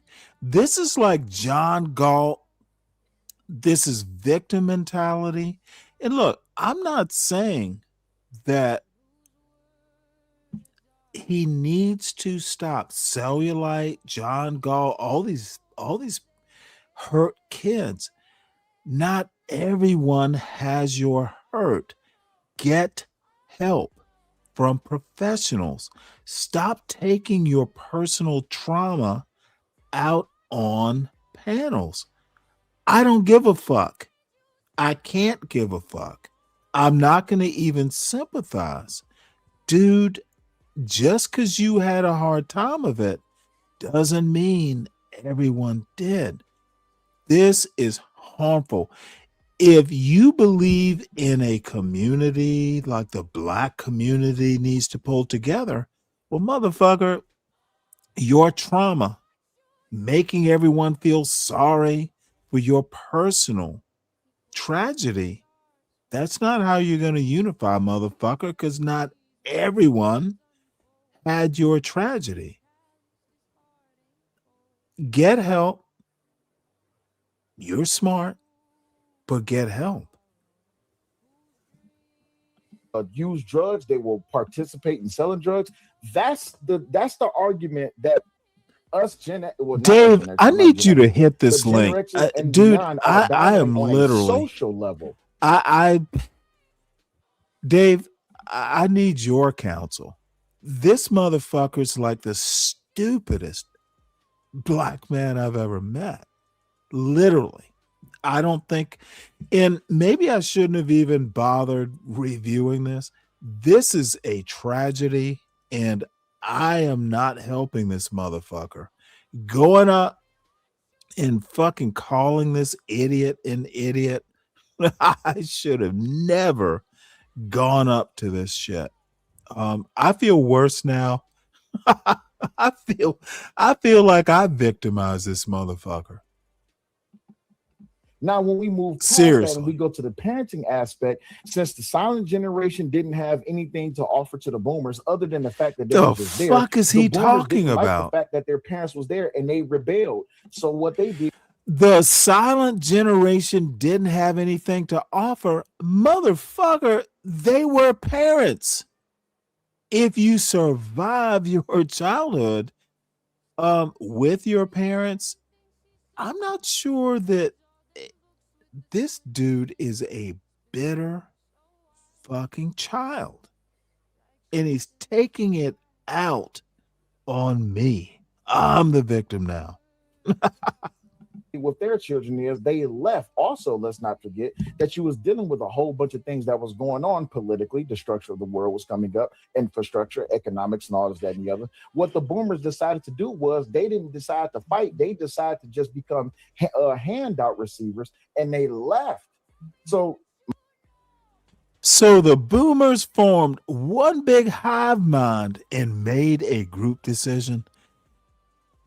Who the fuck is going to save the black community, singular, from this dumb fuck? This motherfucker is a menace.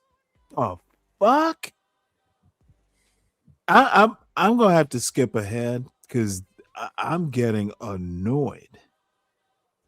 My father was born in 55. My mother was born in, so my father's 6 years older than my mother. So my mother was born like 60, 68, 69. This But I motherfucker was is spanked as a making it child, up. and I spanked. Okay, sorry.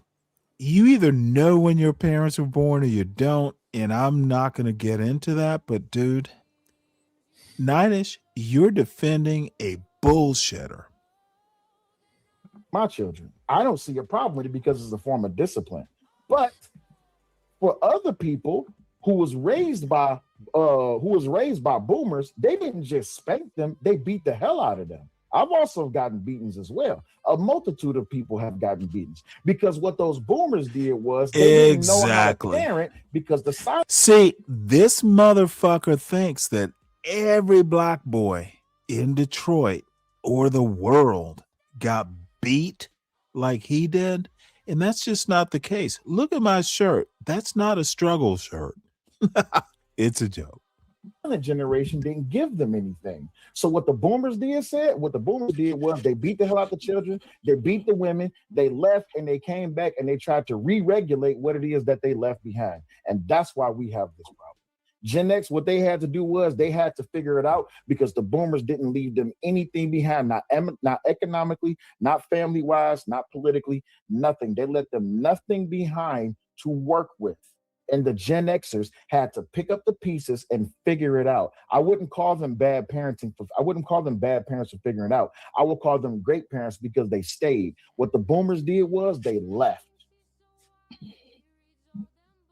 Go ahead. Oh, there's no meat on those bones. I don't have a response.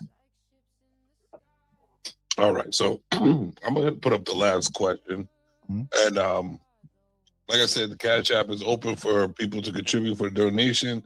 The last question, it's a very long one, so I had to split it up on the banner. So the first part is this. If the next generation fails, which generation in this room carries the greater moral responsibility?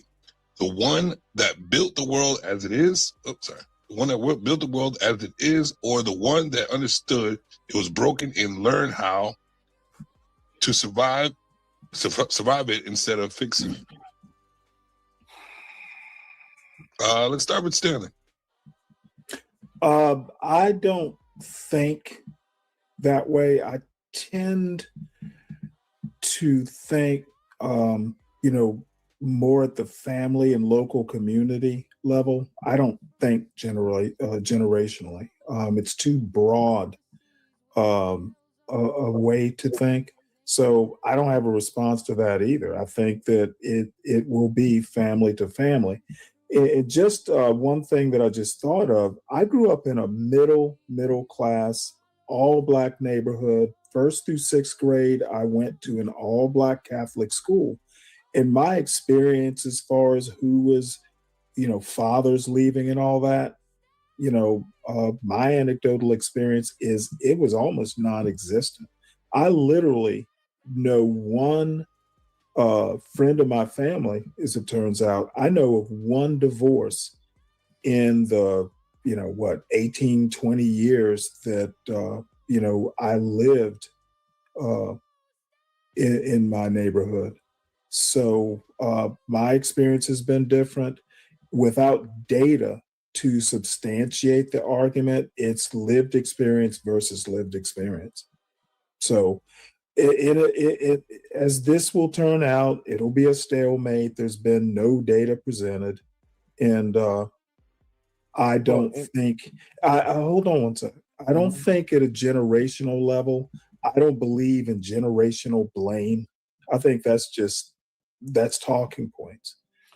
Give me data, or you need to start understanding, and not you specifically, Cellulite. I mean, people in general need to understand that if you're going to level or make these sorts of arguments, you need to bring data to the game. Just talking about, your lived experience is not an argument. It's a story. I would say that that's a cop out. And the reason I say that is because even when data is presented, if it's going to be refuted or not believed or not even discussed, then what data can you bring to the conversation? It's relevant to my point. Did not interrupt you, but you got it though, right? So when we talk about data, any data that is not going to be verified and understood or agreed upon, then what data can we even possibly talk about, right? The thing is, you're asking for data to be presented on a debate or on a topic that is discussing generational problems when you yourself have no data to bring either other than articles. The thing is, here it is in 2025, data is easily findable and researchable, but it all depends on who brings the data. So if we're going to have a conversation that's specifically built upon data and that's discussed upon data, then leave it to those who only exist within the realm of data and let them tell you that even they don't believe other people's data because their data is right. When we're talking about on a social level, See, I'm struggling here to figure out what his point is. Again, see, this motherfucker would have you believe if you bring a Charles Schwab poll about boomers, that's data, motherfucker refuted.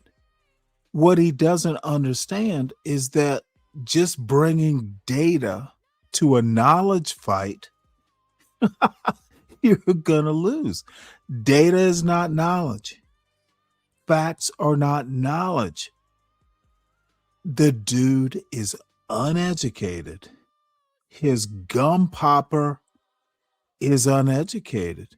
They have a lot of facts, but they came up against a motherfucker who knows what to do with facts, how to put them, taking facts, making sense of facts is knowledge, not the facts themselves. The motherfuckers are kids and I'm the adult. And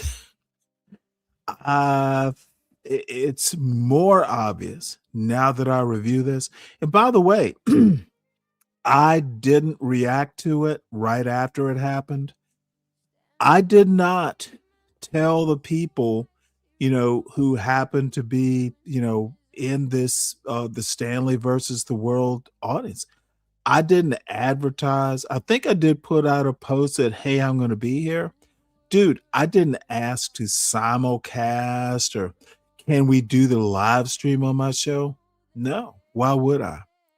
I knew it was just going to be a goddamn confederacy of dunces. And I'm one of the dunces.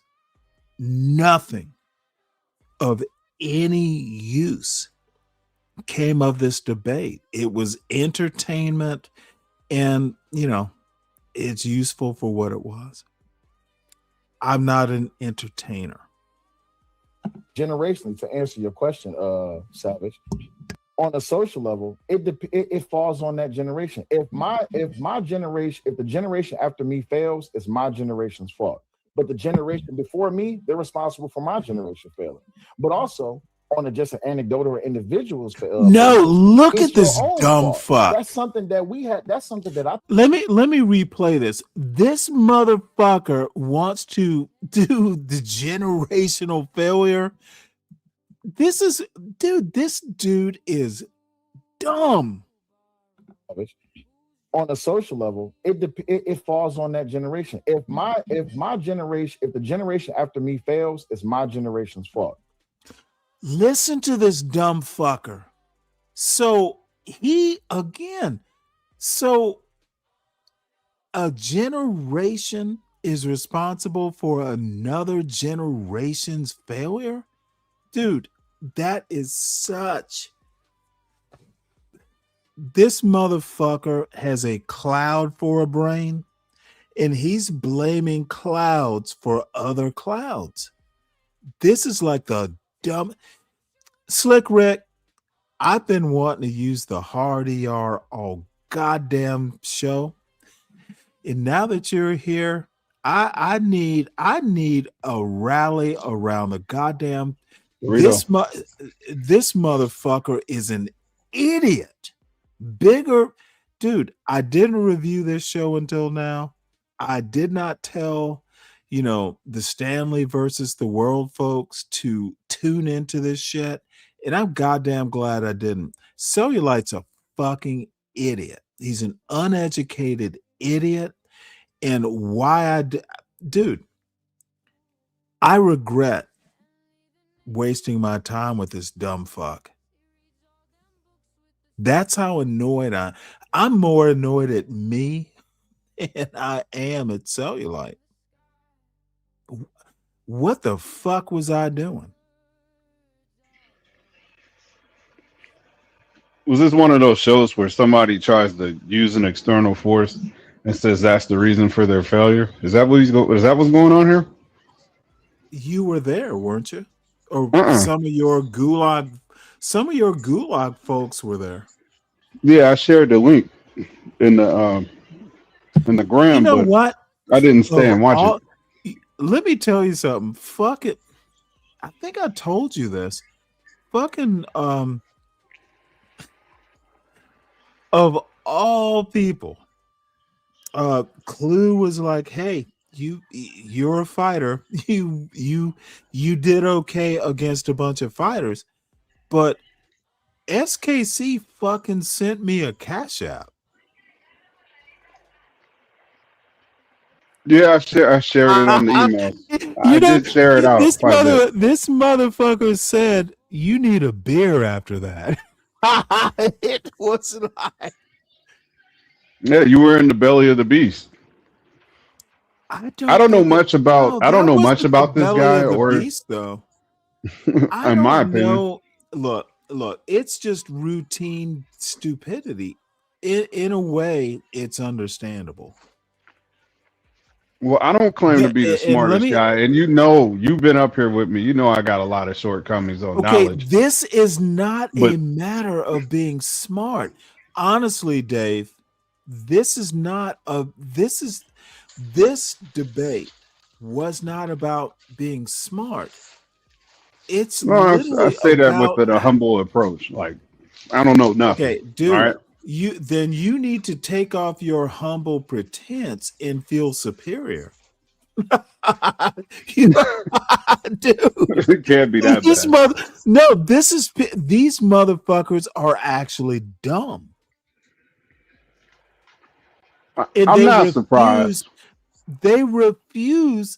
Dude, how can you blame a whole generation of people for the failures of another generation? That is so broad. It's impossible to support that stupidity. Well, that's what MOT is good at, articulating the takedown of this type of mentality. MOT is my goddamn hero, and he's still here. He might have fallen asleep or something. This motherfucker's what. And it kind of surprised me when he said, "Well, Stanley, you're being a lot more mean." I'm like, it's asking for a hard critique. It's necessary. Yeah, but these people can learn. No, they're not going to learn. I take it all the way down. To I said the they fact can. They can learn. They're not going to want to. And I can look at how they're coupled together. There's not good decisions being made here. But that's an extremely low blow. It's probably wrong, and I shouldn't say nothing. I will keep taking up for motherfucker, dude. You know what? Cellulite would not be that big a deal, except you know who Raw G is, right? Yeah. Okay, well, she fucking. Dude, you ain't seen nothing yet. Raw G, she is a lioness and her husband is her cub. It was embarrassing. That's what I'm saying by the way they're coupled. Okay, like, that kind of a dominant woman, you gotta be the kind of a maggle brain. Is that no? That's like not. That. I don't think that was dominance. I think she makes, dude. I have so many critiques, and then Nightish is fucking up here taking up for them. Sorry. And see, the thing is I understand, dude, I will crush you all if I have to. Nightich wanted to come up on my panel and act like he was going to dominate it. Dude, what the fuck was he thinking? Well, I'm going to skip ahead because this, dude, the gum popping is incredible. And let me tell you another thing. So this dumb fuck insisted that I get on camera, but his wife didn't have to. And I actually have some comments about her being on camera, but I won't be mean because it's not my business. But dude, they don't want to know Stanley in his true form. Because motherfucker, ignorance is not their biggest problem. I wish their problems were all between their ears. I'm gonna get the smallest slot over the corner because I'm not gonna do too much. Now, talking. at some point, I like calling her MCB because I like Mind Chaos Brew. That's a cool name. But Raw G, I'm telling you right now, she is good at over talking.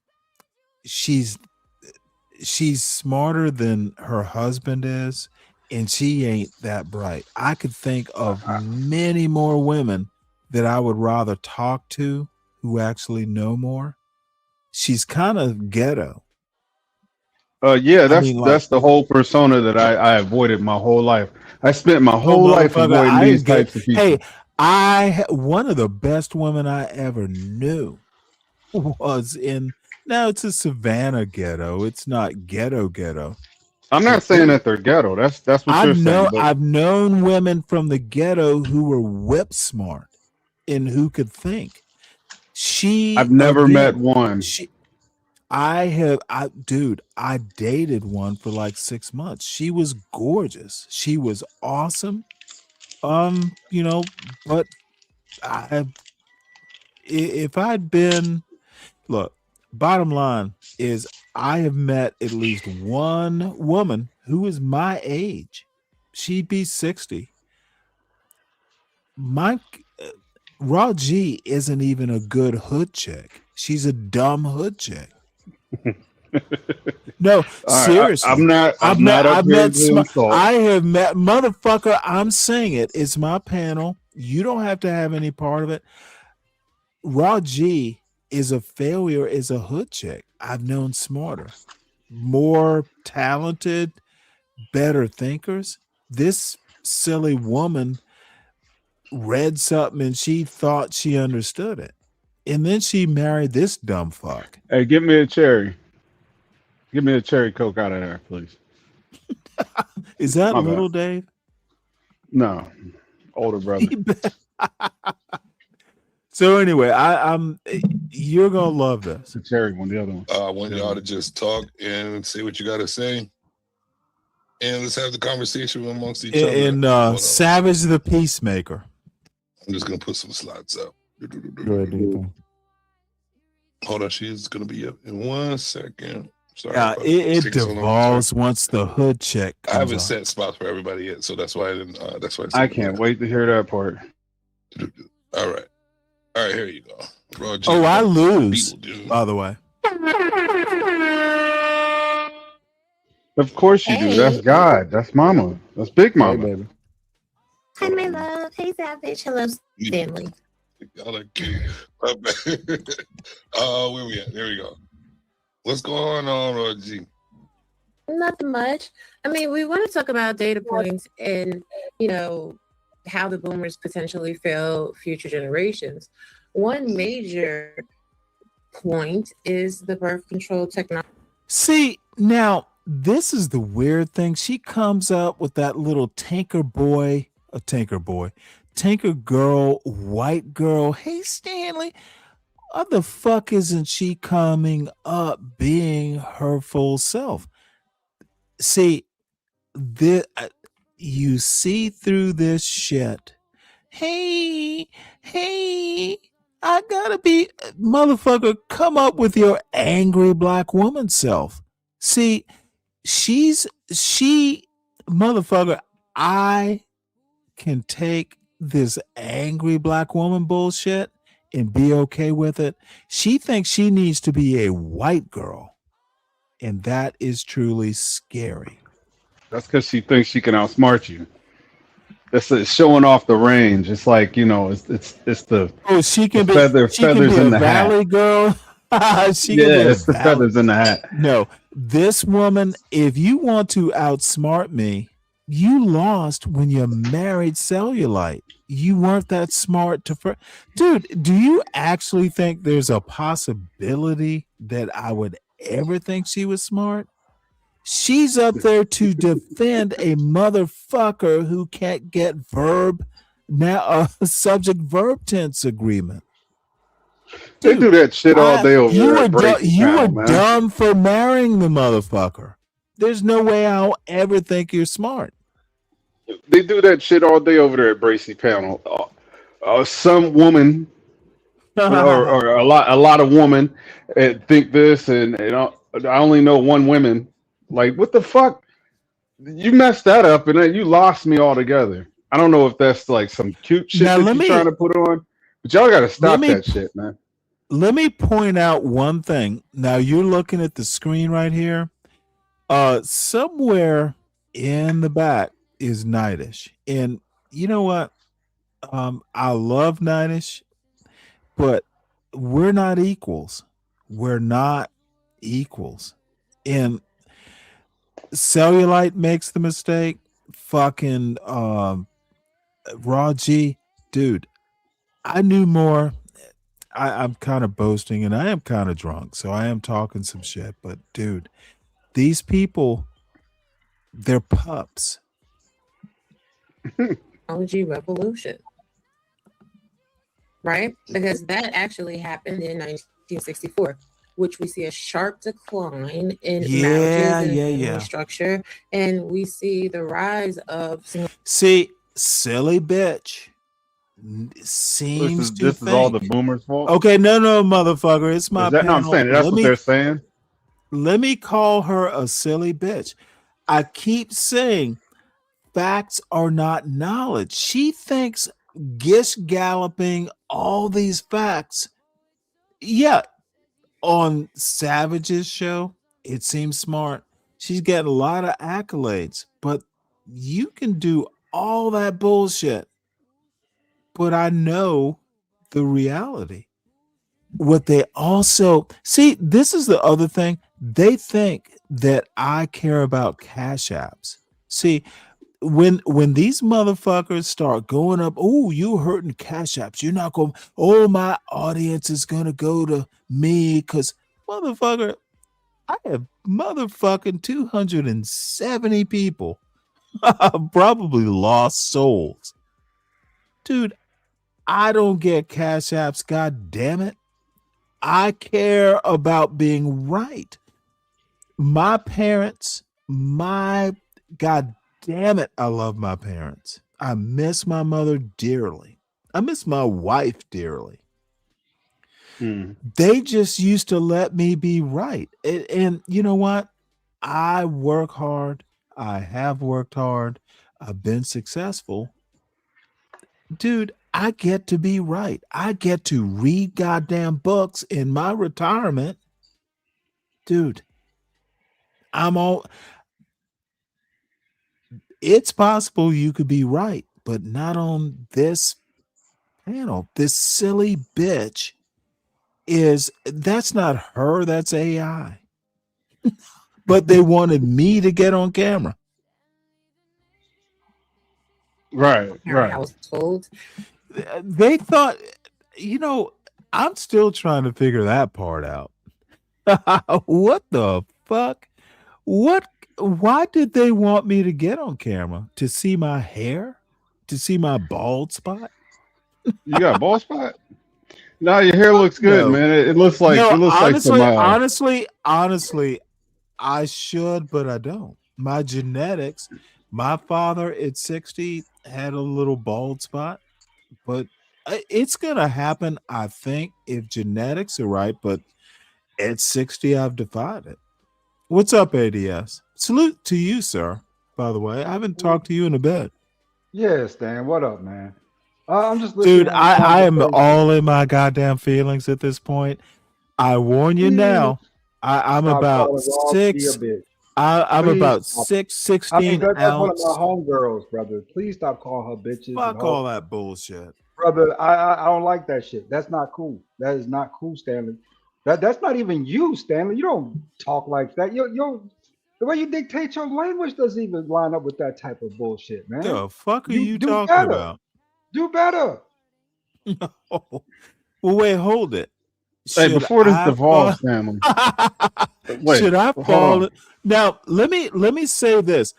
I do not. I think Raw G is cool, but not when she gets out of her lane.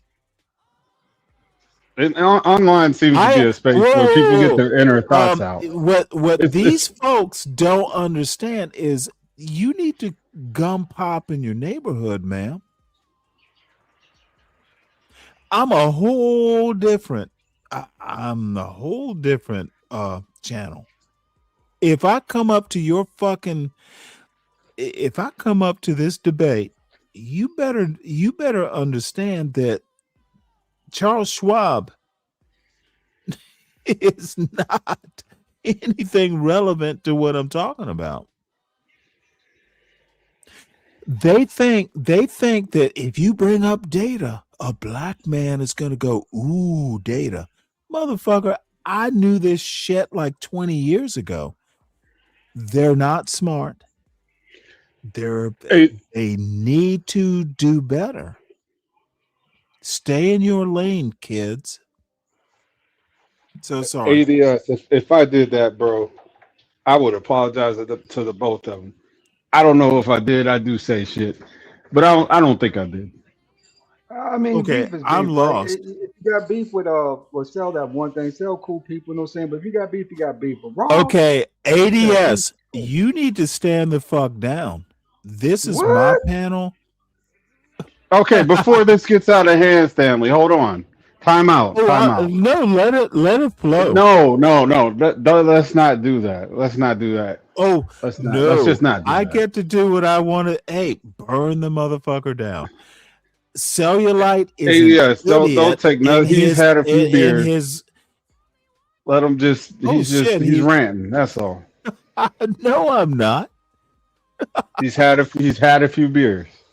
You know, that's a good question, Stanley. Wait, I'm always whoa, Deacon Dave. You don't think I'm in control of what I say? No, you're in control, Stanley. Now that's interesting. You're in control. Because I got a question I want to ask ADS, and it's totally irrelevant. No, to this. ADS. Only thing he's asking is that panel. you just not call her bitches. I will that's listen all. to ADS's counsel. Thank you. Yeah, it's an honest request. But It's I'm not going to agree with good-hearted it. request. But ADS, when I saw you up there with Sharon Bracey, was you in lockstep with that bullshit he was saying? When you're right, I'm with you when you're right, nigga. Stop calling him Sharon. Pronounce it right on my panel, God damn it. You did the same for Kamala. So I can't. At least you're consistent. I'm not up here just to disagree to be disagreeing. I disagree, you know what I'm saying, because it goes against what I think, right? And I'm with you when you're right. Today, Sharon was right because all this, you know, they lay down the law about the principle of biblical marriage and all this other stuff. Wait, hold it. Sharon had a show today. Did I miss it? Yeah, it was a good show, actually. Are you? No, it was bullshit rhetoric. I want to have this mini disagreement with ADS real quick. Can you connect these dots? What the fuck did she? I said it was irrelevant. I just wanted to it would be a quick back and forth. I trust you, Dave. You got a wrench. The only issue that I have is because I understand what your motive could be. I've heard you on panels. I'm just judging based on that. Sharon Bracey's whole thing that he's up there saying is pretty much preaching and pushing forward modernity. And that goes to your benefit for a lifestyle that you like to live. Yeah, so I could see why you get behind that. That doesn't mean that he's right, because when you do get married, you do swear on the Bible to God that you will stick through this commitment through sickness and health, good or bad, does do your part. If you want to have a thriving society, families make up communities, communities make up whatever. You need families.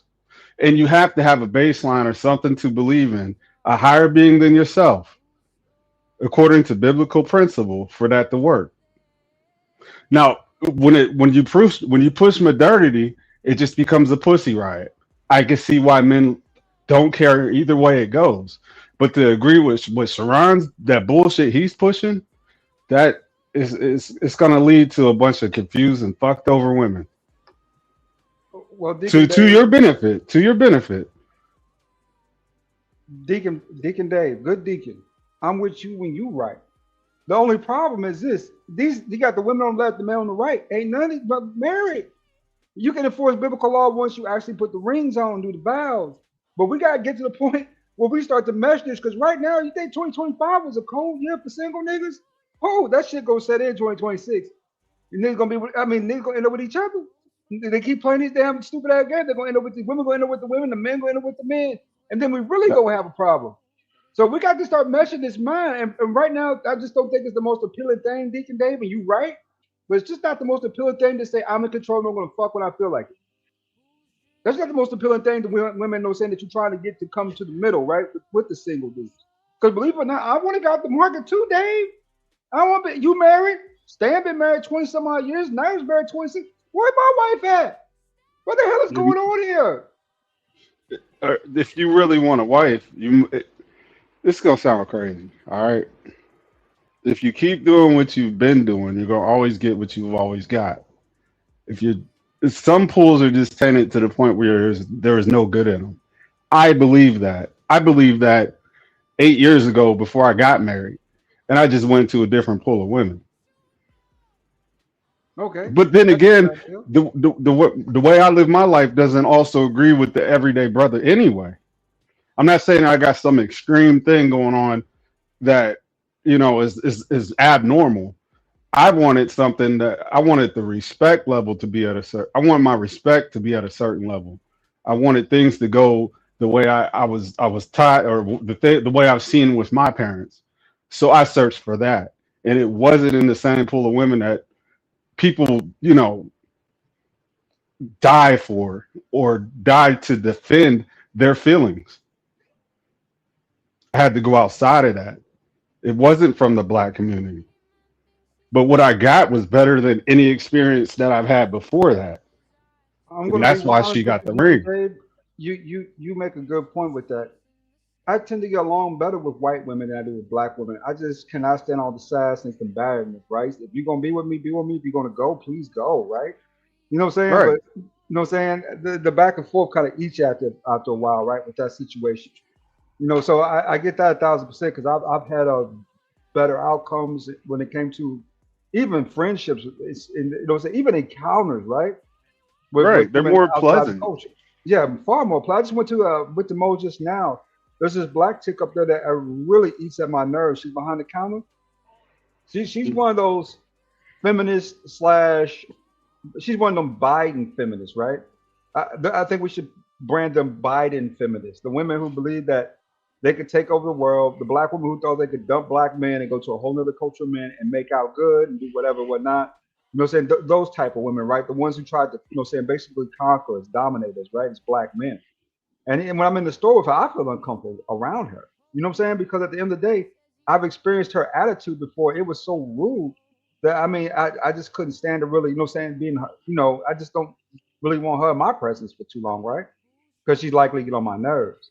So, I get that 1,000%. Even my worst experience with white women, especially the last 4 or 5 years, wasn't as bad as the experience I had with that Black woman. So I get that 1,000%. And I do not believe on shitting on Black women. I don't. But I do call it out when I see it, the things that I try to avoid. It's a conscious effort. I, going out into this society, I will experience the things that I cannot stand in the micro moments that they happen. And it just reminds me that I made such a conscious effort to, you know, go about what I was actually looking for and what makes me happy and avoiding what doesn't. I don't know if that makes sense, but everything I did was on purpose. It sounds like to me you had a plan, you put your resources in place, and your plan succeeded. God blessed it.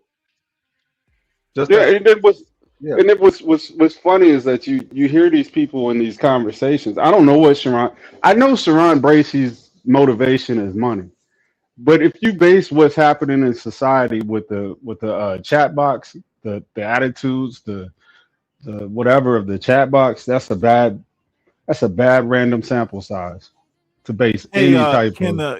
the host bust in here? Sorry, I was out in the kitchen seasoning pork chops, listening to this bullshit. Pork chops. You got So where the up don't care about the grousing. So is sass genetic? yes, it is. Well, then No, you I would would say it's then cultural. one dummy at a time. Let me let So sass is genetic? I'm interested in this. I believe it has some genetic complication to it due to the Okay, fact then of can it's so you generational. elaborate? Please It's so elaborate. it's so generational, right? That it's Okay, now, now yeah. you're not talking biology. When you talk about generational, that's not biology, Wait, that's wait, wait, wait, cultural. wait, Okay, wait. stop it, ADS. Okay. Genetics is not culture. They're intertwined, but sass is not a genetic trait. Cultural, you might be able to make an argument. Stop confusing the two. That is annoying. If you're going to be a black man and you are going to make these weird red pill sort of arguments, fucking try and make sense of it. Stop saying genetics when you mean cultural and vice versa. It's annoying. Okay. Yes, SAS can be relative to genetic to women depending on. Motherfucker, it cannot be genetic. It's right there in Google. You're bringing a fucking cultural argument to a genetic Short-Nagan conference. Have syndrome. you ever taken a biology class in your life? I want to Stanley. I would love to hear the argument. I just want to Motherfucker, hear it. don't you interrupt, Dave. Don't get into this crossfire. I'm tired of black men being stupid and making dumb arguments. Sass is not genetic, is my point. Stanley, you sound like you got a little sass, sir. You know what, motherfucker? Then you're on a then you are on a sassy panel.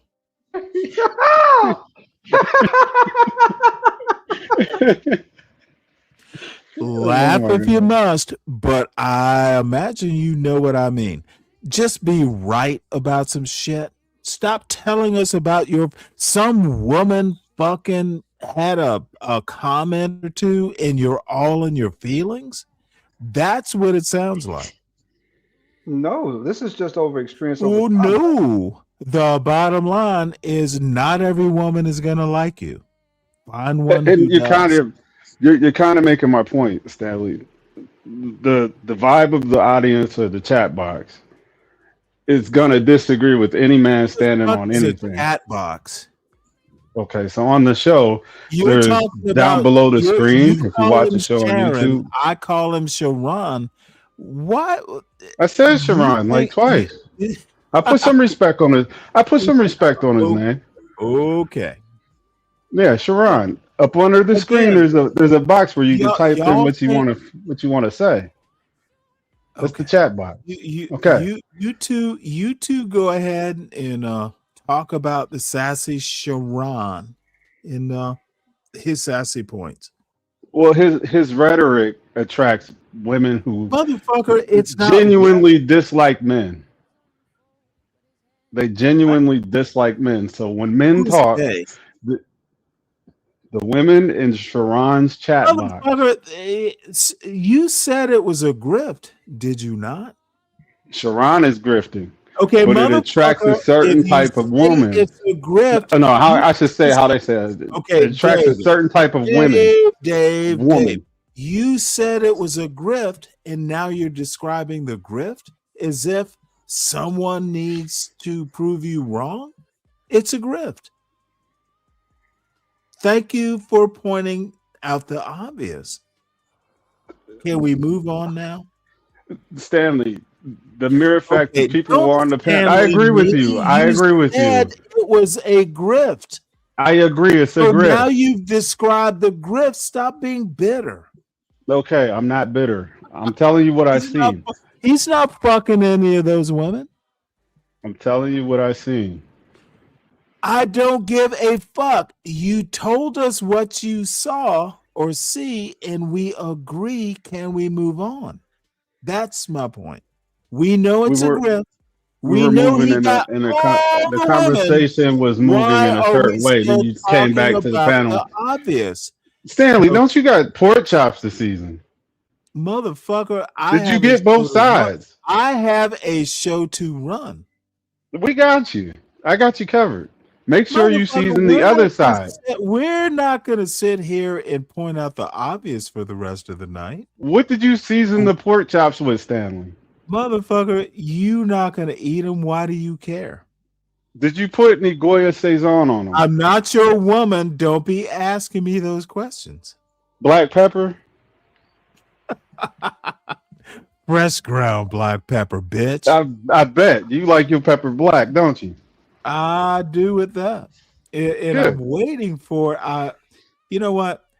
Let's move on, motherfucker. You put sage. Sharon You put sage has on your his pork grip. chops. You are just gonna keep going off. Dude, I'm not your goddamn tried wife. Move on. I was trying to ask ADS a question. Go ahead and ask Lord ADS. Okay. So when I tune in and I see people agreeing with the grift, it's like I know why you were doing it. So I wasn't surprised. ADS was just toying with the motherfucker. That's I don't know. That's the part I want to know. Motherfucker, then why don't you know?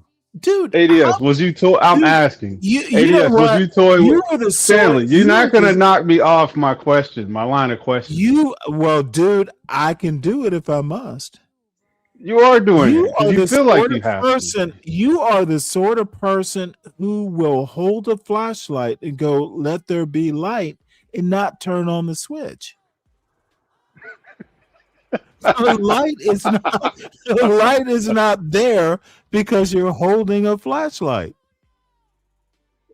Stop it, Dave.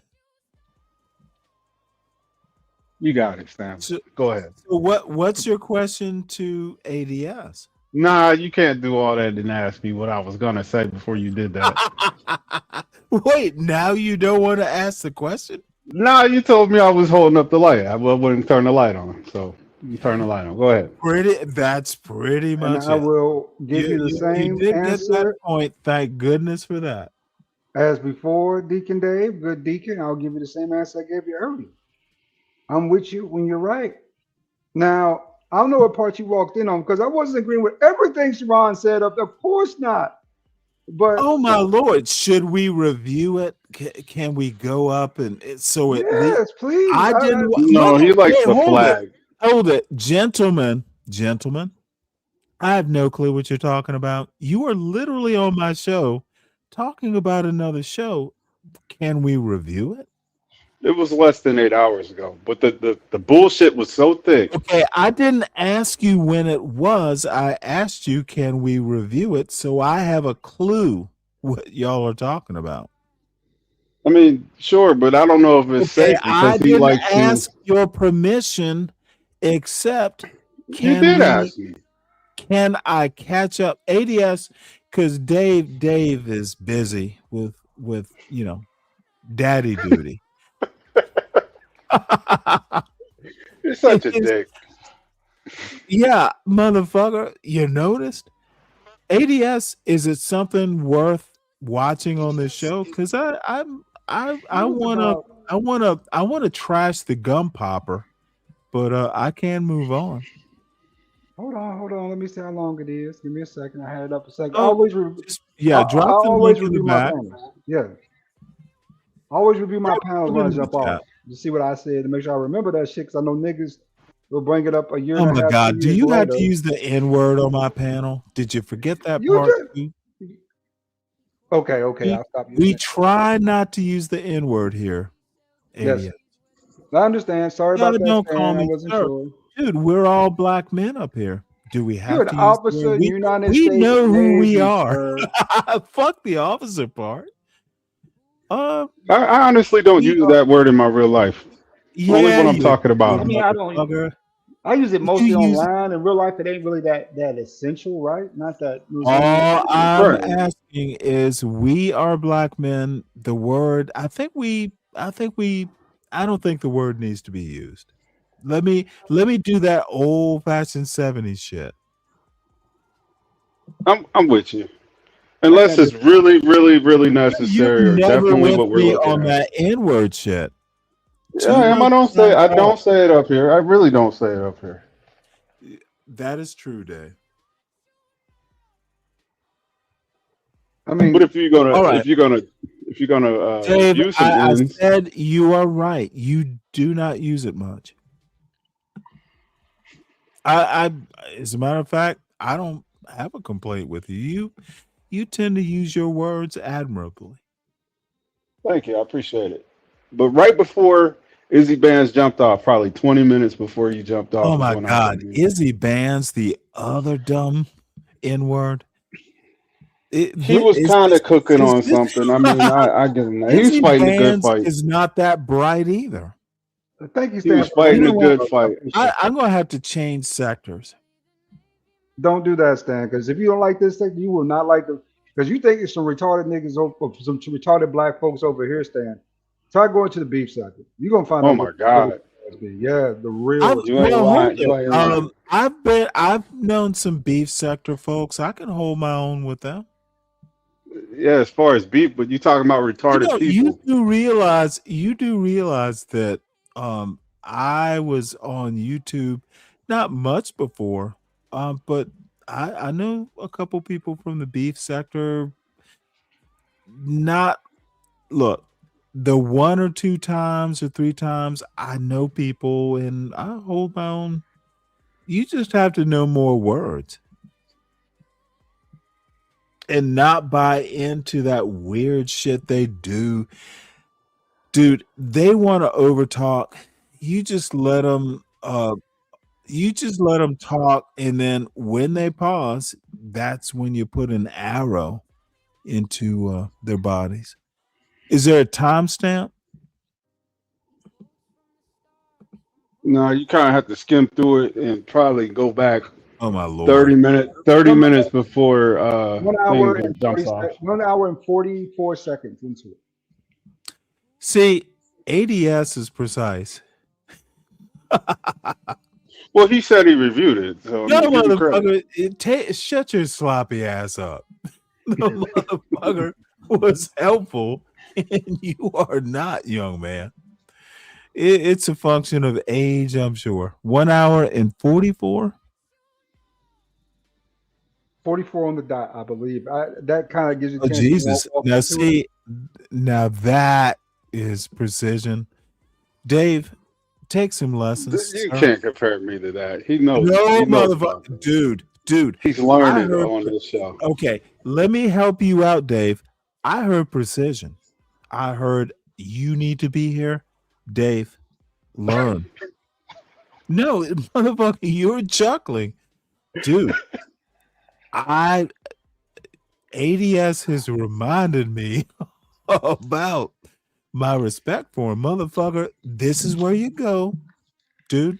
Nothing better than that, motherfucker who knows what he's doing. Now, Stanley, Hey, you've been to Chiefs Mass. You know how Chiefs Mass work. You better be precise up at Chiefs Mass. They go cook your motherfucker. ass out Hey, of there. that's Dude, all I can say is it is much appreciated. No bullshit. Get to the point. Dude, why can't more people be like us? Stop the bullshit. Get to it. He's not well versed in, bro. Hold on. I was All gonna right. say, Well, let me everybody turn this qualifies for down a Navy. bit. Actually, a little bit before this. You sure? Yeah, probably about. Let's go to 1 hour and 35 minutes. No, because BMU was up there running his deal for the Okay, basketball. so let's go to 131. Let's play it. Turn this down a bit. And dude, Yeah, just let it run. He's gonna say enough. all I have to say is I honestly have never talked to Izzy Bands.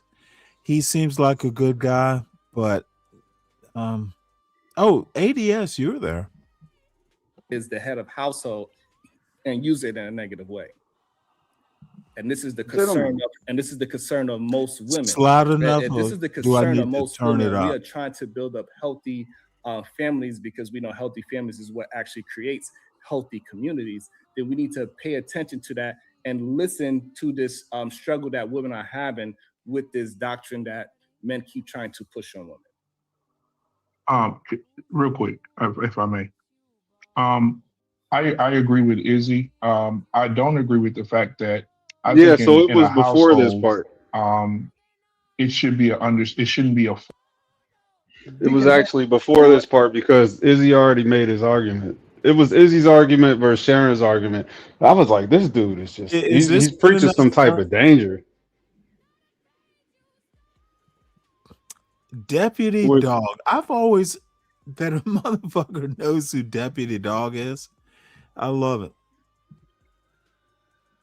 No, link's not pinned. You put the link in the Can poll. we You didn't stop? pin the link. Can we it's fucking JB Smooth. Was I talking I'm not before that that? interested. I don't remember talking before that, Deacon. I don't Yours remember. came right after Izzy jumped off, and it was like, you believe what Sharon was saying? Hey, ADS, can we just go to when you first appeared? I didn't say anything when I first got on there because Izzy and Sharon were in a very deep discussion. So the only thing I could do was set back. Joe, let me ask you a question. I'm kind of interested. Is it possible those two dumbasses could actually have a deep discussion? When it comes to this stuff, those brothers get into it. They get into it Okay. deep. I mean, Can I go to when they first? Because honestly, I think Sharon is cool. He's cool, but not- he's a moron. Okay, stop it, Dave. Let me finish the sentence. He's just not my cup of tea. There's some I mean, Sharon's not evil. I think he's actually needed in the space. No, I didn't say he was evil. I don't think he's very educated. He doesn't know shit. He is all feelings and no fact. That's my opinion. Now, I think he's a great person, just not my cup of tea. There are people, you can be good and uninformed. So anyway, I don't, and I know I sound snooty, but God damn it. I get to choose who the fuck I find smart. So here's Sharon. Did y'all not? It's pinned at the top, by the way. And we see, and eventually we need to stop allowing people to take from the original people. It's like it's far What? too long. It's so many goddamn. Wait, hold it. Indians on Now the I'm goddamn confused. internet. It ain't even I'm funny. just goddamn. Maybe I should go back farther. Did he say No, the no, people? please don't. Here we go. He's dropped. So hey, we see. We see if anybody could stick to the topic of these dating conspiracies and how all these men feel like divorce, The marriage, fuck? and Okay, can someone define what a fucking dating conspiracy is? I am curious to know about that. What is a dating conspiracy? What they're saying is that the women are in cahoots, right, against the men to sabotage us and not having sex with us. Really? You know, women usually fight over a man. I've experienced that. Again, you're right. It's a grift. Who the fuck? This is Ricky Lake 40 years after. the court system and how they don't need emotional intelligence, like all these things. As we are progressing as a society, we see that men are the ones that's typically falling by women are moving. It's just what it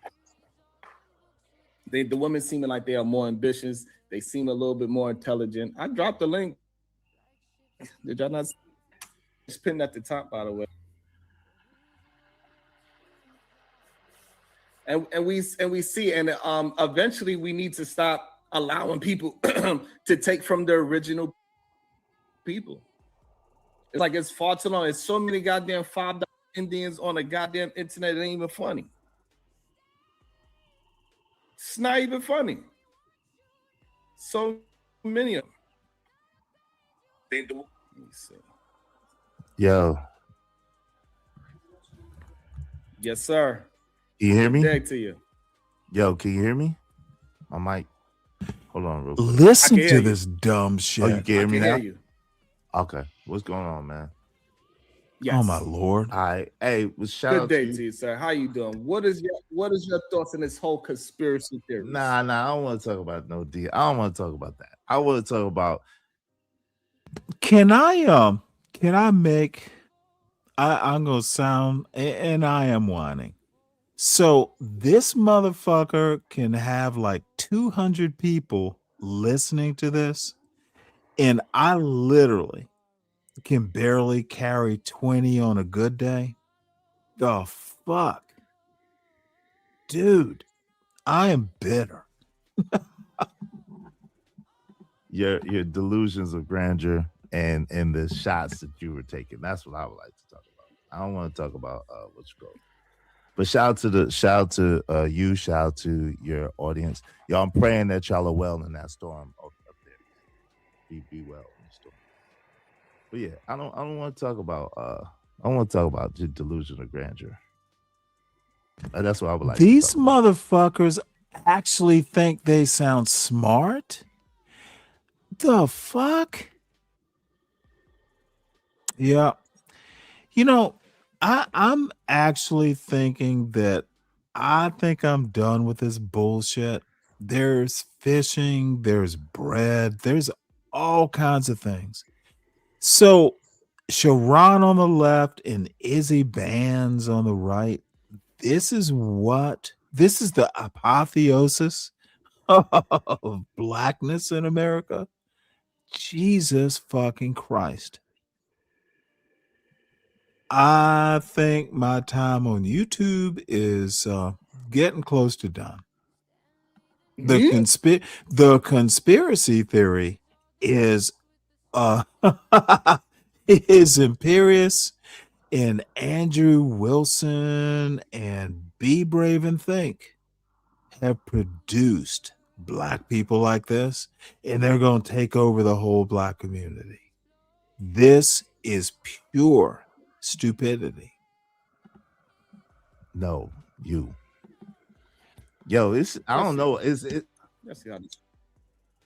Nah, I can't substantiate your delusion. Is it my computer or is your computer? Listen to these motherfuckers. They can barely form a sentence. I say I got a big fan. I say my I got a God. big fan in the audience. Shout out to you. I'll sign your autograph later, Prism. Shout out to you. Big fans. I don't know. It's a lot of delay going on, bro. I don't know. Is that on your end or my end? Yeah, it is. I don't know. Yeah. I'm not sure. I'm not sure if the audience can hear it. I can hear it. It is a little bit of a delay. I'm not exactly sure what's going on. My internet says it's okay, but clearly we going through we got some situations on this side of the world. So Yeah, but just for the record, anytime but again, try to talk, see if it's still that. Anytime I use a topic that has anything to do with something that you talked about, I give you credit. I say your name in the description, and I give a tag where people could tag back to you. So, you know what I'm saying? But most of the time, I don't even get a chance to watch your show, to be honest. You know what I'm saying? Every once in a while I can. And sometimes you talk about some dope stuff. And if I can't get on here to talk about it, I'll talk about it on my show. But nobody bases their show or their life off of you or what you're talking about. You need to stop. You need to stop that. Don't make sense.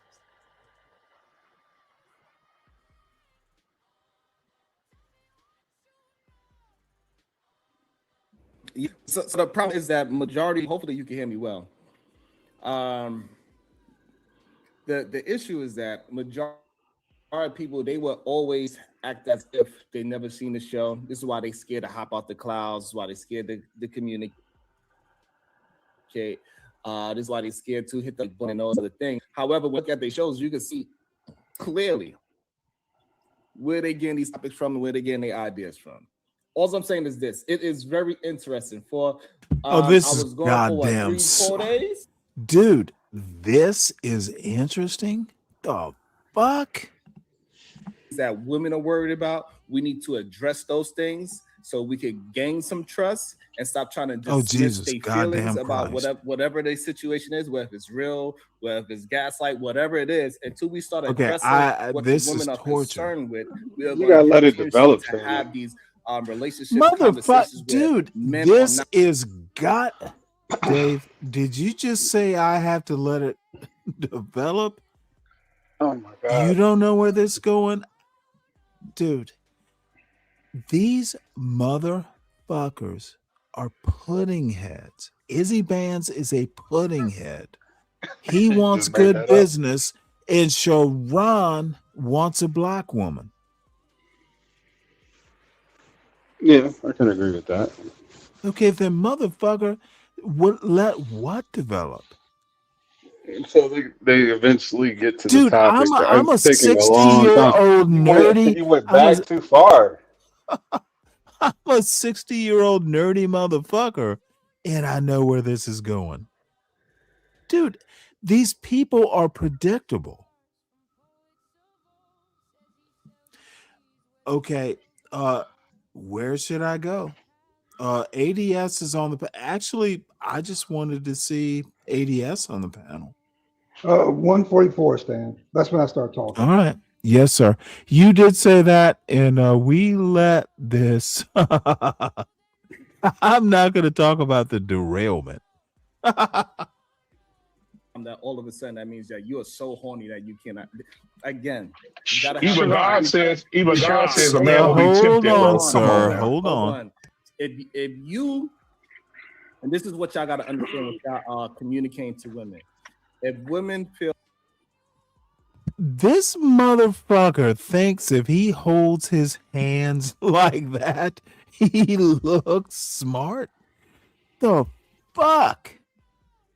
As if they have to have sex with their man one time. That one time he says no, they man. He might start thinking of put his peen in other women. That is not a good situation for women. Now you're missing the rest of the scripture. No, you literally just skipped. Hold on, I'm trying to get you to have comprehension skills to understand what you are. Okay, let me whip up on a white boy here. Okay, let me. And this is a slight diversion, and it won't be a long diversion. Zhang, there are whole genres of literary criticism reacting. There is the point that those who can't critique that whole thing, I think you're absolutely wrong. And you should be careful talking about a show from the chat. You are welcome to critique it, but most of the people that I can think of, you are listening to John Galt, John Galt is not original in his content. He's occasional, and when he does, it's just depravity. You need to do a better critique. Don't criticize from the chat about originality. You're in someone else's show. That's not sure you're the right messenger, sir. Let's see. I know that there's an entire genre, but YouTube is a different animal than literary criticism. Is it though? You and I could go back and forth, and I appreciate this dialogue. You know what literary criticism is? I'm reading a biography of Samuel Johnson. We'll go from there. And I'm literally, I know it's so weird. I'm actually reading the biography of a literary critic. So I'll leave it there. Man, you had me And reading Empire of Cotton for fucking nothing.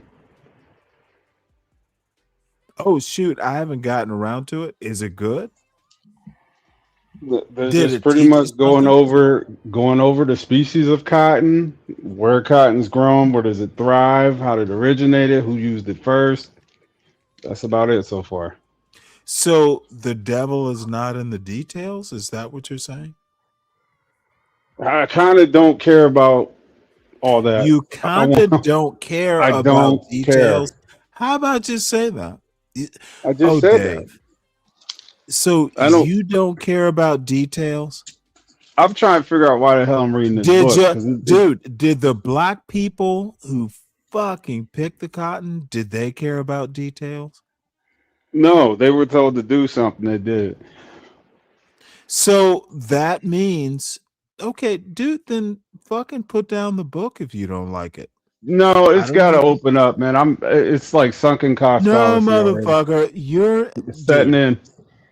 You are just going to be like in. No, you know what? I'm not going to use that criticism. I'm just being a dick, bro. I'm gonna keep reading the book.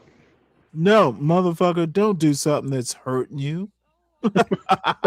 Hey, I gave you a quick synopsis of what I read so If the far, so I'm shit reading is it. hurting your brain, don't do it. I got studies I could be doing, but I'm Oh, reading the book. motherfucker, go We're gonna look. talk about it when you get done Okay, with it. let me tell you something you learn when you're 60. Motherfucker, you don't have to read the whole goddamn book. If you're not enjoying it, don't read it. Donate it to the library. Donate it to someone who will enjoy it. No, Stop. I'm gonna finish the book. Stop the motherfucker. Don't torture yourself. And honestly, dude, if it's not your shit, as long as you're reading, that's the point. I'm waiting for the guy to die and come back at the end. Oh, motherfucker, stop making excuses. You got a Anyway, I don't book. want to waste. I don't want to Let me waste tell you the ADS's best. time. He Let me doesn't tell you hardly the come up best here. book you got. You get to write one with your son, motherfucker. You're writing a book. Yeah, I've been reading to him. He's been, I guess, learning new Good. words. Then, motherfucker, that's more important.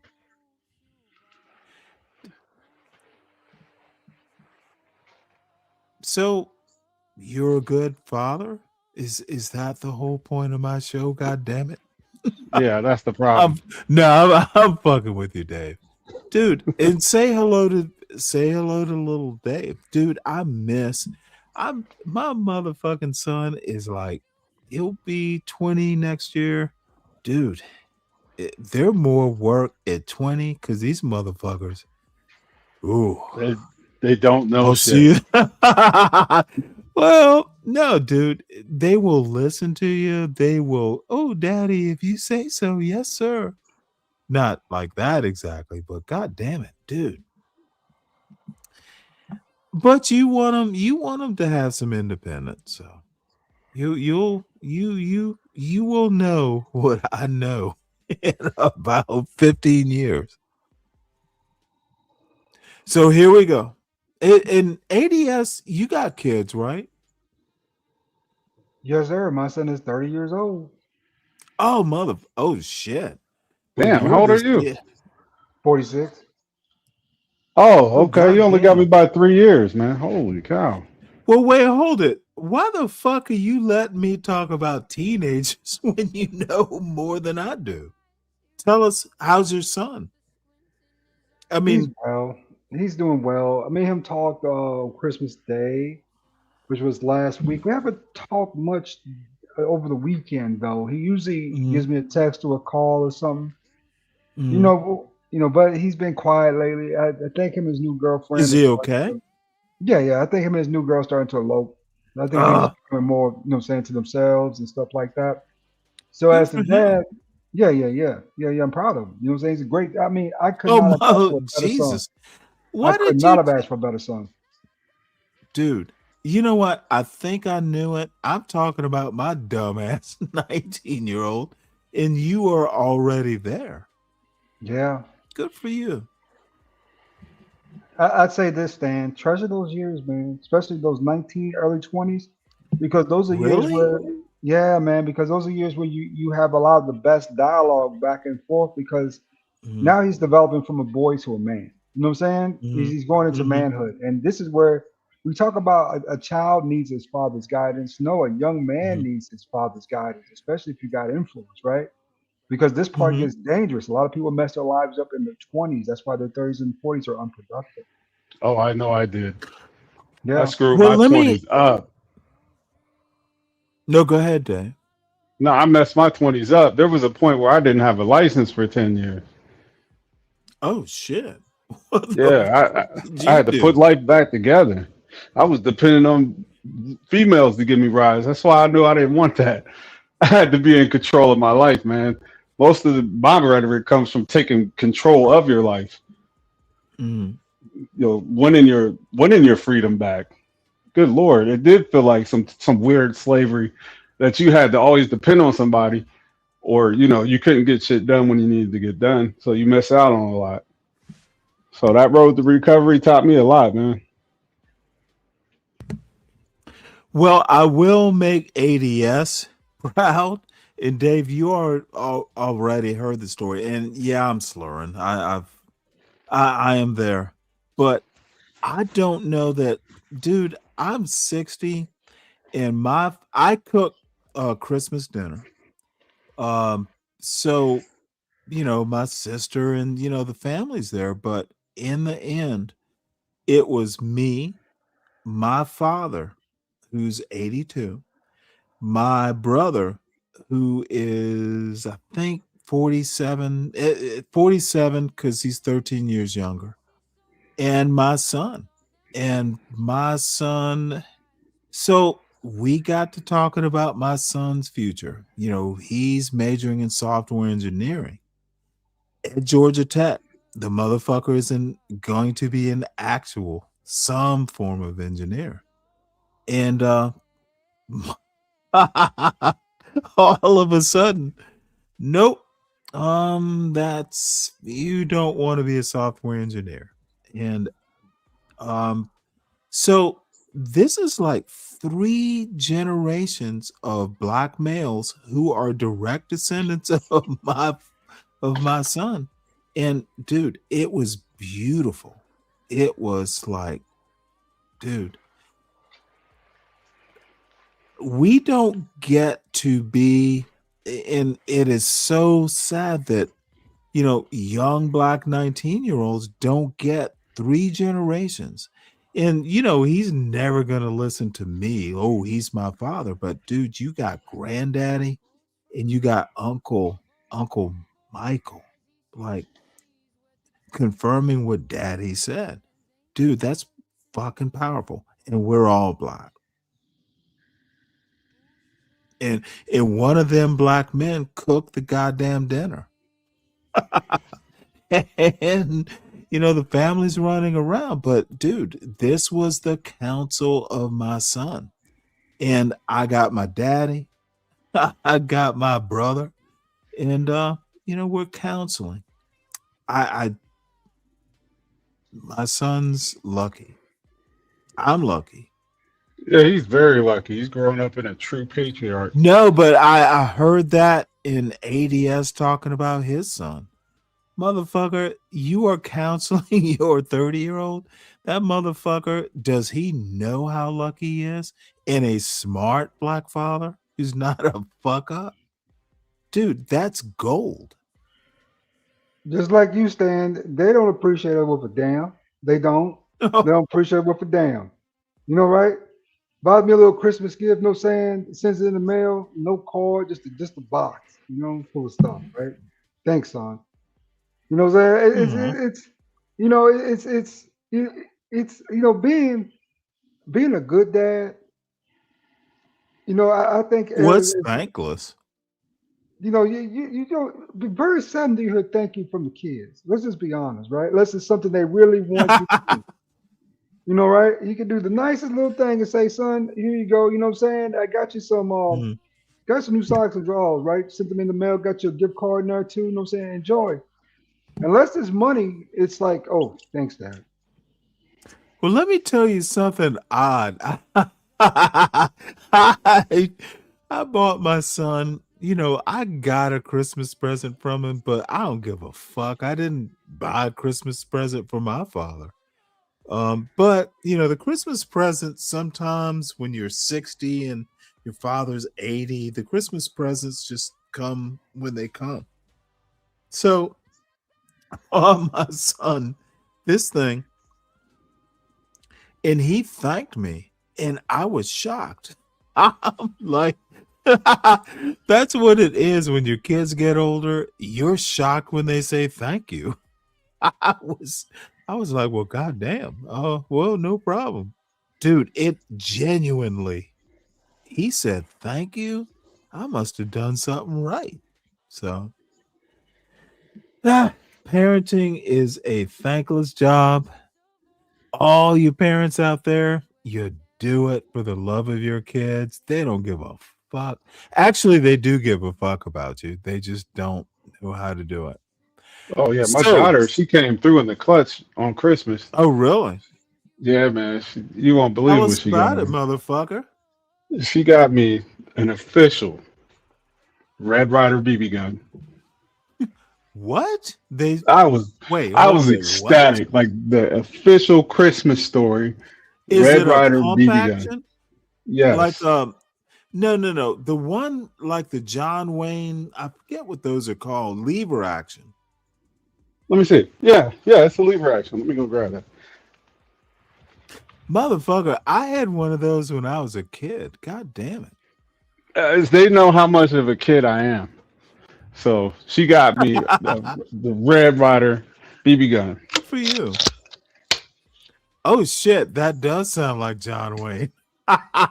Yeah. I ain't buying no BBs because I don't trust anybody in my house. They'll be shooting it. But yeah, I pull this out when I'm talking shit. I'll put this over my shoulder and walk around like I'll pop somebody. So let me now, gentlemen, Deacon Dave and Lord ADS in Nightish is asleep as usual. He's probably Good job on the he's probably, purge tonight. That's what he did. I'm He sorry, went up on what? the purge. He went up on the purge and fell asleep. That shit was hilarious. You know what? I know what the purge is. None of those motherfuckers are funny. It's sloppy. They overtalk. I'm frankly unimpressed. So the reason I mentioned both your names is JB Smooth. You know who JB Smooth is, right, Dave? Yeah. He's on a short leash. Uh-oh. I thought this show was going slow. Motherfucker, you're a goddamn moderator. Should I bring him up? And ADS, are you a moderator on this channel? I believe so, sir. I just had noticed that. The Thank motherfucker, then there are two moderators. Okay. Should I bring this JB Smooth up? Yeah, why not? I don't deny anybody. You will see why I asked you, Lord ADS.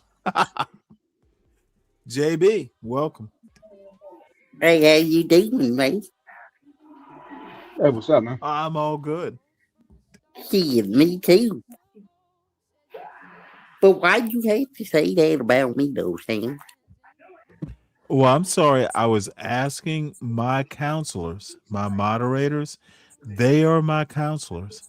Whether you Well, should you come need up. to think for yourself, man. Okay, motherfucker, you need to be reminded that you used to be a moderator, but you're a fallen angel. Do you recall why you no longer have a wrench?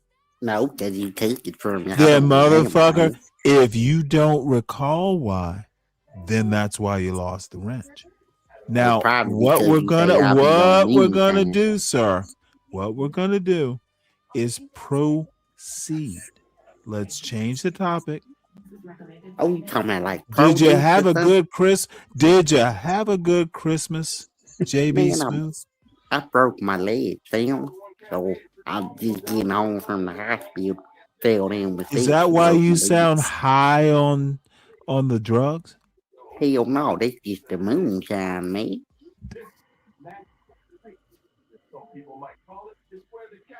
Yeah, Well, I broke that drinking moonshine with a broken leg. That Hell yeah. interesting. I gotta have something to wash the medicine down with. Mm-hmm. Yeah, I'm not So gonna drink no anyway, water. let us go back to me being annoyed with Sharon and the psychedelic Izzy. You're not willing, if you are willing to keep yourself so centered that everything got to be that you cannot get a no, and everything got to be you make the final decision on every single thing. You are setting up women to stay single. If you don't understand that, then you don't understand No one's language. saying that though, Sharon. No, No one's fine. saying that. Hold Hold on, on, bro. Real Okay, quick. wait, hold on. Please let me attack this. So get this. We in the Bible. Have a good show, it even guys. I gotta starts go. all right, bro. Have a good day. So think about this, because you talk a lot about the intimacies, emotional intimacy, sexual intimacy, etc.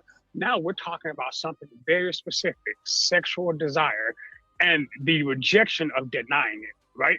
Because that's literally what the Bible says on its face. You're trying to add context that's not there. It literally says, wife, do not deny your husband.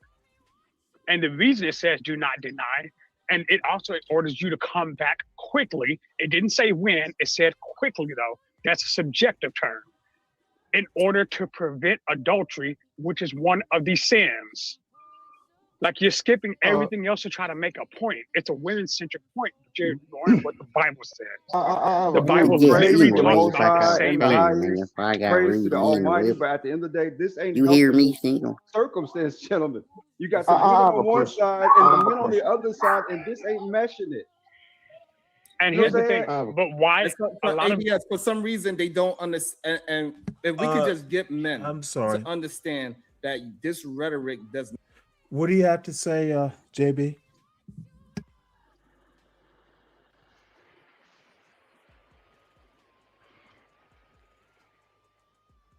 JB, did you say something?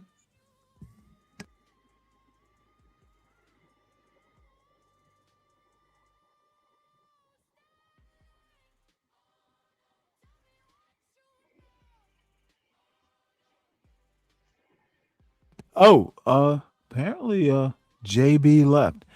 So anyone actually have anything to say up to this point? Because I have something to say. You know, I don't think that he's.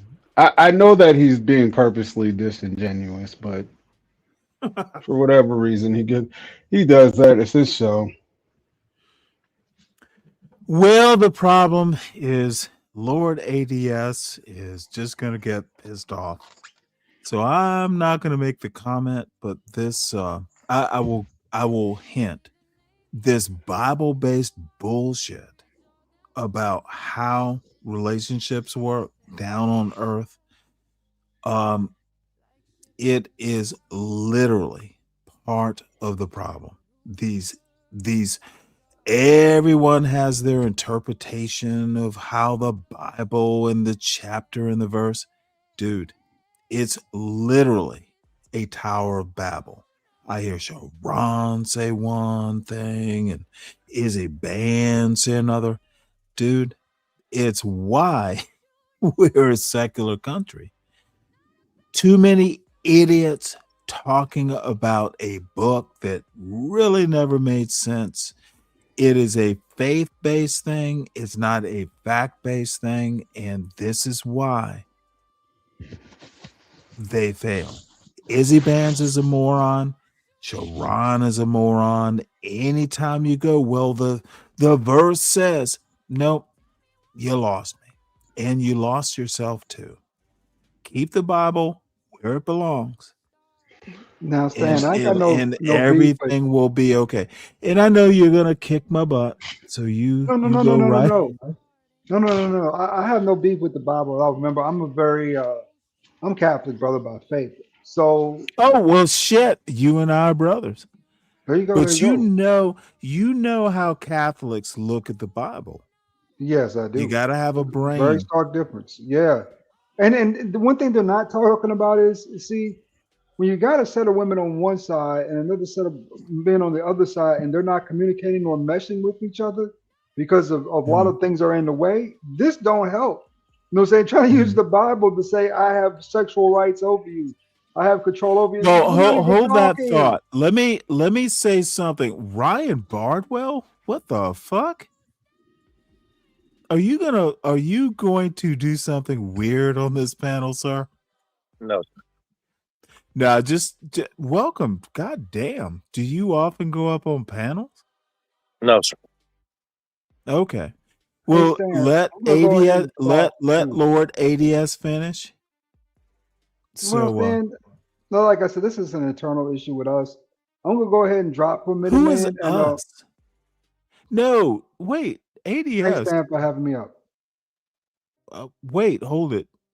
Did I piss him off? What? I don't know what happened there. Okay, well, I am not shy about Bible-based. I don't work that way. And people need to understand that Stanley's channel is not a way station for stupidity. It is all about what Stanley thinks. And I'm not going to hold the hand of babies. If I think part of this Black Manosphere, Sharon Bracey bullshit, every 2 minutes they want to quote a fucking Bible passage instead of dealing with the reality of y'all have fucked up. A bunch of motherfucking failures, misinterpreting history, mangling timelines. Dude, just because Jesus said it doesn't make you right. And I have a huge problem with this. I don't. Well, listen. My opinion, my view opposes yours, and that's fine. It's not as if some people don't have a faith-based relationship or a marriage. They don't. It's You not know like what? people don't put God first. Your faith. Hold on, Dave. Your faith-based, and it's not directed directly at you, Dave. No, I'm not taking it personally either. Good. I'm just saying. Your faith-based relationship is not my concern. That's motherfucker. Don't you? I hate people who proselytize. It is anathema to people like me. I want you to have faith. I admire your faith, but motherfucker, don't you proselytize. If you want to have Bible study, do it on your own fucking channel. Yeah, I get it, but there are people Well, who then, out if there you who get it, there should be no response. there is a response. Stanley always have a response. It's just All like right. Well, a thought that you Ryan, don't get hold out. on It one just second. burns a fucking hole in people. I think that's why Why? ADS. That's Okay, why wait, ADS hold it. dropped. Why is it burning? Dave, honestly, why would what I say burn a hole? That's not what I said. I said when you have a thought, you want to share your thought, and you can't. Then It'll burn a save hole, the and thought. that's why ADS dropped. I believe. I don't care. I've become accustomed to it. but it does burn people up when Okay, then they're saying that's why something. there are only 271. Dude, I'm not going to. So you're asking me to accommodate? Well, I'm not asking you No. to. Be honest. I'm You just want me explaining. to accommodate? You could, but I'm not asking you to. That's a Good. typical human reaction. If you're in a conversation, Okay, then motherfucker, become a better human. nah. No. Wait, And hold it. what other circumstances other than this would you have to constantly hold your This thought? being on a YouTube panel is not a common occurrence. human No, it's beings not. human beings throughout time have not planned their lives around YouTube panels. It's a panel. It's YouTube. I get it. I'm used to it. My mom, she does that to me. I'm used to it. ADS, he's a good guy. He's an excellent guy. But dude, if it's not your taste, if it's gotten too hot and heavy, I respect him no less or more. He's always welcome on this panel. I think the reason why Sharon Bracey's he is, but the reason why Sharon If Bracey's you keep rhetoric is dangerous. motherfucker, if you're gonna be up on my panel, let's see how long Sharon, you'll sorry, last. Sharon. No, you knew where I was gonna Yeah, go. I forgot. My bad. My bad. But the reason why his rhetoric is dangerous is because he cut that out. If you tell people that nobody's what doing that, out? you cut out the fact that people have relationships based on faith. But if you tell people that nobody's doing that or but that's the dated way, no, they're not going to have no. relationships with the foundation. Okay, That's my point. Let me tell you, well, Sharon is no better than Obsidian. The motherfucker is manosphere, but he is disingenuous manosphere. He is manosphere disguised as he gives a fuck about women. The motherfucker's manosphere. I agree. And he if the grift is anything, these women, this motherfucker thinks they're all second-class citizens too. And they're the fucking all these what is the bitchy cherry? They all think bomb he's cherry some juice. that motherfucker is as misogynist as any of them. And it's not because women are dumb, it's because they're dumb. Wait, let me process that. Motherfucker, there's not a smart. I never see like the smart women don't go. And you'll have to forgive me. I'm a little tipsy here, but dude, smart women don't listen to Sharon. I agree with that. When I go over there, it feels like brain melt. It's like when you put that salt It's a on top good of thing snow. you're not a woman. So I gotta give some time to the Ryan Bardwell. Sorry, Ryan. You know, Stanley, he fucking triggers me sometimes. No, this motherfucker. I have never seen Ryan Bardwell on a panel. Does this happen? Oh shit! And I was so boring, he fell asleep. No, I'm here. He got it. What's up, Matt? God damn. To what do I owe the honor? Nothing. I just know how protocol works and just letting y'all motherfucker. Have you been up here before? I tried and my Wi-Fi was acting kind of weird, so I just stopped. Okay. Well, I'm sorry. We are just gonna have to honor. I have no clue.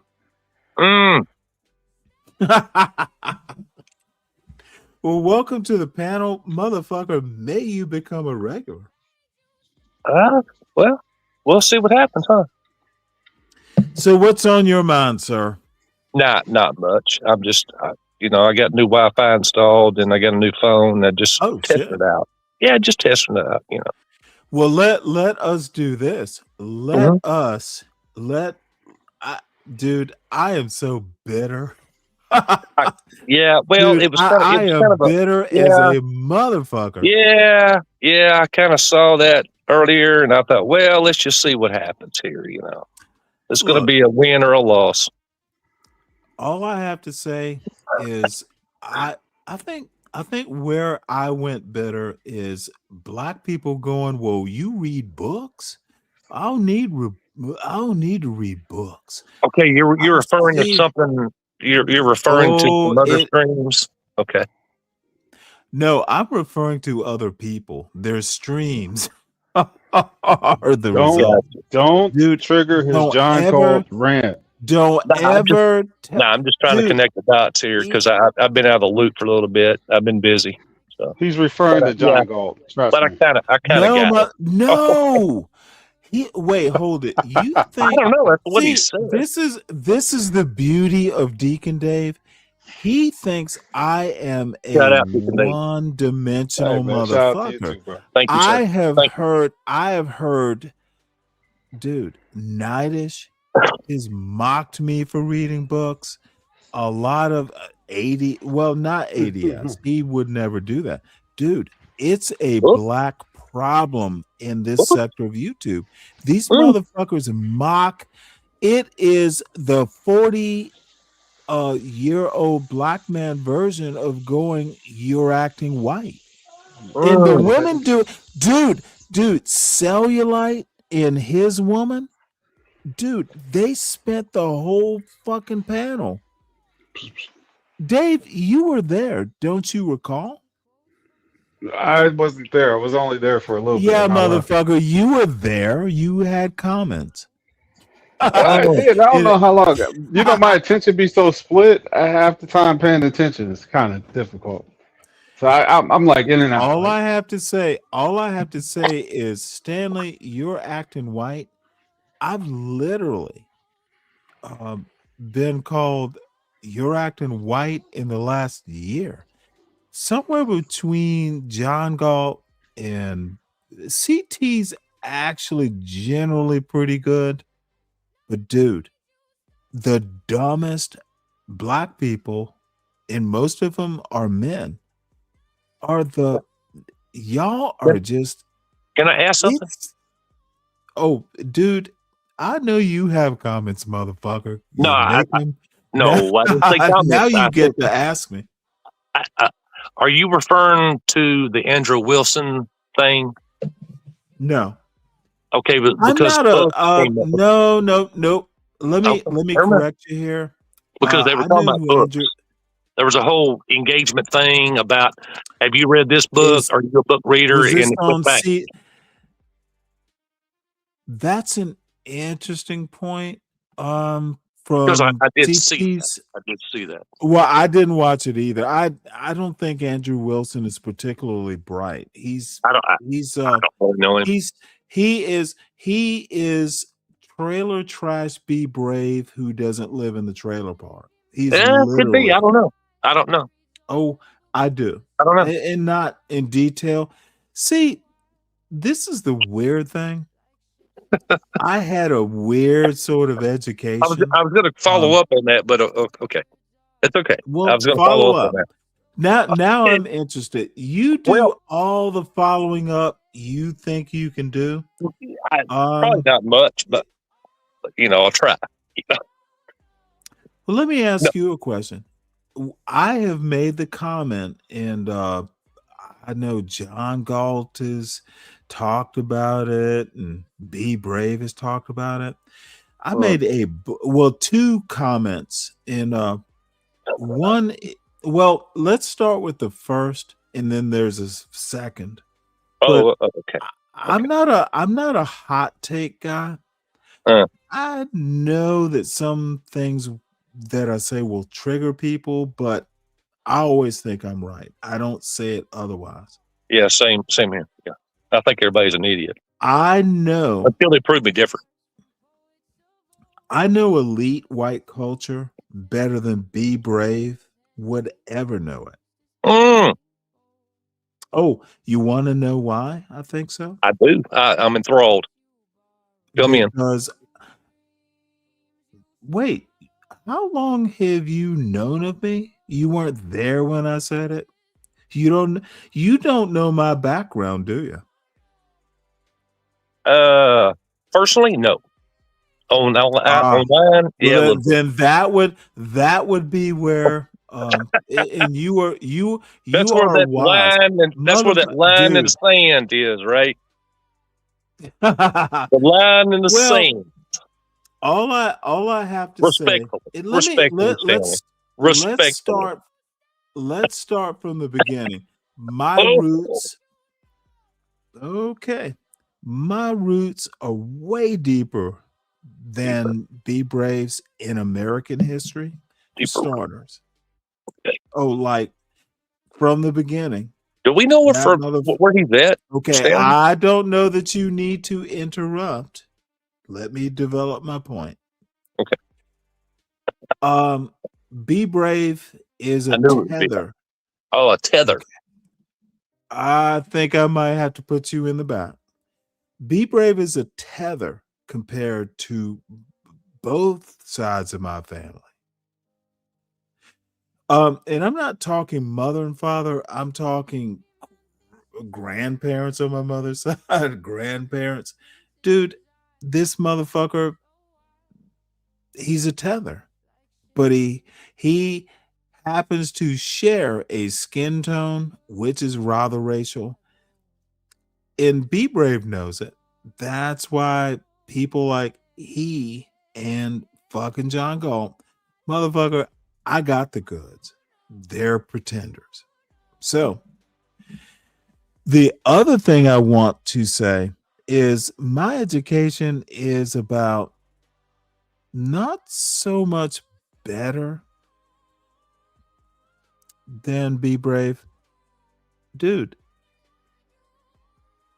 he is Be Brave will never understand that white people don't give a fuck about the trailer trash class.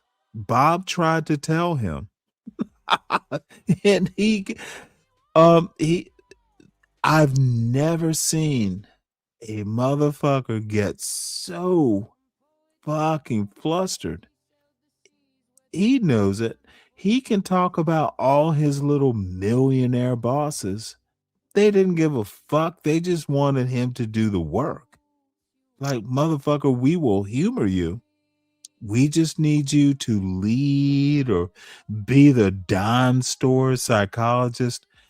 That Be Brave bought that shit hook, line, and sinker. And that's fine. But dude, when I tell you I know more about Western culture, European culture, I simply know more than Trailer Trash Boy knows it.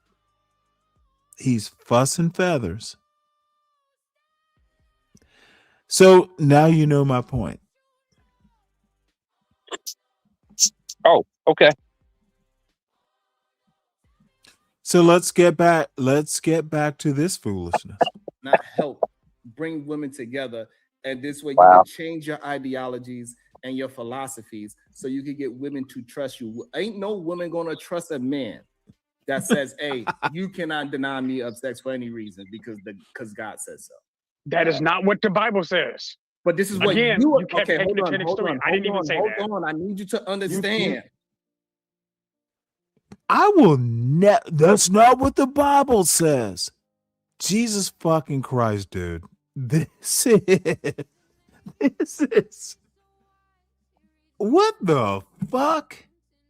So all these crazy motherfuckers are up here talking about what the Bible says. Well, let's call it Bible study. Let's call it for what it is. It's irrelevant to everyday life. People do not wake up in the morning and get their kids ready for school going, does the Bible say what the fuck are these morons talking about? Anyone help me here?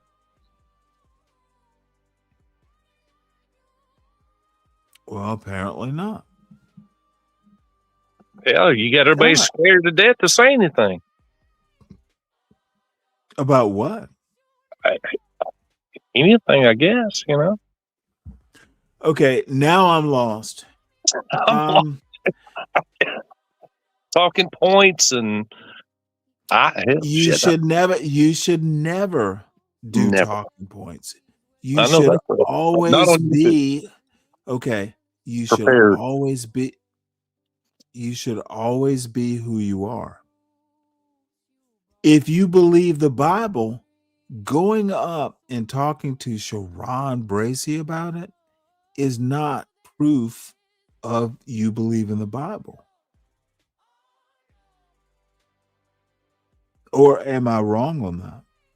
I don't know in that way. So, well, then, motherfucker, if you don't know, what are you talking about? I just answered. Hey, Ryan, you have a lot of opinions in the chat. Let's talk about your opinions. Okay. So, what is your opinion about black men talking about Bibles, about black relationships, man, woman? And you have carte blanche. You're a good person. You don't have to be black or white. You just have to be Ryan Bardwell. And you actually have my respect, sir. Oh, be Ryan Bardwell and tell me what you think. I'm not schooled enough on it to even talk about it because I'm not in that. See, that's where you go wrong. You are perfectly schooled. Based on what? Give me that. Just give me that. Dude, based on I've what? seen you comment on it. Dude, you're clever. You make jokes. Oh, wait, hold it. Did it scald you to be called clever? No, not at all. I just don't hear it a lot. I just don't hear that a lot. Motherfucker, this is Stanley versus the goddamn world, not Stanley versus Ryan. I just know you're quick. I'm quicker, but you're quick. Okay, well then be quick. Let's do a quick off. I just respect your channel. Let's do a quick off. Listen to me, Stanley. I respect your etiquette. What I respect your etiquette. What you need to do is just tell me your opinion. I don't have one right now. Don't be quick. I'm just observing, taking it in. Good. You know, slicing, dicing. You know. Mm-hmm. So, I mean, is that fair? I'm glad you came up to the panel to do the panel view. I've been You put back couldn't in the observe. You could not observe from the chat. Interesting. No, what's the difference? Now, hold on. Now I'm very curious. Is observing from the chat different than observing on the panel? Absolutely. This is my first time on the panel, so now I am very interested. What's the difference? You give me that, okay? Oh, dude, it's not that hard. What's the difference? I'm new to all this. Now you're one of the gang. No, I'm not a part of a gang. No, the gang. No. Oh, the gang. Define the in THE, the gang. No, sir. Uh-oh. What's wrong with being part of the gang? Are you a part of the gang, Stanley? Yes. Define the gang for me. The Stanley versus the World gang. No, I don't have that. I'm not up to that. I'm low level. Motherfucker, what the fuck? What? Okay, you I'm think low level. I'm imperious? Do you think I'm imperious? I don't even know that idiot. No, sir. Yeah, No, he don't have a channel. You do. You he have don't even run into. Look, you all I never have spoke to to say him. is Never spoke to him. Look, never spoke to him. Here is the requirement. Never spoke to him. Understood. Don't be nervous. No. Just be okay. Wait, hold it. Let me finish the sentence, sir. Just be clever. That's actually the only requirement. Be clever. Know your shit. Huh? Good. I'm listening. Oh, wait, hold it. I muted. I was hoping you would take up the slack. No. And I see my darling, my new internet girlfriend, Sin7Sin. What is she doing? What a motley crew. So, anyway. Now, you know what? Look, I value all my 271 subscribers, of which you are one, sir. We're pushing towards 500. Motherfucker. You know what? It will be next time this year. Next time. I said next time this year. We missed it the last next time. But by 2027, we will have 500. Would you bet on it? You know what? It's I'm not just a asking. safe bet. I'm I just don't asking. know. I don't know either. I doubt it. But here's the deal. Here's the I deal. think I kind of, today my first video was about making sourdough bread, and I made jokes about a trad wife who I think was awfully cute. Dude, I don't give a fuck. I'm gonna watch. Here is what Stanley versus the world is going to be and has been. However, I do know Kimmy Cakes and all that stuff. We can be modified, we can be better, but I'm gonna watch what I'm interested in. I don't give a fuck. There are other shows. Go watch them. I will do what I want to do, what I'm interested in, and hopefully it coincides with other shows.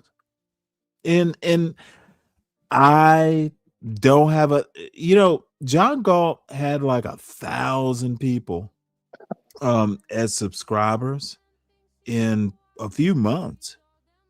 I'm not that talented, but I'm also not that pathological. Can I ask a question? Please do. On what you just said, does it take talent? Does it take talent to live stream? No. It takes, you can hit a button and live stream. It does take talent to attract people to watch the live stream. Can you expound on that a little bit? John Galt's way more talented by leaps and bounds. Okay. You didn't notice? Not really. It's just oh, content. No, sir. It's clicks and views. Sir. Stanley, it's clicks and views.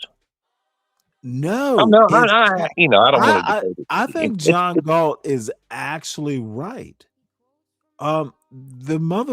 Dude, there is never gonna be a time that I go, John Galt is not more personable. He is more talented. He has a more interesting story. Dude, we all know this. You know what, Stanley? He will never struggle for viewers. You read more into this stuff than I do. I'm sorry, dude. It is the curse of a Catholic education. Is that what it is? Is that really what it is? Yes, it is. Okay, I don't know nothing about motherfucker. I overthink everything. Okay. I overthink and rethink. Honestly, Ryan. I'm just I am cursed. I just don't put that much into it. It is what it is, and if I'm entertained, if I like the topic, great. Right. I might throw a couple bucks, and then I'll lose interest, and I'll move on somewhere else, and I'll come to Stanley's chat. can do the same thing. I just don't make it my There's whole thing nothing with wrong a with woke. that. I didn't think it was because it worked for me. I'm not obsessed with it. But let me ask you to reverse the roles. Okay, Because we'll try. you are Ryan. You can go, dude, I have a channel. You are a consumer. Maybe that'll be a better way to put it. You can buy what you want to buy. I can. Hold on, let me finish. Okay. But I was I'm just the agreeing. business. I'm the business. I would love to have 1,000 people wanting to know about American history or my take on stuff. People will say that, having a take on a content creator is content. I do take John Galt's point that creating original content is a thing, but the thing is I know myself, dude. I would just fucking do a whole goddamn show about Alexander Pope. I was introduced to Alexander Pope, the classic. He was a wit, dude. I could do a whole goddamn show. And, maybe if I were true to myself, I would. But, But would that I'm hold people retired. with it? I hold on. I'm not a. Did you say Tolstoy? No. I said, would that hold people's interest? No, and that's the problem. That's what I'm asking. Okay, I know it wouldn't. So let me ask you a question. Ooh. Should I just do a show on some obscure English poet and be done with it? Now you're asking somebody that's not a content creator. Okay, motherfucker, I just asked you a question. Motherfucker, I'm answering you. Okay, Not a but content I creator. also don't want to do a whole show about my interest in obscure English poets. I fish. I know how to fly fish. Do you know how to fly fish? Do I? No. I'm in Texas. I'm Oh, not. motherfucker, I adore fishing. I mean, I you talked grew about up, this. salt water is better. Dude, I have a whole bunch of interests. And I get what you're saying, but I do a show. And honestly, Portia, the Portia. It's the only reason I'm doing a show. She thought, well, gee, you are interesting and you fight against everyone all the time. Let's call Versus it the world. Stanley versus the world. Yeah. Honestly, it will. Portia is the most wonderful young lady ever. If I had a daughter, I would want her to be Portia. She's an awesome young lady. I have a question. Okay. No, And for then we're real. going to A have to real bring question. up another guest who happens to be Tough Guy. That's fine. Yeah. No, No, ask legitimate. the question. Answer any way you want to, Stanley. Mhm. What would you say the percentage of your podcast is parody versus actual real content? And I'm not going to hold you to it. Well, hold on. Define parody. Parody as You in know, people want to listen or I'm gonna. don't versus content. I was prepared to follow up with that. Okay. The fuckery. Well, don't be slow. No. The fuckery. You letting certain people up at certain times, and then Understood. they're Okay. gone for a while, and they come up just in the middle of the weirdest times, and it's N-word this and insults, and then it's calm for a while, and then it starts. So, motherfucker, do you have a wrench? yes, sir, I do. There's then you know what? Let's have this conversation because Maybe I framed it wrong. no. Maybe You I are framed it asking wrong. questions. Okay, come on, Ryan. You are asking good questions, and I am totally. And Let I'm me fine with it. start. I'm not bitching about it, Stanley. I mean, Motherfucker, I'm just saying you ask good questions. I'm not being sarcastic. I Because mean, I'm not the these are only things one. I've thought. Oh my I'm not lord. the only one. I'm sorry. I'm not the only one that has mentioned Okay. this in episode. I'm sorry, sir. Let me give you a compliment. Are you okay? I'm fine. I just take a deep breath. I'm fine. Take a deep I'm breath. just trying to get it and out. Just You know. take a deep breath and just say, "Those are good questions." Relax. Okay. So I'm going. No, motherfucker. I will. You are going to be the constant guest up here because every question you asked was valid and worthy of thought. And I'm not bullshit. I'm not bullshitting. Can you just accept the compliment? Okay. We'll see how that goes. So I talked about the show needs to change a bit, but I'm not going to. So let's parse it down to one question at a time. Mm. So what's the first question? Oh, you forget? You forget my first question? I did. I'm sorry. Ask them one at a time, and oh no, you can laugh. I take these so seriously that I literally want to think about them I'm one trying to be at serious, a time. Stanley. Respectfully, No, I'm trying to be dead, serious. Ryan. I'm dead serious. Do I need? I can replay it so I get the question one at a time. Please, sir. I respect that totally. All right. Well, I that's just fine. know. I just know how this can go. Stop worrying about it. If I'm not worried. say I'm serious. Oh my God. Hold on one sec. I knew this was going to go like say hello. We're gonna go back and I think these questions are serious. Okay. Tough guy, how you doing? What up? Tough guy, my drummer brother. What's happening? Hey man, why you keep talking about me? You saying N-word this and N-word that? That's me. You was talking about me, huh? Okay, I am thoroughly lost. You weren't even in mind. Not Every you, fool. You was N-word. talking. Every He said it. N-word. Wait, hold it. Is this from No, another he show? said it, Stanley. He said you got people Wait, coming hold up it. here. Wait, hold it. I'm confused. Is this from another show? No, just now he said you got people is a parody or No something. one I mean, was he's thinking asked. about you. Stop Oh, okay. making yourself the center. He wants to Think about start something on the outside of that. I can He give you wants to start scripture. Okay. All right, Stanley. All righty. So I don't talk about good. fellow drummers. Oh, we were talking about. Okay. Well, hey man, what's going All right. on? How y'all doing, man? Y'all ready for a new year? No.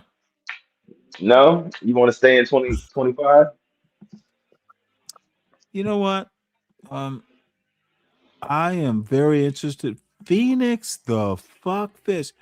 What on earth? You want to stay Phoenix in this fish? year? Do you want to stay in Okay, what 2025? I'm is the trying question. to do is say hello to a stranger Are in you these parts. have you been drinking?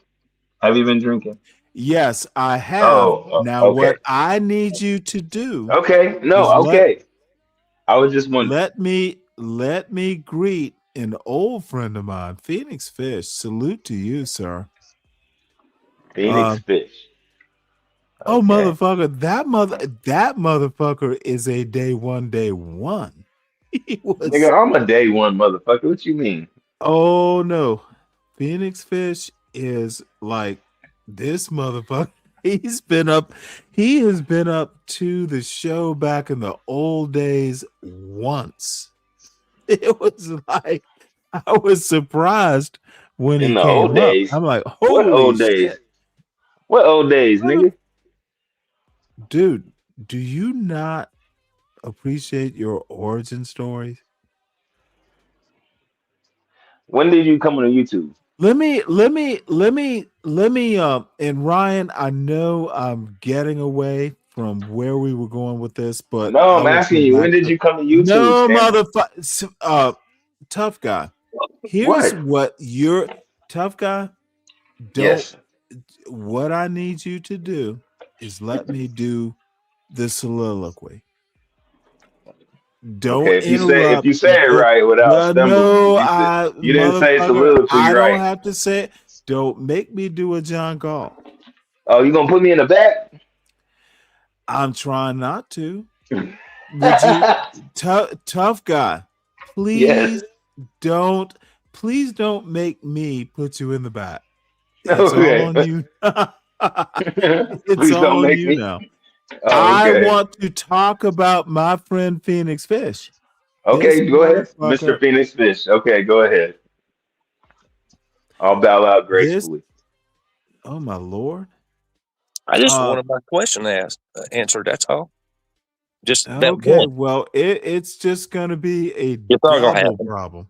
It ain't gonna happen So today. I have to tell two of y'all motherfuckers, let me do the soliloquy now. It was just one. Son of a bitch. Phoenix Fish is actually smart. So there we go. See? Well, motherfucker, twice. You were up several times. But dude, here's the deal with someone like Phoenix Fish. When he came up, it was like everyone was like, what does Phoenix Fish have to say? I don't have that kind of respect a lot. So Stanley, remember it teased the other day. That's what they do to me every time I go there. If it's just her, it's I'm not gonna fuss against you. T. So anyway, we are going to, if I can recall, and I am a little tipsy, but I do remember. Let's hear this. No. You can hit a button in live stream. It does take talent to attract people to watch the live stream. Can you expound on that a little bit? John Galt's way more talented by leaps and bounds. You know what? I had no clue when I get drunk. My fucking accent just gets way more southern. Guess it's a good thing I'm from the South. Not more than mine. I love my fucking accent. Well, yeah, nigga, you from Georgia, right? Okay. Oh, dude, don't use the N-word on my panel. Did you hear what I just said, sir? Okay, motherfucker, this is not going to be an argument. Why you saying motherfucker? Okay. I don't know why it's so hard. Don't use the N-word on my panel, tough guy. You just like to be a boss, don't you? Okay, motherfucker, I don't care about your rhetoric and what I want to do. All I need is, okay, dude, all I need from you is, okay, Stanley, I won't use the N-word. God damn it. Why are you overthinking this? So it's easy for you to say, nigga. Okay, motherfucker. What? Okay. You know what? Tell me how it's easy for me to not use the N-word. Now I'm curious. Why is it easy for me not to use the N-word and it's harder for you, tough guy? Because you're not from that, fool. Okay, motherfucker, you knew you lost. Why is it hard for you not to use the N-word and it's easier for me? because you're not from that. Stanley, you're a square bear. Motherfucker, I'm from the goddamn South. More I know. South than okay, bitch. I'm talking. That's the South Pass. No, dude. I know more about being black than you do, tough guy. Yeah, you laugh, but if you actually knew what to laugh about, dude, my Southern roots are way deep. My parents, my family didn't fucking run to the North, bitch. Run to the North? You heard what I said? Yeah. I didn't run to the North, nigga. Motherfucker, I'm not talking about you. I like him. The motherfucker, are You you ain't talking really about me. okay? You ain't talking about see, me. Tough guy, tough guy. What you want to do is not have a battle of wits. Stanley versus the fucking world. Okay, motherfucker, you have been warned. And Stanley. I will bounce your ass before I have this conversation. You don't know the history. You do not know the history well enough. Come on, check your ass Okay, out here. motherfucker. I literally just said I don't want to do this. Stanley, what all you gotta do. Respect the panel, sir. You don't even know what I'm about to say, old big head ass nigga. I don't care, motherfucker. I don't care what you had to say.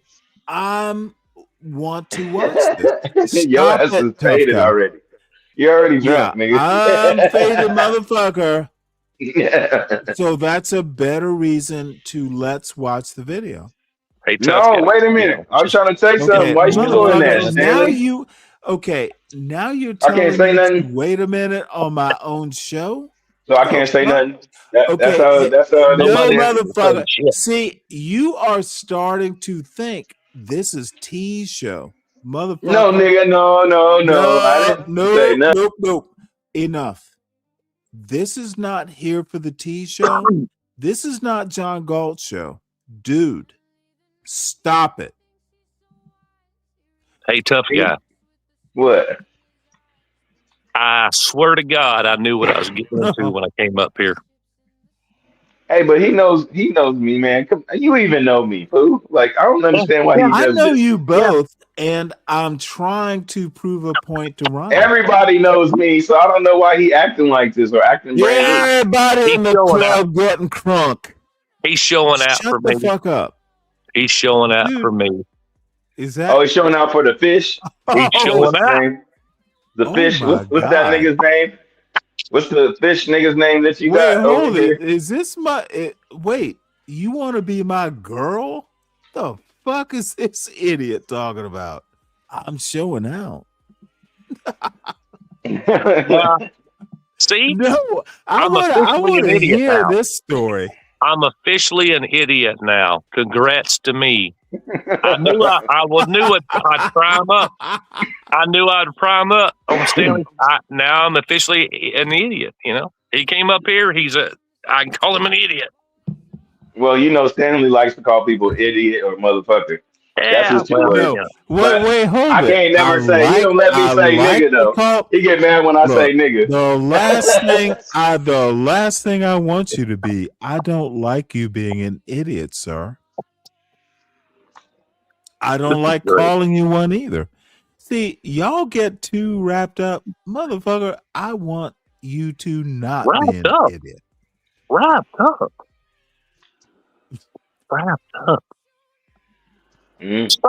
Sir. Okay. Sir. Let Stanley, us it's do confused. this. Sir. Yes. Wrapped up. Did you just hear All right. that? No. Oh. So this is Anywho. Anywho. No. Oh, no, I don't want to. I think John Galt is actually right. Why are we talking about John? Fuck John Galt. Why are you talking about John Oh, Galt? motherfucker, I literally am So we were replaying. talking I about said, us. okay, let me remind you because apparently you're drunk too. I said John Galt has more talent for attracting audiences. You don't recall this? I don't think Ryan? so. Motherfucker, reserve that comment because I don't think so either. But let's let white boy Ryan, you are in John Galt's channel way more than I am. So No, sir. do No, you? No, sir. I'm in CT's more. Oh well, that's even. You know what? At Well, least you asked, CT. At but you least were wrong. CT. You At assumed, but you least were wrong, CT. Stanley. No, sir. Oh, You assumed. No, sir. No, sir. you know what? Then I stand corrected. Well, you are. I mean, back the tapes I up. said I've been I there maybe stand 5 or 10 corrected. minutes. Yeah. Are No. you gonna beat me up for being wrong, sir? No, that's what you do. I'm not going to do that. He will definitely whoop God, your ass for being wrong. don't be me, Ryan. No. That's the Yeah, wrong road. yeah, we know how you are, Stanley. That's the wrong road to take. I just Stanley, call why you it. so, Let's why you go. so mean, Let's go. Stanley? Why you so mean? Everybody can examine all these. So CT is the superior racist. You go for quality, not quantity. No, he Is that entertains. right? No, So what you're saying that's is why he does it. CT is the older, superior, anti-black. No, he's younger I than me. mean, hey, all I have to say is I appreciate you are a connoisseur of anti-black blacks. I'm a connoisseur. Yes. Now Connoisseur. you just put that label on me. You need to kind of define that a little bit Motherfucker, better. it's dude, you can't Now, take how a would you joke. like me to call you a connoisseur of anti-white? Mm. Motherfucker, You wouldn't like that. let me. Can You would I throw tell me in you the back. how? You would throw me in the back. You asked a question. I will did. tell you how I You like probably it. would. I I'm would keeping literally it real. tell you how I like it if you'll allow me, sir. Would you like to know, Ryan? I'm not anti-white. John Galt is anti-black. Okay. By what Tell me, definition? no, Ryan. Tell By me what how I'm definition? anti-white. Please No, I asked cite you. examples. No, I answered your question, Stanley. I Oh, asked motherfucker, I said you are wrong. The question, I don't hate white people. I didn't say John you did. Galt. I didn't Okay, say that. let me finish. John Are Galt you sure, hates. Stanley? Okay, dude, I will put both your asses in the back. I will What say I what do? I'm going to Give say. a damn. John Galt hates black people. No, he doesn't. We know, nigga. Yes, he does. Yes, he does. I don't think he does. CT I hates think he black just likes people. their behavior. Okay. Motherfucker, I'm not going to accept the version of a white man about anti-black blackness. John Galt hates black people. CT I agree. hates black people. I do not hate white people. I don't know if he. I don't know if he hates black. Tough guy. Let me finish. I believe John does before. Okay. Another mouthy motherfucker. I have no problems with white people, except that there are imperiuses. So there's no comparison. CT is a worse racist than John Galt, but that's because CT has a bigger audience. John Galt hates black people. CT hates white people. I'm sorry. Well, black people. CT, anti-black. John Galt, anti-black. CT is a bigger anti-black than John Galt. That's my point. Respond to it. Do not go away from that point. Get that Imperius is a bitch. Yeah, Imperius is harmless. He's a bitch. He never shows his face. Imperius is harmless. Imperius is just, he's funny. He's like some silly little white boy. not Imperius funny. will die in obscurity. Yeah, but he's not funny. You said he was funny. Like, well, you give him way too Imperius much credit. will die in obscurity. He's not an important white person. Hey, can you give me the definition of obscurity, please? Everyone will ignore him. He will not be remembered in history. So obscurity has to do with history.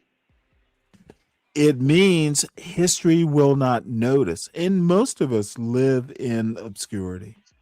But Imperius is just another white boy, unimportant. You mean someone that could be forgotten, basically? Okay, motherfucker, I literally mean he's not important. Oh, okay. So obscurity is non-importance, is what you're saying. Is that the definition of obscurity? There is Google. Look up the I'm asking definition. you. You use the Look word, up the nigga. No, motherfucker. fuck that. I Stanley, can't you think said it. to satisfy you. Google. Well, never mind, Stanley. You know Oh my God. everything until somebody questions your ass, and you can't answer the question. You want to be combative. Well, that's how it works. Come on, Stanley. Why you being quiet now, man? You're supposed to have more wit than this. Where'd you go, Stanley? Stanley went to go get another beer, y'all. He'll be back. Hey, guess what? What's going on, man? I got officially initiated by Stanley. This is how it works when you come up on the panel for the first time. Oh, he put you in the back? He put you in the back? No, I'm back up now, but yeah. Oh, okay. Yeah, I've been through that one. Brother, I expected it. That's just how it works here. Yeah, and you can't say nothing. That nigga will interrupt Well, your ass. just you can until he says no. It's his show, man. You know. He'll ask you That, 5 questions. He'll ask you 5 questions, and you'll start. And no, God damn it. that's because if you ain't going with his narrative, then he ain't gonna let you say it. Okay, That's let me help the both of you out. That's fine. I don't have a narrative. Here, Why don't you let people finish their thought? Okay, see, all you're doing is interrupting. Let me set the rules. That's called interjecting, sir. I can interrupt you. You cannot interrupt me. See? I'm not interrupting you. I'm interjecting, sir. Okay, motherfucker. I'm already telling you. See, this is what people. So you don't know what an interjection is, sir? You don't know what. See, dude, I can interrupt you. You should not interrupt me. It's unfair. See, this is what motherfuckers don't understand, that life is not fair. Stop acting like I'm the United States on this panel. Life isn't fair, tough guy. Hey, Stanley. Yeah. What's up, Ryan? Does that work in the military? Yes. It's how the military works. Motherfucker, if I am your superior officer, I can talk in. Are you mine? Okay. Apparently, have you been in the military, sir? Army, 4 years. Yes, sir. Motherfucker, I was an E5. I was an E5. were you in? Then you know how it works. Yes, sir, but this is not the military. This is Yeah, motherfucker, it's my panel. This isn't real life. YouTube panels are Stanley, not real I have life. heard you say this. I have heard you interject this argument Hey a few man, times. you gotta stop being so mean. There is no You argument. want to talk about being fair? Ways. You I'm get being old fair. and ornery. All right. This is just ridiculous. My panel is not a democracy. No panel on YouTube is a democracy. Do not interrupt me, but I can interrupt you. If you want a parallel, listen to a Supreme Court session. Dude, I can interrupt you. You should not. You can, but you should not interrupt me. Deal with it. Or stop or go somewhere else, motherfucker. I'm not going nowhere Damn. else. I'm not going Well, nowhere, then nigga. I'm staying right here. I will try not to interrupt, but dude, come Hey, on. Stanley. Hey, Yes, sir. people will interject. It's a natural thing, especially Then sometimes when they have a thought, interject, but and it's understand. hard. Sometimes it's Okay, hard to hold on to. again, motherfucker, you have main character syndrome right now. Son, I'm the main character. You are supporting. Tough guy, you know how you can be on T's channel and Bob's channel. Motherfucker, I think they're all weak. This is Stanley versus the world, not Gob. Dude, I will control you, and nothing you say is particularly interesting at any point in time. Control yourself, sir. Well, I guess I can But agree you're with not that. controlling me, Stanley. You're taking me off the panel. That doesn't Motherfucker, control me. you don't even understand that you're being No, but controlled. you think If you're I not though. put you in, if I put I'm you in the back, allowing. if I put you in the back, I'm controlling you. Do you not understand this? The fuck? The fuck? I'm often confused at your point of view. Tough guy. God damn. It's my panel. Behave. It's How my come you litter won't box, let me bitch. give my point of view? You keep putting me in the back. I Nigga. don't care, dude. I only You care can't get about my your point of view, nigga. You keep putting me in the back. Yeah, I keep telling you not to use the N word, yet you do. Have Tough some guy. self-control. This is Motherfucker, have Stanley's some litter box. self-control. This is Stanley's litter box. Don't you get it? No, man. Stanley is a sweetheart. He's a Isn't he? Oh, softie. motherfucker, except I am such a You're a sweetheart. softie. I don't Yeah. think You N-word. trying to be hard, man. You ain't gotta act like that. Stanley. It's not you, man. Don't say, hey, don't say the N-word on You my ain't goddamn about panel. Don't say the N-word on my panel. That does not take being hard to ask for. Bitch, stop it. Hey, watch your goddamn mouth, buddy. Hey, Motherfucker, you heard what I said. Watch your hey, tough motherfucking guy. mouth, boy. Hey, tough guy. I What? think Stanley is waiting for me to say the N word so he can say, all right, I proved my You point. know what? This motherfucker. Let me put it to you this way. Let me find a way to actually be abrasive. You have enough white shit. pride not to stoop not to stoop shit. low. Black people Oh shit. Here we maybe go. black people should have some white pride. Motherfucker. You motherfucker, you. You heard what? You Hey, think I I'm gonna need take I that need you to goddamn think, bait? Ryan. I need You you think to I'm think a about what guppy? I just said. It wasn't Motherfucker. hard to come up with that answer. Maybe tough guy needs some white pride. Man, where the fuck is JB Smooth so he can come over here and talk his shit? You know what? That you need JB Smooth proves my point. Well, you know Motherfucker, what? don't Let me use the say this. N-word on my goddamn panel. Let me Man, say shut your this. fat ass up.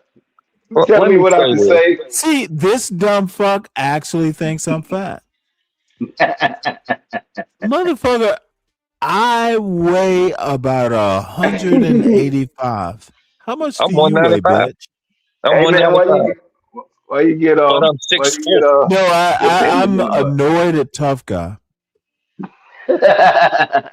Oh.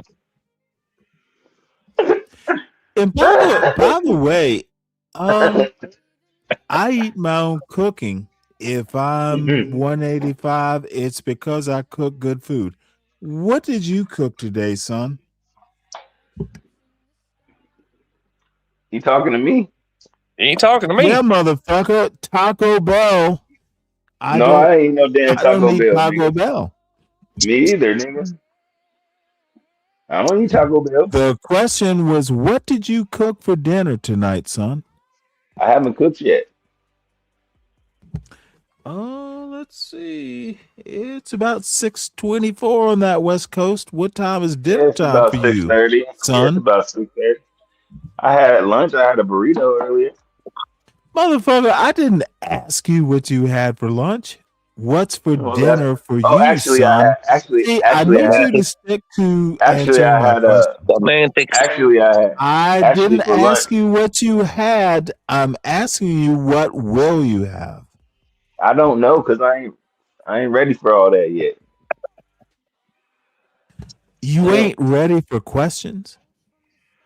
No, I ain't ready for dinner.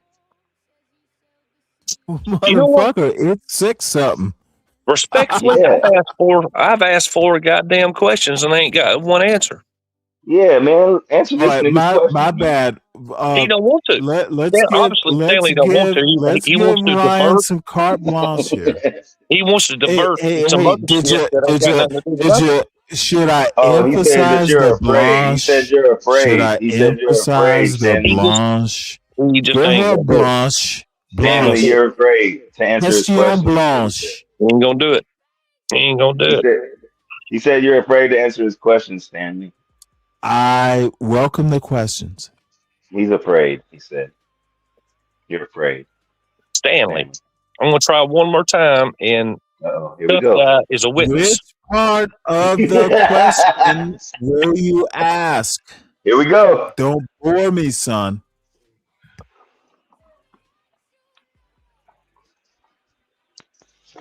Can I ask? Yeah, go ahead, big dog. I want to hear it now. I want to hear it too. Stanley, what percentage of your channel is parody versus real content?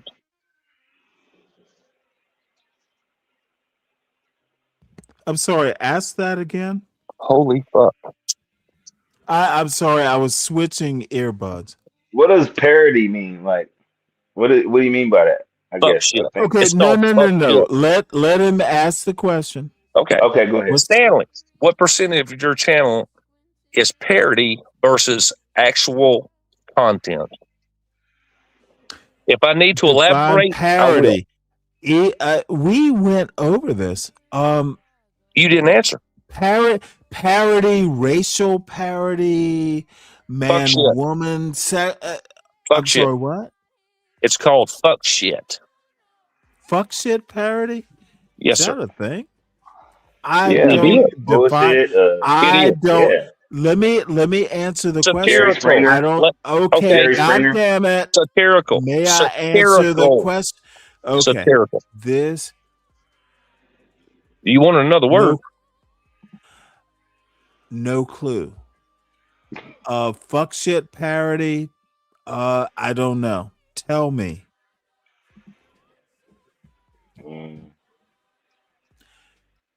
Don't know. What's the fuck shit parody? What's the percentage? Satirical Saturdays, fuck shit Fridays. We're going to talk about this. We're going to keep it serious. Oh, that's advice. What? Well, I don't. What? You know, generally it's Saturdays, Sundays, maybe. Friday gets. I get what you're saying now. I for some reason or another. 5 fucking times. Yeah, motherfucker. That nigga's drunk. Sorry, Ryan. Well, that shouldn't be an excuse, tough guy. Okay, I do not know why you're over talking, and little jackass is laughing, braying in the It's just hard not to. Okay, Hey man, don't be mean to me, Stanley. I need someone to look up braying. BRAYING. Motherfucker, stop braying like a donkey, tough guy. Be nice. So, I'm trying to be. Can't you be nice? Or do you gotta be an asshole? I don't know. I don't like the fuckery. To be honest, if I had to, because you feed off of if he does, he likes fuckery. Don't let him lie to you. If I could go, If I could go without the fuckery You for lying? Why are anything, you lying, Stanley? why Stop are lying. you interrupting? Cause you lying. I'm Oh, interjecting. oh my lord. Is this this is the Rest other my weird case. thing. Dude, as Rest my soon case. as motherfucker, this is ridiculous, Now, tough this is guy. the first time I've been able to ask this. If I could do without the fuckery at all, I love like it's gonna be one thing or the other. I don't like mixing the two. To It's find either one thing fuckery, or the other. it's hold on one sec. It's That either was it. fuckery or facts. Choose your show. It's all facts or all fuckery. Okay. Does that bring the views I with? don't give a fuck about views at this Okay. point. Now you said it. Okay. You don't care. Well, you know what? You don't care. Actually, no, I got it. I can't. Well, let me say this though, Ryan. I'm sorry, Stanley. You just said it. You don't care. So Good. you either I care or said you it. don't I'm care. not back. Whoa. I'm not backing away from it. Okay. What you said? I'm going to reinforce it. I have to sleep at night. Does that ultimately answer your question? No, sir. It doesn't. I'm sorry. If I would rather He can't facts sleep at over. night. Okay, bitch. Facts. Tough guy. Give me a minute here. He's finally addressing me for Facts over fuckery. I would rather sleep at night with the facts and be right than make a lot of money. And I understand. Dude, no one wants to hear the show. I'm not an entertainer. Well, yeah, you are. Well, they come over here. No. No, they do. Until you get No. abusive, and they say, "Well, fuck this." Well, you know I mean, what? it gets to a point, Stanley. I mean, I'm being legit. It gets to a point to like, okay, this was that, but now it's done passed over to into this is like, oh, we got to go somewhere else. And I'm just being legit. No, I'm listening. We know how CTs runs. We know how Gulps runs. We know how. I'm not going to accommodate. But Ryan, you don't have to. please. Well, Ryan, please finish, and then I'll respond. Okay.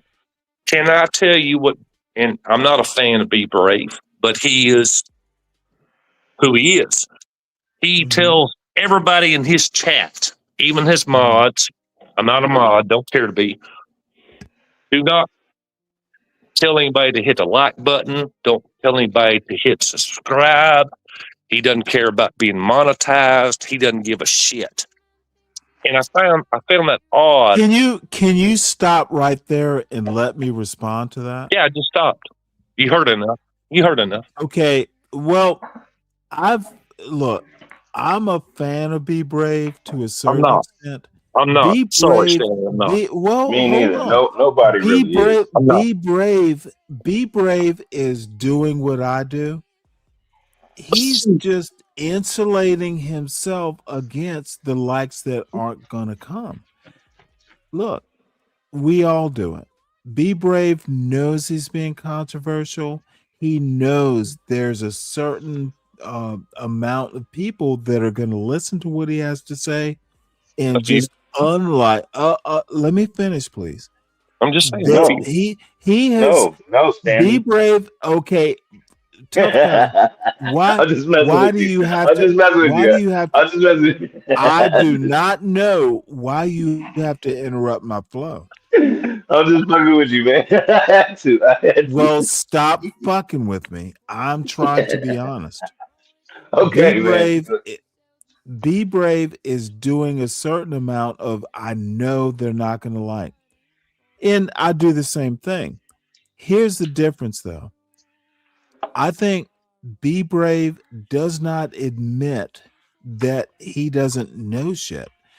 Be Brave, John Galt, CT, all these motherfuckers will literally worship Western culture, but not part of Western culture is I read a book. I read several books. I got an education. And these motherfuckers are literally anti-expert. The funny thing is, some of the dumbest motherfuckers I've ever met would be people like Be Brave, NCT, and John Galt.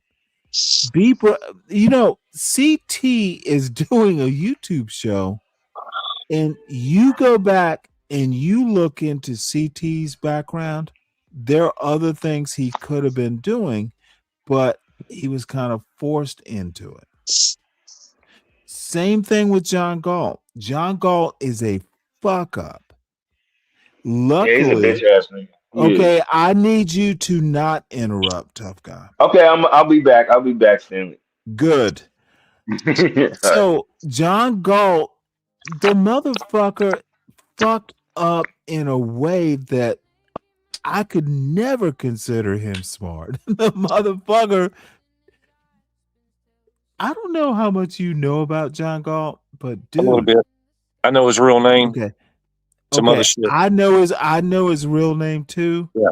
What Okay. I also know is that motherfucker. You have to be a talented fuck up to do what John Galt, dude. And he can tell you the stories, but the dude is the fuck up's fuck up.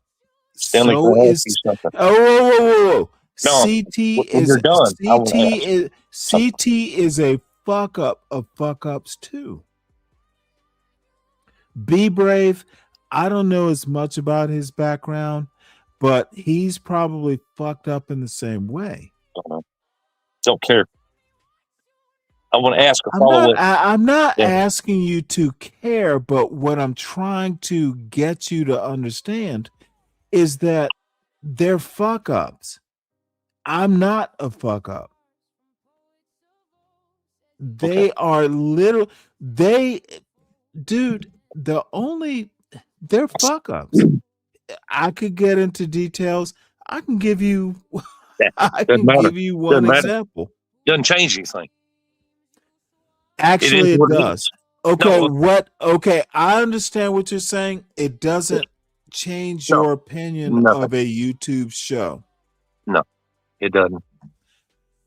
Good. I have seen enough. I follow enough. But See Ryan, go ahead. I'm trying to tell you that I think they're fuck ups, and I don't care. You can like them more, you can like them less.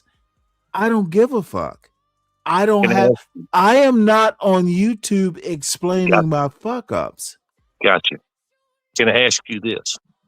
Please. Pertaining to that, if they are what you say they are or what you think they are. Don't take my word for it. No, I'm not. I'm just repeating what you just said. If they are what they are. Say something original. Don't repeat what I accuse them of. Go listen to them. Ask them questions. I'm going to ask my question. I'm going to land it. Okay. And leave it to you, Stanley. Respectfully.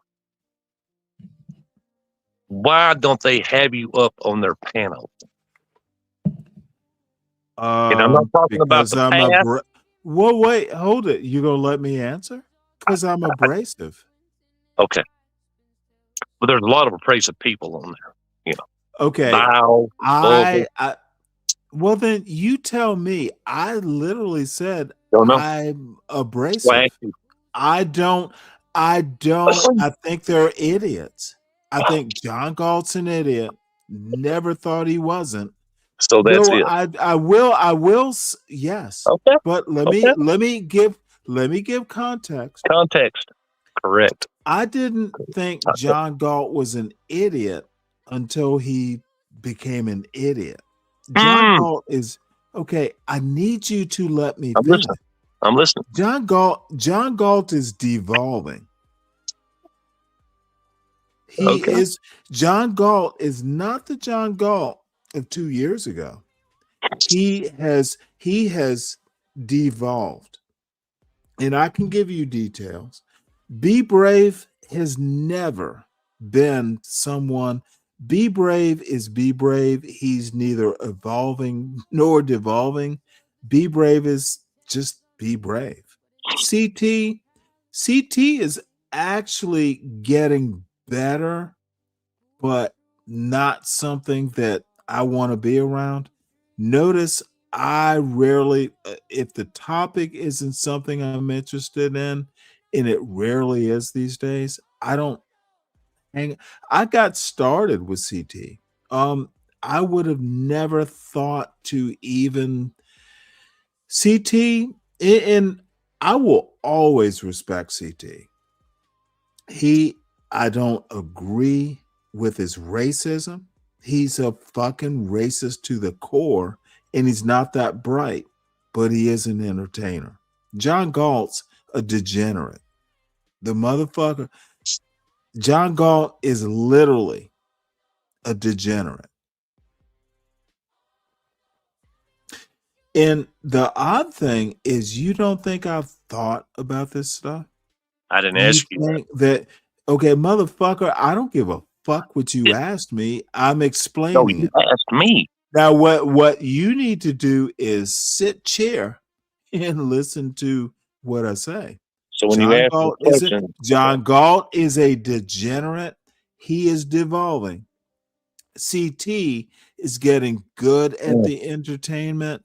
I don't know enough about him, his personal life, so I don't know. John Galt, I have an idea, because John Galt actually talks about his personal life on his channel. Be Brave he's never been more than a bottom feeder. He's a racist, and there's a reason why he's a racist, because all his black buddies fucking laughed at him. He's a weirdo. So it was a long way around of answering your questions. I would say so. Yeah. Absolutely. It's my show. It's my show. Yeah, I yeah, can yeah. take as long. Sure, absolutely. Yeah, yeah. Fuck everybody else. It's not fuck, but I get to explain. Yeah, well, you really didn't, but I got it. Well, dude, I think I explained it well. If you don't agree, I don't agree. You don't agree. I don't. Then we I asked will you a have direct to. question, you went- Okay, don't be a tough guy. I'm not. Good. John Galt's the degenerate. Be brave. Be brave. We never his parents probably didn't expect much. And CT is a clown. But he's the clown prince. CT, motherfucker, don't interrupt. CT is the clown prince. You're a jewel. Accidental jewel. Anything else? I guess not. You know, it is what it is. Whatever Well, the fuck means. It will You won't always let me. be. You won't let me. You ain't gonna let nobody. You ain't gonna let nobody. Whoa! Motherfucker, you ain't gonna let nobody. I answered your questions. No, you didn't. What? No, you didn't. You just gave. You just I gave a didn't brief. answer. Wait, hold You it. just gave your I brief didn't- generalization of how you felt. Yes. No, there is no such thing as a brief generalization. Dude, it's a okay, son. It's a contradiction in terms. There is no such thing as a brief generalization. Okay. All right. Let me say it this way, Stanley, if you'll allow me. You just fucking hate them. You just fucking hate them. What? You just fucking hate them. Oh, well, I mean- put it in the form of a question, son. Okay. Stanley, do you fucking hate them? Nope. Okay. Fair Any enough. other dumb questions? I knew you'd say it was dumb or idiotic or whatever. Dude, do whatever you pulled. understand? See, Ryan, you disappoint me. I knew that before I came up on panel. You just I wanted to thought test it. you were You just wanted to smarter. test I it. thought, motherfucker, every time I think someone's smart, they disappoint me. I've never claimed to be smart. Would You you like tried to me label to me as tell smart. would you like me to You tell tried to you label how me as smart. okay, you're over talking, son. Yeah.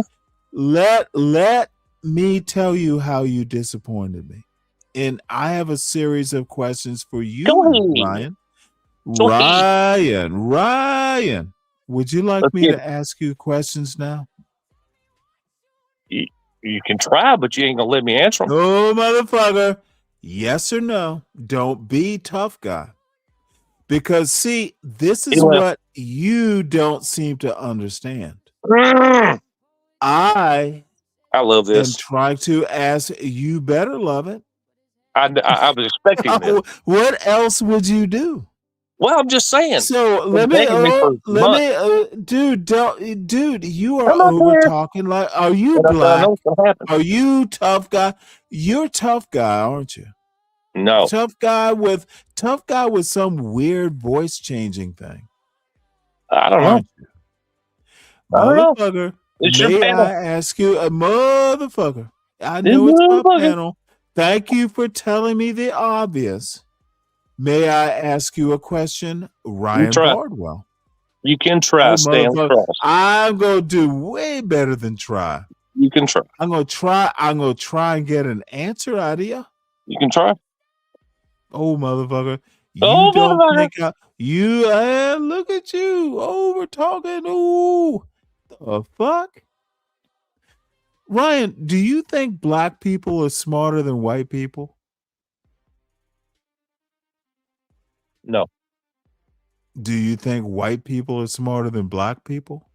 No. Good. Well, then let us use that as our baseline and let's not overtalk. Did I So, say you could do that? oh, motherfucker. Dude, do you think white people are smarter than black people, Ryan? No. Are you sure? Yep. Then why would you be over talking? Do you have something better to say in this moment than I do? Oh, yes. But Oh, you won't allow well it. then, You don't throw it in the back like you do oh, everybody. dude, you have the floor. Speak No, your I don't. piece. Oh, speak your piece.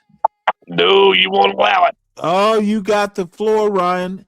All of a sudden, it's the Ryan Bardwell hour on the Stanley versus the World show. Speak your piece. Speak your piece. Stanley, I knew you were kind, but goddamn it.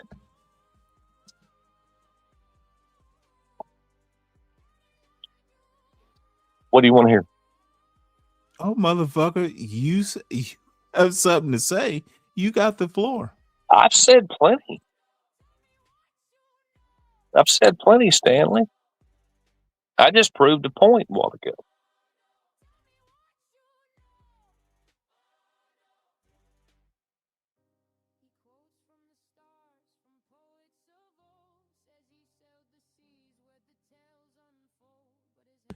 Oh, I thought you had the floor.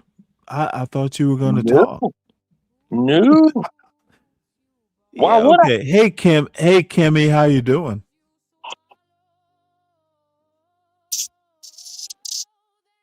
Basically, Stanley, I came up here to test out my Wi-Fi and my new phone to see if it will connect right. And, I fucked around and found out how it works. Which pretty much proves my point. This is mostly satire. I get it. I'm sorry, mostly what? Satire. Satire. Satire. Okay. Well, mean, satire. Interesting. Yeah, I know, right?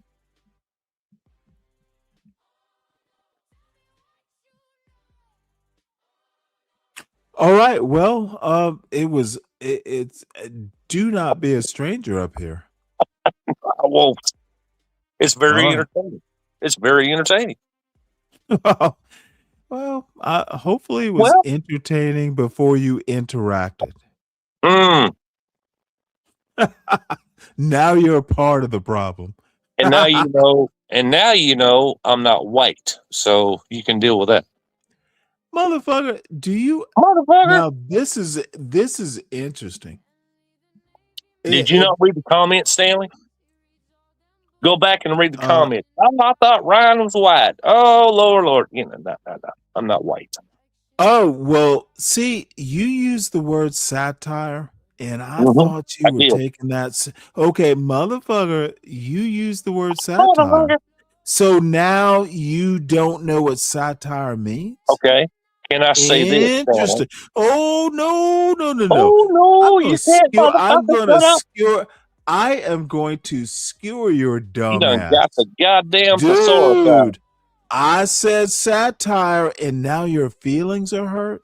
How about parody?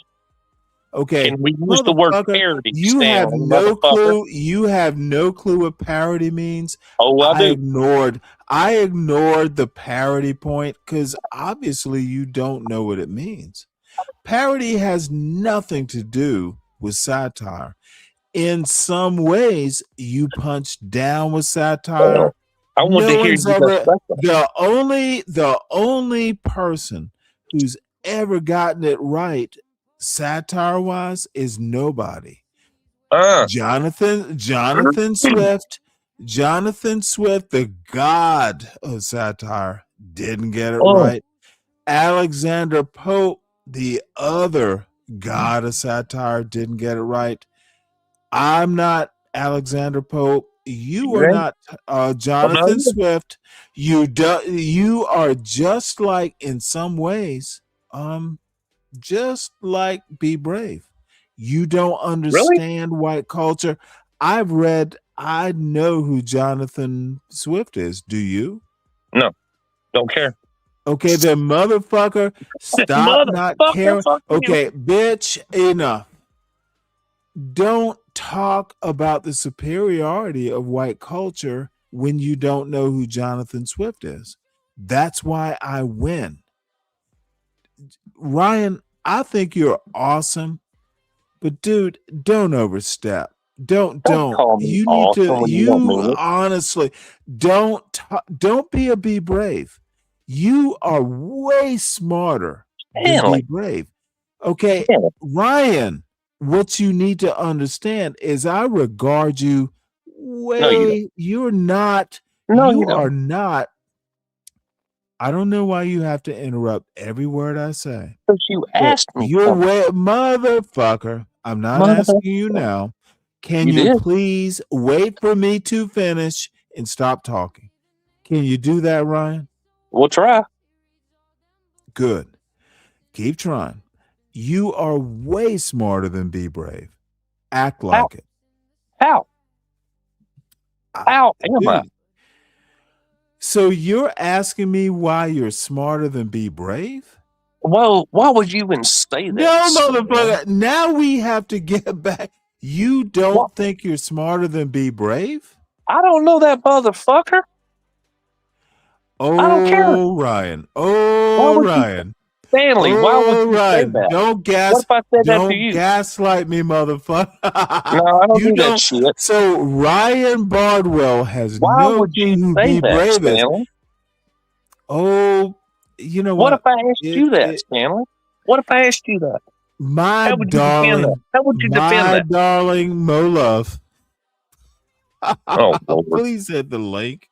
Now you're gaslighting. No, I need. You are. I you bring up some need shit, a I can't woman. respond, and then when I try to, goddamn, Please respond. Please respond.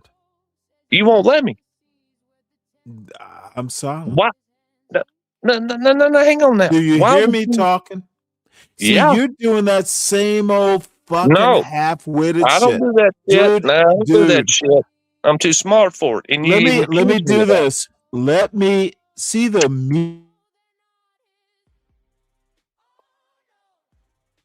Motherfucker.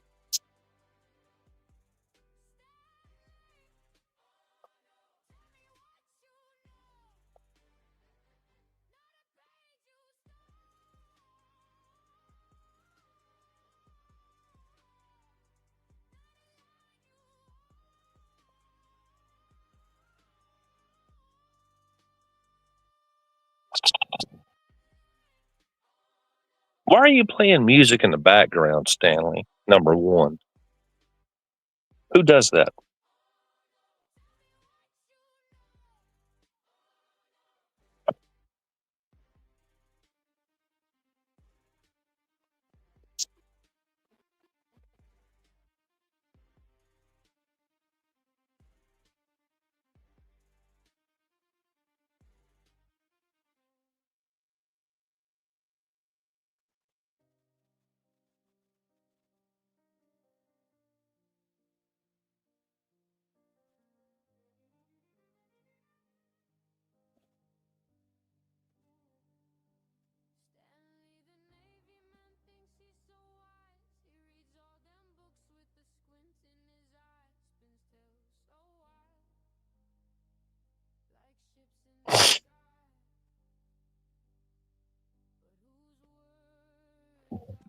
Ryan, Yes, sir. do you know who wrote this song? Do you know Do who I know who? Latino for Do you know who Latino for Trump is? Yes, no. Make it quick. Kinda. You know? No, this motherfucker is deep up John Galt's ass. I don't know. Don't care, Okay, Stanley. motherfucker, I don't want to hear Damn it. that bullshit. Stop, Well, stop. whatever. I don't being- know. I don't care. I don't interact with them. You don't care. You mean motherfucker, you? Look, you know what? Oh. I'm not going to put you on the hook, but your racist friends, like I don't have Latino- racist friends. Okay. Or Oh boy, howdy. see, now you're assuming Oh shit. boy, howdy. You're I'm not assuming calling shit, you. Stanley. Dude, I did not call you a racist. I said you're racist friends. I don't have racist friends, motherfucker. Okay, yeah, you do. No, I don't. Yeah, And you can't do. fucking prove it. Yeah, you can't fucking prove do, it. boy. Nah, Howdy. You you can give can't your opinion. outrace your friends. What? Back up. Motherfucker, I said what I Motherfucker, said. back up. I No. literally said what I said, boy. Yeah, Howdy. you did. No, that's bullshit. Dude, Ryan. You just want to. You just want to assume shit. Ryan, this is not gospel of Bob. It sure ain't. Motherfucker, Motherfucker, you need to go back to your Motherfucker, you gospel back. of Bobians. You don't need know to me go like back that, to Stanley. God damn it, you don't know me like that. God. This is what you wanted, Dude, goddamn you. This is what you wanted. I don't suffer fools gladly. Go I back don't to give a Bob. shit. That ain't my problem. I didn't ask you to give a shit, sir. Go Well, back. you Ryan, go back. you are awesome. You're No, one I'm of not. the You're assuming I'm Oh my awesome. God! Like you said, All of a you sudden, assume I'm he smart. can't accept a compliment. What is No, wrong with you, because Bob? it's bullshit. You don't know me, Stanley. You don't I fucking don't. know me. I Right. do So not. let's keep it like that. This is goddamn Okay, then, YouTube motherfucker. street. Then But I'll keep it civil. do not We're keeping- presume to know Stop. me, sir. Okay, I didn't. what's your Did I? what? I don't know you. You don't know me, but I do know your presence in these YouTube streets. Stop it, sir. You have racist friends. If you are No, I don't. if you are Number one, on racism don't exist. okay, racism doesn't exist. Well, motherfucker, go to Gospel of Bob. They're racist. And I've lived 54 Let fucking me years. ask you an odd question, and No, you let me must. tell you something, Stanley. Let me No, tell you something, you will Stanley. not tell me something that you will listen, and then I'll listen. That's the order. If you will listen, correct, Ryan? The order is I ask you and you answer, and then I might listen to your question. Right. You got what you wanted. Okay, Yes, motherfucker, I motherfucker. don't. Oh, let me. Can I ask you a question? You can try. Oh, I don't have to try. I can ask you a question. Yeah, and I might Would respond you? Well, in the way okay. you want. Is it okay, dude? You seem to think this is Gospel of Bob. This It is ain't. Stanley versus motherfucker.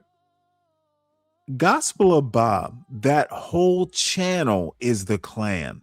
It's a clan clubhouse, and you love it there.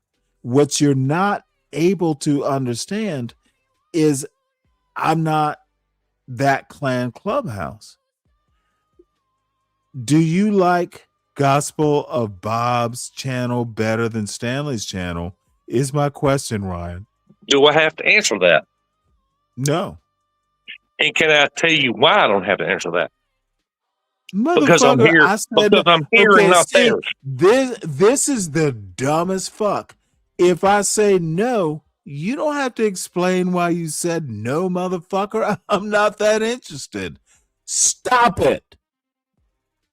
You asked a goddamn question. You I don't get to don't dictate how I care why answer. you say this mother. You don't dude, get to answer. You okay, dude? I do. I don't care why you said no. I don't need you to explain it. The fuck is wrong with you, son? You do not need to explain your no. You answered my question. That's enough. Listen to me. No, I do not see, that's that white shit. No, I don't have to listen to you. White. I I'm don't not give white. a fuck. Well, Okay. obviously, I offended you by calling you white. I do not want to listen to you. I do not have to listen to you. You have a choice, sir. Ryan, you honestly have a choice. We can move on because I'm not interested in this bullshit anymore, or you can run along. Your choice. I'm serious. Good. So let's welcome my biggest friend. Dirty dude, where the fuck have you been? In Brooklyn? I have not forgotten your well thought out advice, Kimmy. You are a darling. Slick Rick, good to see you. Kim, I'm actually giving it the thought it deserves, and you. Are we done? Yeah, you still here? You ain't kicked me again. You can be here if you want to be here. You're always welcome. But I'm talking hell, I to never know. people. Okay, motherfucker, I am talking to people in the chat. May I? No, you're supposed to be typing in the chat. May I talk to people in the chat, sir? You're supposed to be typing. So We usually anyway, type in the I'm chat. fawning over the Kimmy, the goddess of YouTube, who I hold in high regard. And I am kind of fawning, but she understands. Dude, I don't listen to anyone. Look at her. Okay, she thought highly enough of me to actually put her thoughts into text in well thought out comments. The rest of you are hooligans compared to her. You are a hooligan. Brooklyn Watson is a well thought out human being. So yeah, I'm always going to listen to her. Period. Stop being jealous of a superior human being, Ryan. Oh. You heard what I goddamn said. You motherfucker. It's fucking mean, man. Just goddamn mean. Everybody told me, don't you go up there with Stanley. He's a mean motherfucker. Yeah, I can handle it. I don't think calling someone that I admire superior to you is mean. There you go, giving me accolades I don't fucking deserve, and you get mad No, when I I say I wasn't don't giving deserve you it. accolades. Do you actually think I was motherfucker. giving you What the accolades? heck? You called me goddamn superior. You want to pick 3, No. 4? Yeah, I Motherfucker. understand. You hear What's wrong that with you? Gomer Pyle? Surprise, surprise, surprise! You were giving You me ain't got a compliments, Sergeant Carter. You were giving me compliments. No, motherfucker, I'm Sergeant Carter, and you're Gomer. Oh, man, you are lit. You're fucking lit. Dude, I'm sorry that you're Gomer. I don't even know how to respond to that stupid shit. Okay. Of course you don't, motherfucker. I didn't mean for you to respond. It's just retarded. But okay. Just have at it. Just keep going. I would much rather. Well, Uh, look, Stanley, you got my ass up here after all these fucking months. motherfucker, dude, you came up on your own. I let you up. You hit the link. Okay. Wait, hold it. Do you not understand how this shit works, Gomer? Motherfucker, you click the link. I proved my point. Next time, don't click the link if you No can't shit. handle it. Well, I If held you it can't fine. handle it, if you can't handle the link, don't Read the click the link. comments. Read the comments. I did very well. Oh, Look at I've them. been reading them Oh. all along. Oh. Anyway, I'm a fucking supremacist and a racist lover and all that shit. We got all Motherfucker, you know what? Deal. All I have to say is All I have to you're say the is one you're right, talking Stanley. sat. Do you not understand satire, sir? I asked you what it was, and you didn't respond. And it You is raised. literal. You raised.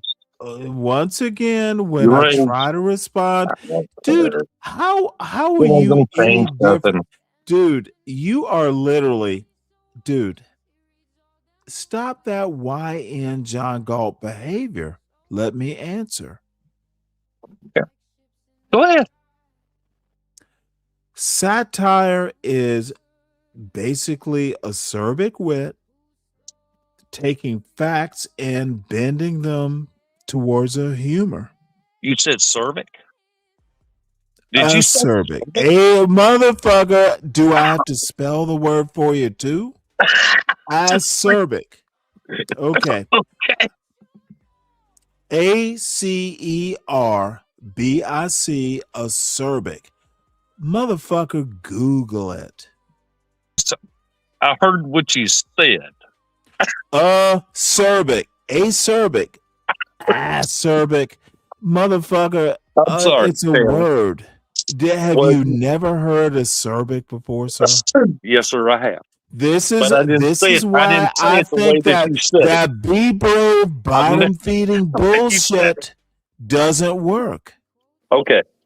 Fair enough. I know more words You than do. be You read brave. books. I got you. You read books. I got you. No, motherfucker. It's No, not. See, motherfucker. this is this dumb bullshit.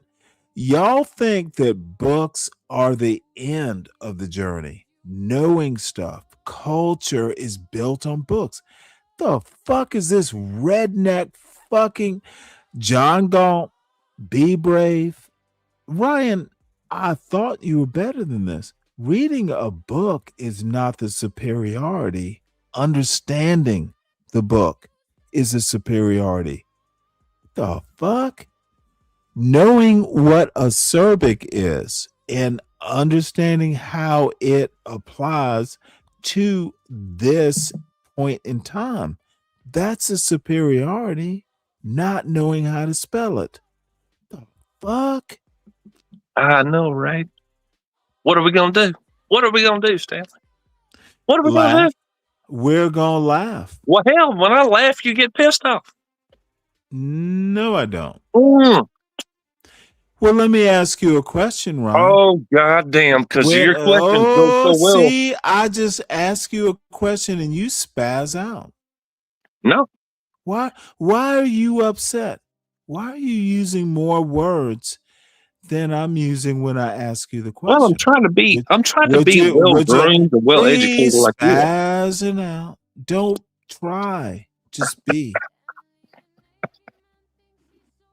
You can't try to be educated. You just are, right? Is that a question? No. I It's didn't a think so. statement. I didn't think It's it a was. return. I'm sorry. You thought it was a question. If you were educated, you'd know it was rhetorical. Well, My it was bad. sarcasm. It was sarcasm. It was My sarcasm. bad. It's okay. Oh, It's okay. yeah, it wasn't. It was not sarcasm.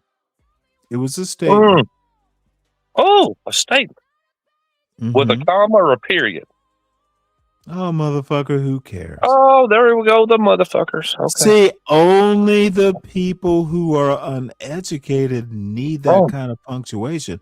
If you're educated, the punctuation is implied, sir. You didn't know this? You can expound on it. No. Why would I? No. Why wouldn't you? Dude, Why wouldn't you? See, It would be silly if you didn't. want me. No, I don't want you to do shit. But Okay, just keep see, being now Stanley. you're over Just keep talking. being This is Stanley. a be brave move. This is a Why John do you keep Galt move. bringing that You motherfucker are up? I don't like it. over talking. I'm calm. I'm trying to explain, and you are just in your feelings over talking. The fuck? I don't know. Let me know when you want to discuss. Read the chat. And not fuss. No, motherfucker, you are fussing. I'm fussy. Fussing. Do I need to spell fussing for you too? Yeah, go ahead. Fuck that. The link. That's the too hard. link. That's too hard. That's too intellectual to do that shit. Yeah, well, you know what? Well, if it's too intellectual, I understand. Do you, sir? Do you understand? I do. I do. Okay. Could you expound on your And understanding? by the way, What you Kimmy want? Cakes Brooklyn Watson is on your side. So you got one per. You hate got her one now? per. Okay, I don't know why you have to talk while I'm talking. I was gonna say that You motherfucker. Kimmy is okay, motherfucker. I'm talking. You're just the motherfucker of motherfuckers. Okay, yeah. So Kimmy Brooklyn Watson is very good with the downtrodden. She always takes up for the underdog. So I was trying to tell you, you got one fan, Ryan. Might only be one though. Really? Do you feel good about that? You like Kimmy that, Stanley? Cakes. Oh, you asked a question. May I answer it? how are you Okay. Once again, this weird bullshit. You ask a question and I cannot answer it. The answer to the question is Brooklyn Watson knows good people. Be one of those good people. Oh, I thought I was superior. I can't keep Lord. up. I don't know about your Lord, but that's what you said. I'm superior, and now I'm just I have one fan. Wow. Amazing. But Any other bullshit? Bullshit? You mean fuckery? Mm-hmm. No, Mhm. don't mean fuckery. Bullshit is not fuckery. Now, okay. It's your show. It's just whatever the fuck. You got me up here, Motherfucker, you're not a What? slave on this panel. You can leave. Wait, obviously, I mean, goddamn, man. Motherfucker, wait, hold it. How am I holding you in I'm just saying. bondage on I this mean, panel? you tell me to go this You direction. can and leave anytime you want, sir. Well, Motherfucker, I am but not. you enjoy this. I am not John Galt. I am not Bullshit. Latino You're gonna for flip bump this Trump. Stan. Motherfucker, all you have to, if it gets too hot, Stan, leave. You've been seething on this shit. This kitchen is You've been hotter than seething. fuck. Are you You've been getting a seething. tan, boy? I'm gonna get Are you this getting a Avatar tan? Trump motherfucker up here. This motherfucker is getting a tan and he wants to run. Kimmy, save this motherfucker. He needs you, Kim. Stanley, why are you so Stanley? Really? Is that the best you can do? I had a follow up when you failed on my answer, but go ahead. Go ahead. Motherfucker, there are no answers on my panel. You I know are that's not right. the answer. What Nope. I need you to do, what I need you to It's a do is satire, Stanley. It's satire. okay. You You know. are doing that low level barnyard be brave shit. I'm superior. I thought Make you up your were mind, better Stanley. than be brave. Yeah. No, I don't know that motherfucker. I don't like him. Yes, you do. You Prove act that. just like him. Can you prove it? Can you prove Motherfucker, it, get Stanley? out of the You brought it up. barnyard. Get out What? of the barnyard. No, Stanley, you can't say shit like that and not back it up. Yes, I don't I know can. that motherfucker. I prove it. can say it, and I I just can't did. stand that motherfucker. He's an asshole. He's You worse. can't. You can't. I can't. I can't. Okay. You know what? This is getting boring. I know, right? I know. was hoping. It's I was silly. hoping someone hit the goddamn link and relieve Yeah, get me somebody of else up this here. burden. Prove me right. You are absolutely right all the time. Want to know why you're always right? Because you say What rhymes simple. with right in your mind?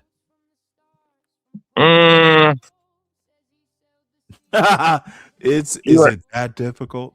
You're not going to do that. I ain't going to let you do that shit. I haven't done much yet. I want you to do the damage. I want you the to do the damage. non-racist motherfucker brings up racist shit. I ain't Dude, I Whatever. said nothing about race. I said you are right. You What insinuated rhymes with- and you tried. See, this I is saw what you this did, is motherfucker. this Read is that. literally, dude. I'm just using rhyming. What's right? Oh, my bad. My bad. Well, What's right? Me. All right. Well, let's find Well, something. I know you hate that because it's your Hate channel what? and all that shit. You know, ain't nobody be right. It But seems to be my channel, and I can't get you to say what's right. whatever. What's right, whatever. motherfucker? What's right, motherfucker? Stanley's right. Everybody's a fucking Oh idiot. I got it. no. Stanley's not the right kind of right. Well, we're going to base that on Stanley. In your idea, in John Galt's idea, and all these dumb fucks. You keep bringing these people up. Stanley is not the right kind of Why do you right. keep bringing these Right? people up, dude? But they're not in the fucking chat, the panel, or nothing. You just keep bringing them up. Chat, Weird. I have. I don't do it. Let me tell you something about my You chat. bring all these A bunch people of up. okay, It's bitch, weird. you're It's fucking talking weird. and I'm trying to explain. Mm. There are okay, dude. I know you are like John Galt, and you No, I'm not. can't let. I know you can't let other people talk because they will prove you a fool in the meantime. Anyone who has a wrench in this chat is trusted. Stop it, Bardwell. Everyone who has a wrench. And you're one of those motherfuckers who has a wrench, so act like you have a wrench. Dude, use your brain and you'll be fine. So you're saying my brain ain't working? No, I'm saying you No, have a no. brain. No, define what you just said. Okay. You won't let me Let's do it. make some shit up. Ryan, you have a brain. That's my point. Ryan has a brain. That's my point. How do you know it ain't working? Because of your standards? It ain't working on your degree, or just frame that up for me. No Look, idea where you're going with this. Well, you said it. I have a brain, but I it's not said on your what? level. I said Ryan has a brain. Uh-huh. Am I wrong? I do. But you said Wait, it. I'm not hold on. using it. Whoa. I need you. So Ryan does have a brain. I was right. Was I accidental in being right? Or did I know Ryan has a brain? Which is it? Do you mean physically or? Okay, motherfucker.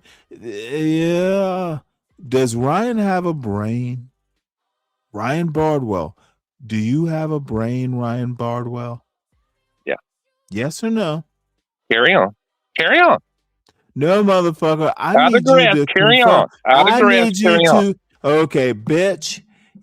Don't you tell me.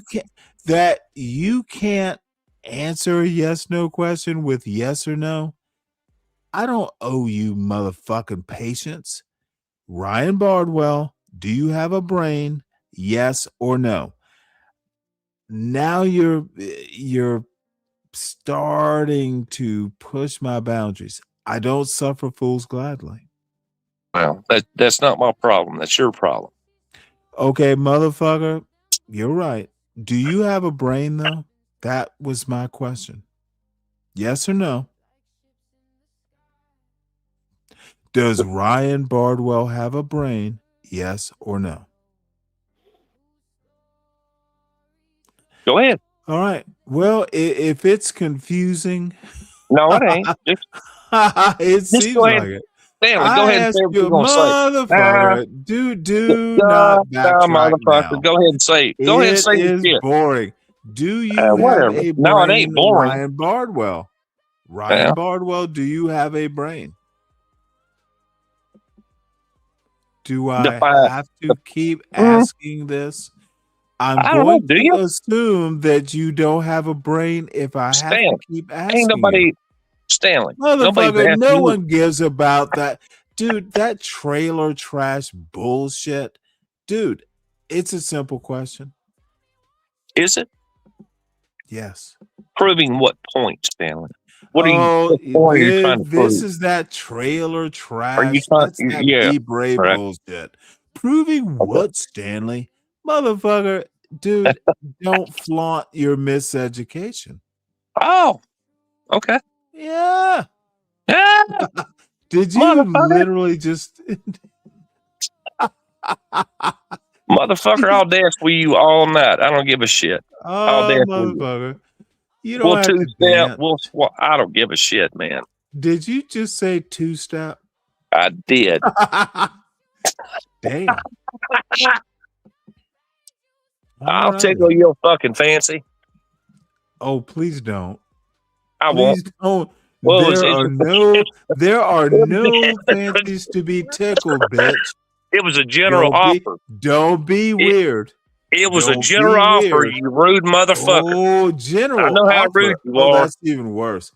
Don't make me any offers, bitch. Well, you know. Stop it. Tit for tat. Silence.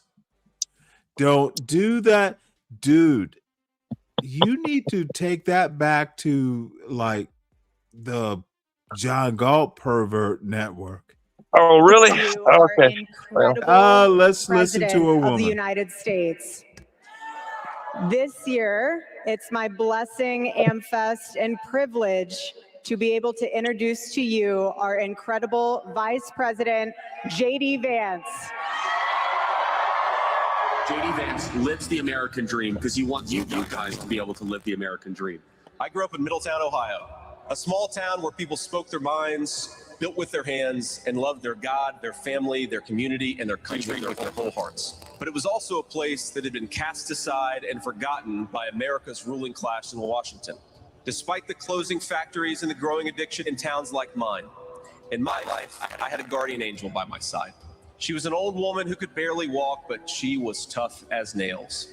I called her Mamaw, the name we hillbillies gave to our grandmothers. Thanks to that Mamaw, things worked out for me. After 9/11, I did what thousands of other young men my age did. I enlisted in the United States Marines. From Iraq to Afghanistan, from the financial crisis to the Great Recession, From open borders to stagnating wages, the people who govern this country have failed and failed again. That is, of course, until a guy named Donald J. Trump came along. President Trump represents America's last best hope to restore what, if lost, may never be found again.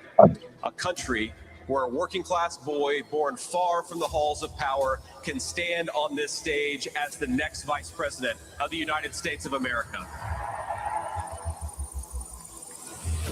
For Charlie, we will speak the truth every single day. For Charlie, we will rebuild this United States of America to greatness. We will never cower, even when staring down the barrel of a gun. For Charlie, we will remember that it is better to stand on our feet defending the United States of America and defending the truth than it is to die on our knees. May our Heavenly Father give us the courage to live as Charlie lived.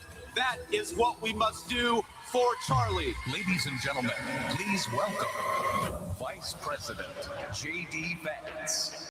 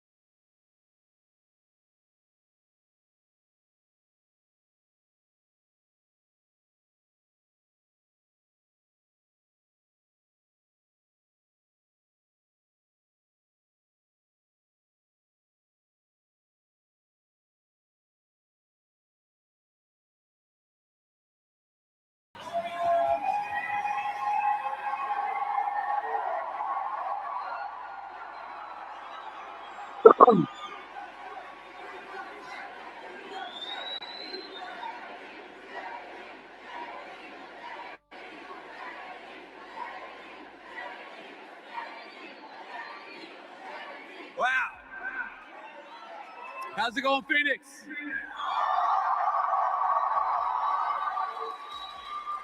It's so good to be here with you all on this amazing day to close out an amazing AmFest 2025.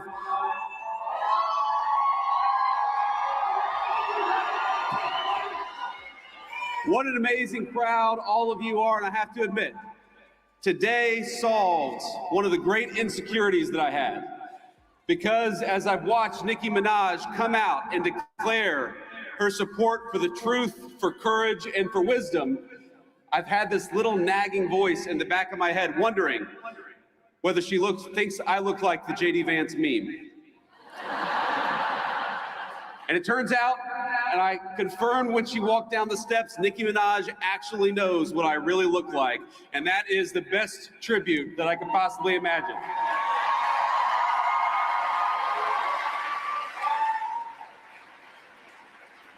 I have to start off with a note of gratitude. Erica, I cannot thank you enough for your strength, your grace, and your kind words of support for this administration and for me personally.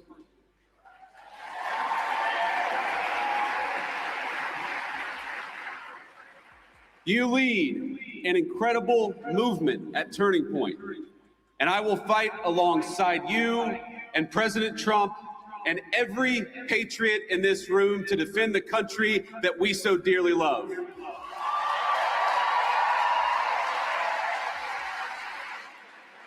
And when I say that I'm going to fight alongside of you, I mean all of you, each and every one.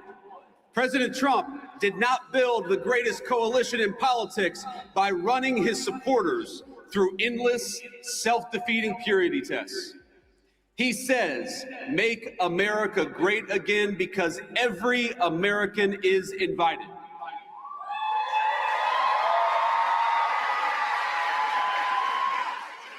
We don't care if you're white or black, rich or poor, young or old, rural or urban, controversial or a little bit boring, or somewhere in between. People of every faith come to our banner because they know that the America First movement will make their lives better, and they also know that the Democrats don't care about anything other than maybe transing their kids. So if you love America, if you want all of us to be richer, stronger, safer, and prouder, you have a home on this team.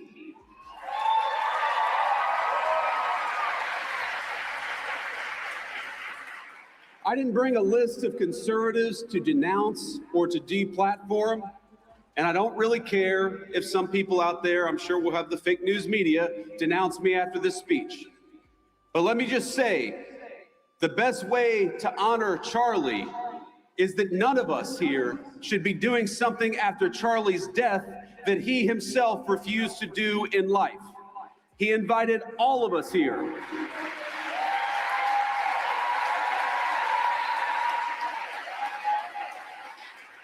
Charlie invited all of us here for a reason, because he believed that each of us, all of us, had something worth saying, and he trusted all of you to make your own judgment. And we have far more important work to do than canceling each other. We have got to build, and President Donald Trump is a builder.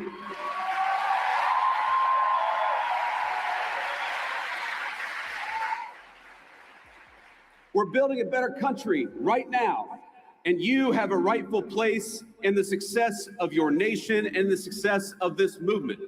And we build by adding, by growing, not by tearing down. Charlie Kirk was a great builder too. He understood that any family can have its disagreements, its tough conversations. We can learn and improve and treat one another better. We can love each other despite the disagreement. But winning demands teamwork. And I am honored to be on Turning Point's team. I'm honored to be on your team, and I will stay that way.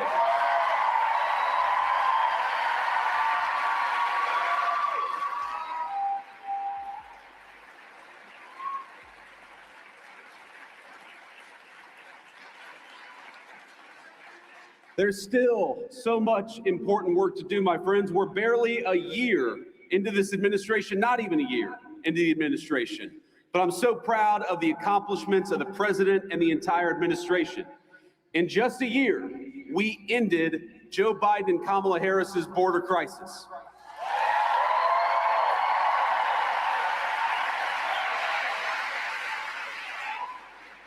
December marks 7 months straight of zero releases at the southern border. Well, the Honorable Ryan Bardwell came up and dude, you don't go up on panels much, so I can only appreciate you honoring this show by coming up. Your decision, your judgment is your judgment, but this is if I don't go up on panels, it's because you have proven why I shouldn't. I go up on my panel because I can control the idiocy. If I go up on idiots panels, they get to do what they will with me. So you're always welcome on this panel. Just like John Galt is always welcome to this panel. But motherfucker, I will trash the dumbness. So Ryan, you're not as dumb as John Galt. I'll say that. More than 2.5 million illegal immigrants have left the United States, the first time in over 50 years that we have had negative migration, and this it's just the is start. the end. You like Latino song? What the fuck is wrong with you, woman? You know what? I did not think I could be this insulted by some person on YouTube. Really? All right, Sin. You are my enemy number one right now. That's it. I cannot imagine being more insulted. Damn it. So I want to curse you out, but something's holding me back, god damn it. When you restore sanity at the border, it shows up everywhere else. Rent prices are dropping 4 months in a row, and more native-born Americans are working than ever before. Kamala Harris opened the border and destroyed the economy. The Trump administration gave. Vice presidents don't destroy economies. You fucking disingenuous, never be president motherfucker. I'm sorry, JD Vance doesn't have it. I think Marco Rubio, he's going to be our first Hispanic president. Net negative migration and much more job creation.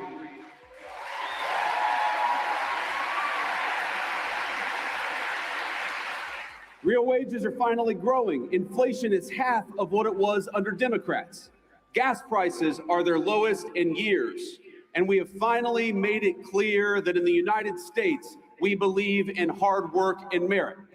Unlike the left, we stand against treating anybody, and I love what Nikki said about this.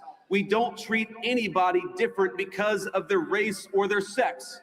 So we have relegated DEI to the dustbin of history, which is exactly where it belongs.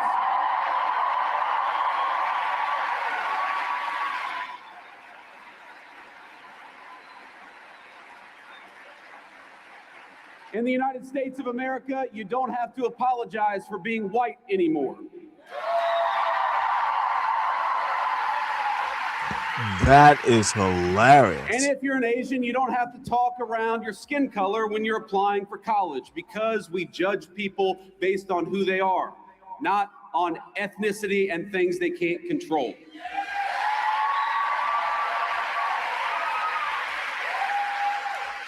We don't persecute you for being male, for being straight, for being gay, for being anything. The only thing that we demand is that you be a great American patriot. And if you're that, you're very much on our team.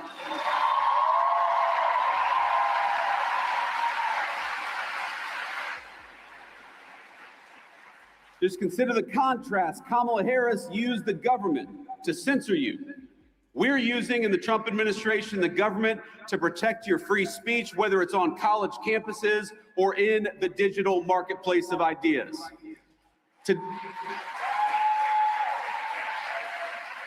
Today, our military is welcoming patriots instead of firing them for refusing to accept an unlawful vaccine mandate.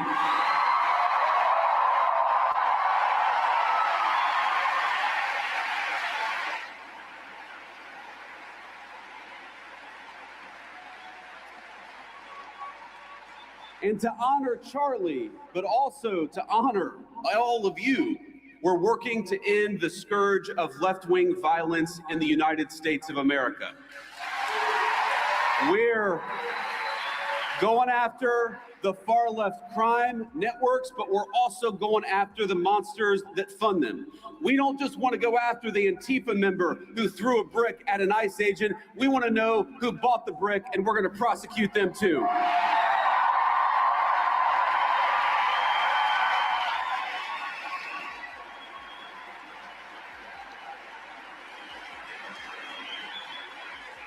We're making America healthy again with our great HHS Secretary, Bobby Kennedy.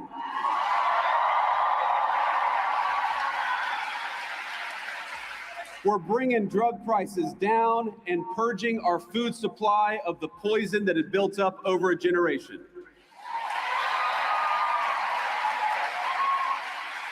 But my friends, there is so much more to be done. And the people saying we need to be doing more, we need to be doing it faster, trust me, I hear you. Greatness awaits every single one of you in the America First movement we are building together, but we need your help to get there. Do you want more prosecutions? Great. So do we.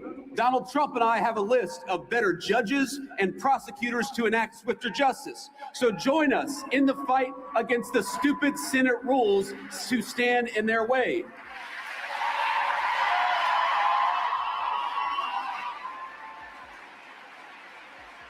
Do you want faster deportations? So go to ice.gov/join, because we're building an army of patriots and we need good people who care about the country to help us secure the border and do it even faster.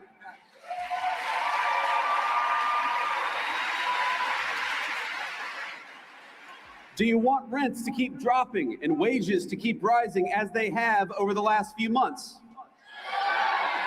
Then mobilize with us. Don't hand power back to the people who tanked the economy in the first place. Join the America First movement, and you will always have a place on our great team.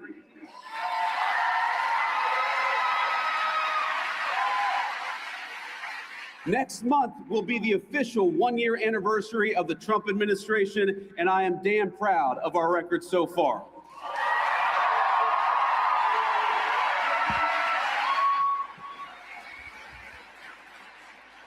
Now, the Democrats are already talking about 2028, and it looks like they're going to nominate This motherfucker. This is literally something that happens at a company. Like, no, this is not the kind of address you do before a country. This motherfucker, America is this bitch's corporation. And same thing with Donald Trump. These motherfuckers are CEOs. They're not president and vice president. Zero motivation. Do you want to be a patriot? Yeah. This is company talk. This is corporate talk, not inspirational. This is a fail. a California liberal who's presided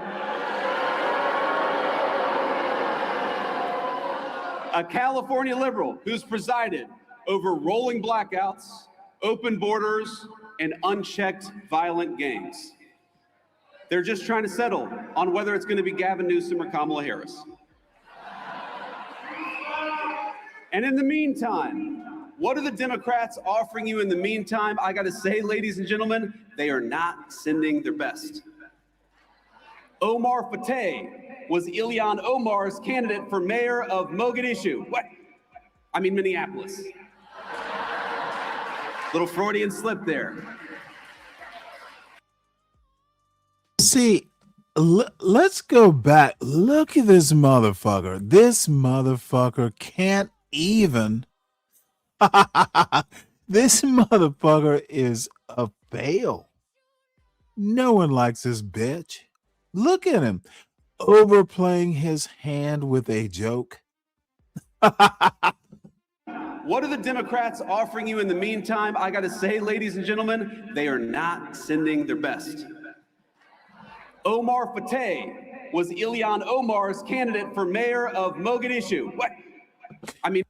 Look at this shit. This motherfucker was anticipating his own joke and the response. Dude, that wasn't natural. The motherfucker doesn't tell jokes. Look, if you are not a humorous person, that's fine. But dude, it is such a fail. And these are the people that the nigga galt and the solid snakes, and god damn, this motherfucker is a fail. Smart people don't want. Dude, JD Vance, not gonna happen. Minneapolis. Little Freudian slip there. The candidate for Senate in Maine for the Democrats calls me a Nazi, which is I don't great even know coming what from a this guy who means, literally Rick. has a Nazi tattoo on his chest. And Jasmine Crockett. Oh, Jasmine Crockett. The record speaks for itself. She wants to be a senator, though her street girl persona is about as real as her nails.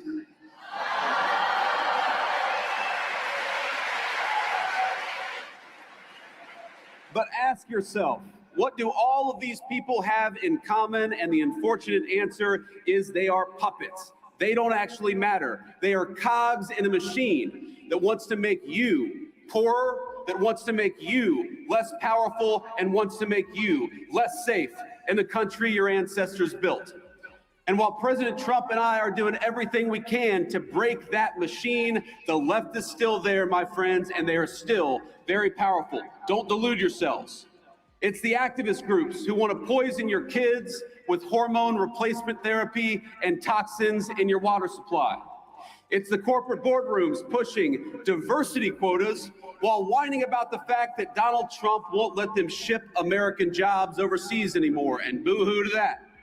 It's the rogue district judges who issued nationwide injunctions every time the president lifts a finger. It's the Soros DAs who cheered on as their cities burned.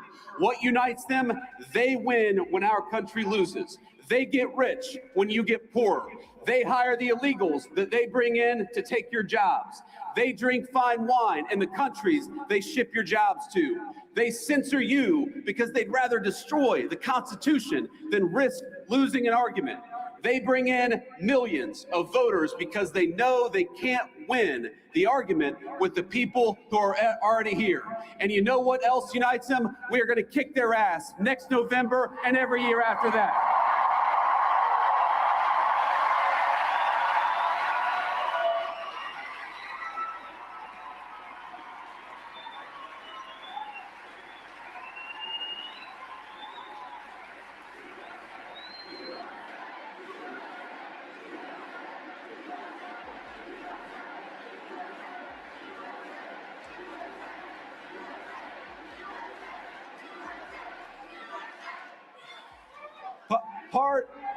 Part of the American dream is the idea that we're all, every single one of us, on the same team. We're all part of the same American family.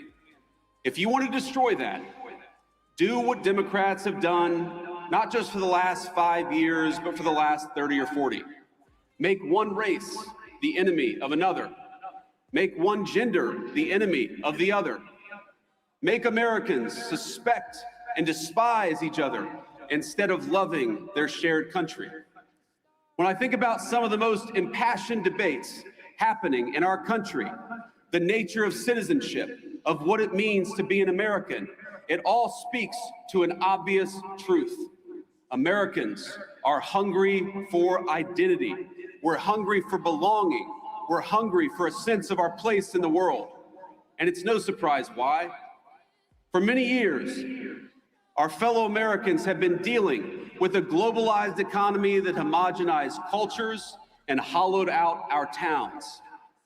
Academics and activists pushing race and gender politics down everyone's throat 24/7. Big tech overlords using their internet platforms to censor stories that challenge the dominant far-left narrative in our country. More than any time I can recount, people are talking about American identity and figuring out what it is that unites us. But I want to say something here. The only thing that is truly served as an anchor of the United States of America is that we have been, and by the grace of God, we always will be, a Christian nation.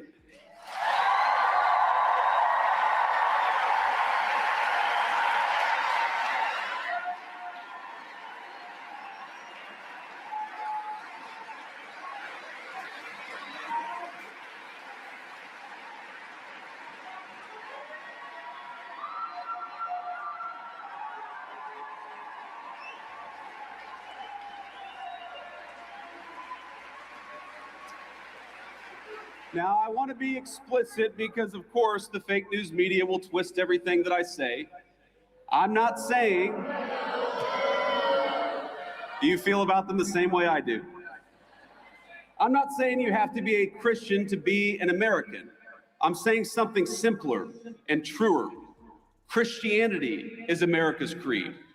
The shared moral language from the Revolution to the Civil War and beyond. Across that history, our country's major debates have always centered on how we could best as a people please God. That creed, think about it. That creed motivated our understanding of natural law and rights, our sense of duty to one's neighbor, the conviction that the strong must protect the weak, and the belief in individual conscience. Even our famously American idea of religious liberty is a Christian concept. Because we're all creatures of God, we must respect each individual's pathway to that God. But over the last 50 years, there has been a singular focus, a war that has been waged on Christians and Christianity in the United States of America. And let me say, of all the wars that Donald Trump has ended, that is the one we're proudest of.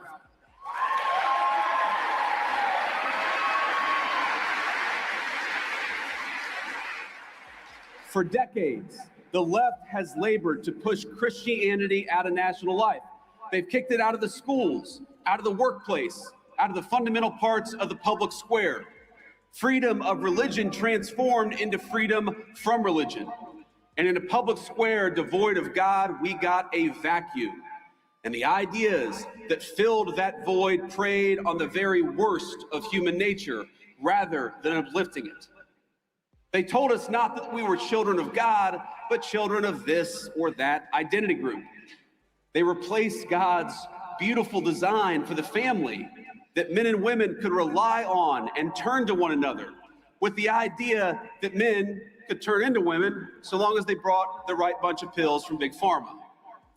They had all the religious fervor of a zealous convert without any of the grace or forgiveness of a true Christian. Scripture tells us, by your fruits ye shall know them. And we might ask, what are the fruits of these people and their principles? And the answer is a man named Tyler Robinson who killed my friend.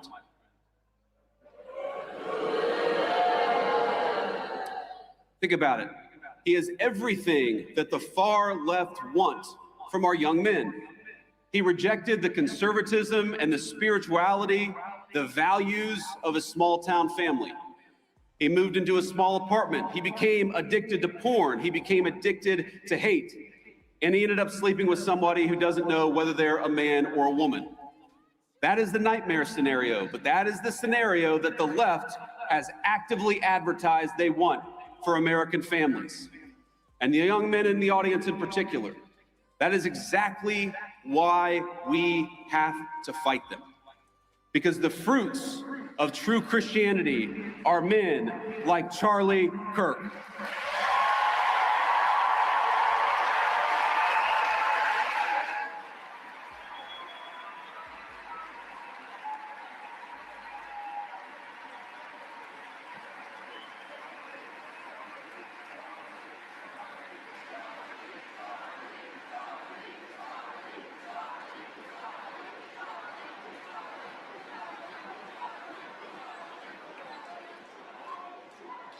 The fruits of true Christianity are good husbands, patient fathers, builders of great things, and slayers of dragons. And yes, men who are willing to die for a principle if that's what God asks them to do.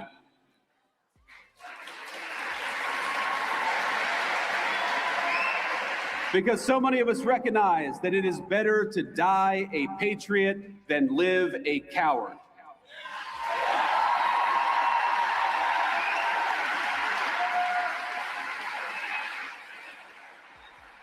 I'm going to tell you something I haven't talked about publicly before, but in the days after Charlie's death, I struggled a great deal. I'm sure many of you did too. I remember watching every video of the assassination, looking for clues, trying to understand what happened. I try to hide my friend and that terrible bullet hitting him, but I would try to look around I stayed up all night for many nights in a row, researching every conspiracy theory, going down every rabbit hole. When my lovely wife, Usha, told me to come to bed, I told her I owed it to Charlie to try to uncover every stone. And so that's what I tried to do. I remember I was consumed by this fear that Charlie's death wouldn't just deprive a family of their husband or of a good father, but that it would deny our movement of a great unifier of people and a great doer of great deeds. It's the only time I can remember my wife ever telling me that she was really worried about me. She told me it many times. But what saved me was not lying to myself, but accepting the reality of the fight that we're in. Charlie's death was an immense loss, an irreplaceable loss. We got kicked in the teeth, my friends, and there's no sugarcoating it or pretending that it didn't happen. We need to accept that. And what saved me was realizing that the story of the Christian faith, like the story of these United States of America, is one of immense loss followed by even bigger victory. It's a story.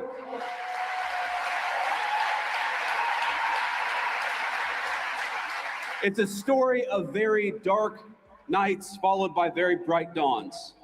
What saved me was remembering the inherent goodness of God and that His grace overflows when we least expect it.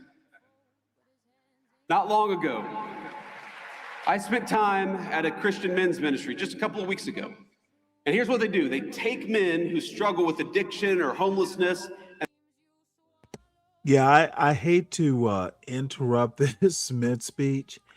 I can't imagine someone that I don't want to be president as much as this dude. This cannot happen in my country. You say MAGA, Zhang, dude, this dude is, yeah, we can't have this. Not in America. They help them get back on their feet. They feed them, they clothe them, they give them shelter and financial advice. They live out the very best part of Christ's commission. Now, afterwards, I had lunch with 4 of these men. It was a couple of white guys, a Hispanic guy, and a black man.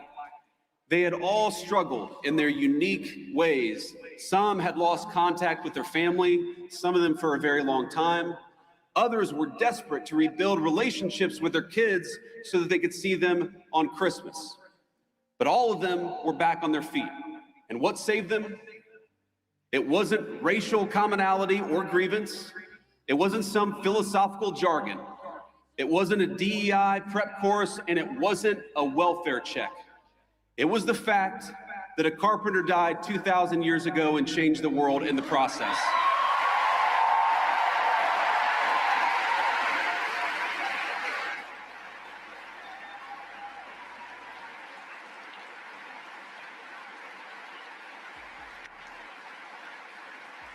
If you go to almost any food pantry in this country, you will find Christians feeding the poor. If you go to addicts whose families won't even speak to them, like my mom was at a certain point of her life, it's often the Christian ministries that stay with them at their very lowest moments. You'll find Christians sitting patiently beside hospice beds and in recovery rooms and in all the places of the world where people have given up on other people. And this is the moral truth we strive to center in our work in the Trump administration and in this great movement of ours. A true Christian politics, it cannot just be about the protection of the unborn or the promotion of the family, as important as those things absolutely are. It must be at the heart of our full understanding of government. Why do we penalize corporations that ship American jobs overseas? Because we believe in the inherent dignity of human work and every person who works a good job in this country. Why have we worked without the help of Congress to restrict H-1B visas, for example, because we believe it is wrong for companies to bypass American labor just to go for cheaper options in the third world.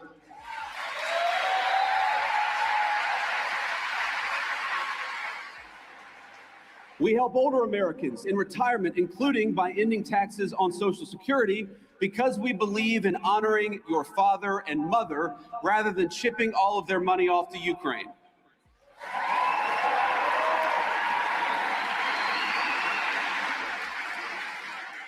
We believe in taking care of the poor, which is why we have Medicaid, so that the least among us can afford their prescriptions or to take their kids to see a doctor. And it's why we are outraged at the injustice of Tim Walz allowing Somalian immigrants to defraud that program to the tune of billions of dollars. It ought to go to Americans, because that's who it's there for.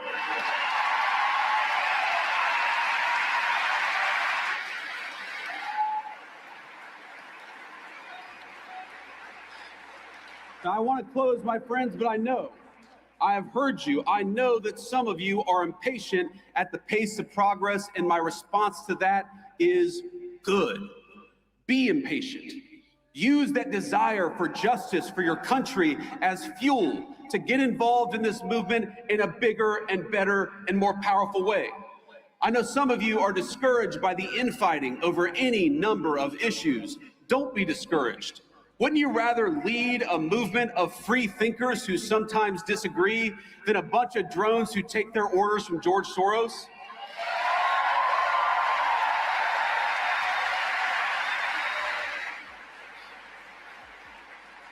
And I know many of you miss our dear friend Charlie Kirk.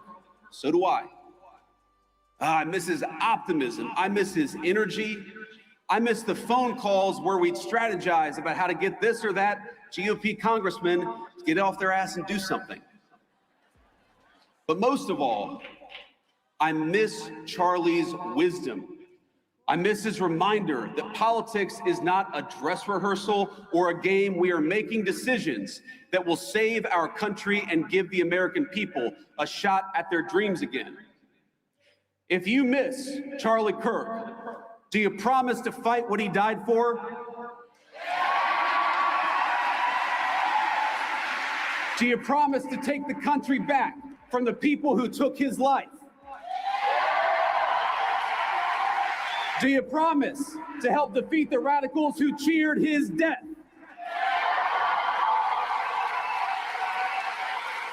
Do you promise to honor his memory by having faith in the God he loved?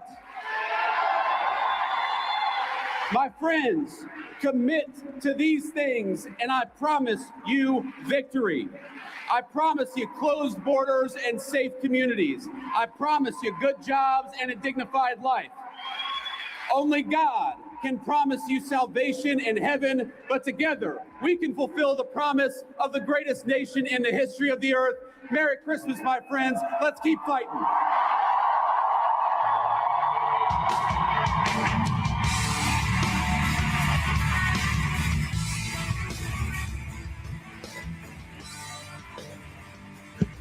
That was amazing.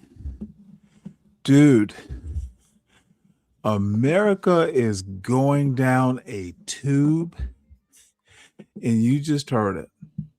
I can't imagine a scarier mayonnaise colored motherfucker. Dude.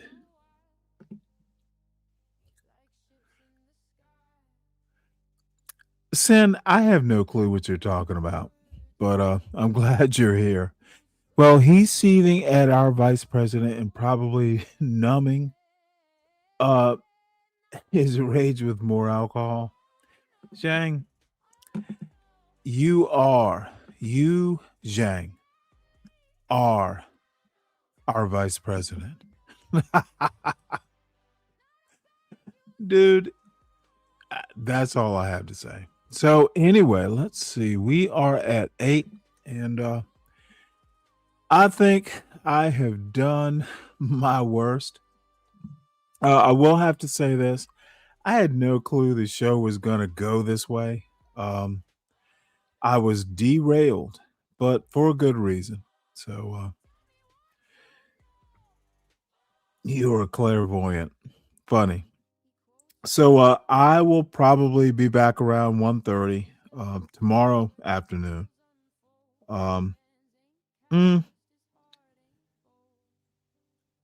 So 1:30. And Sin, god damn it. Ryan Bardwell has decided to come up on a panel, and that motherfucker better start coming up more often. It was good to see him. And Sin, you are Sin 7 Sin. You are the next mystery person who needs to come up.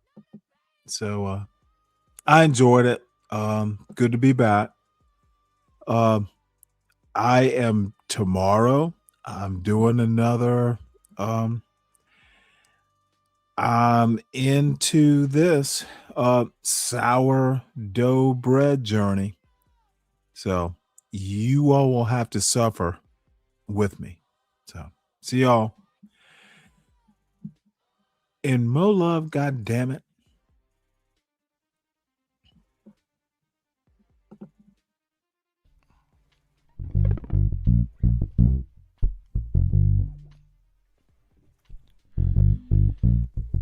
Welcome to the Whoop-De-Wop. The Whoop-De-Wop is a name. The Whoop-De-Wop is a place. The Whoop-De-Wop is a thing. The Whoop-De-Wop. Yo, hand me the Whoop-De-Wop. Yo, you got some money? We going to the Whoop-De-Wop.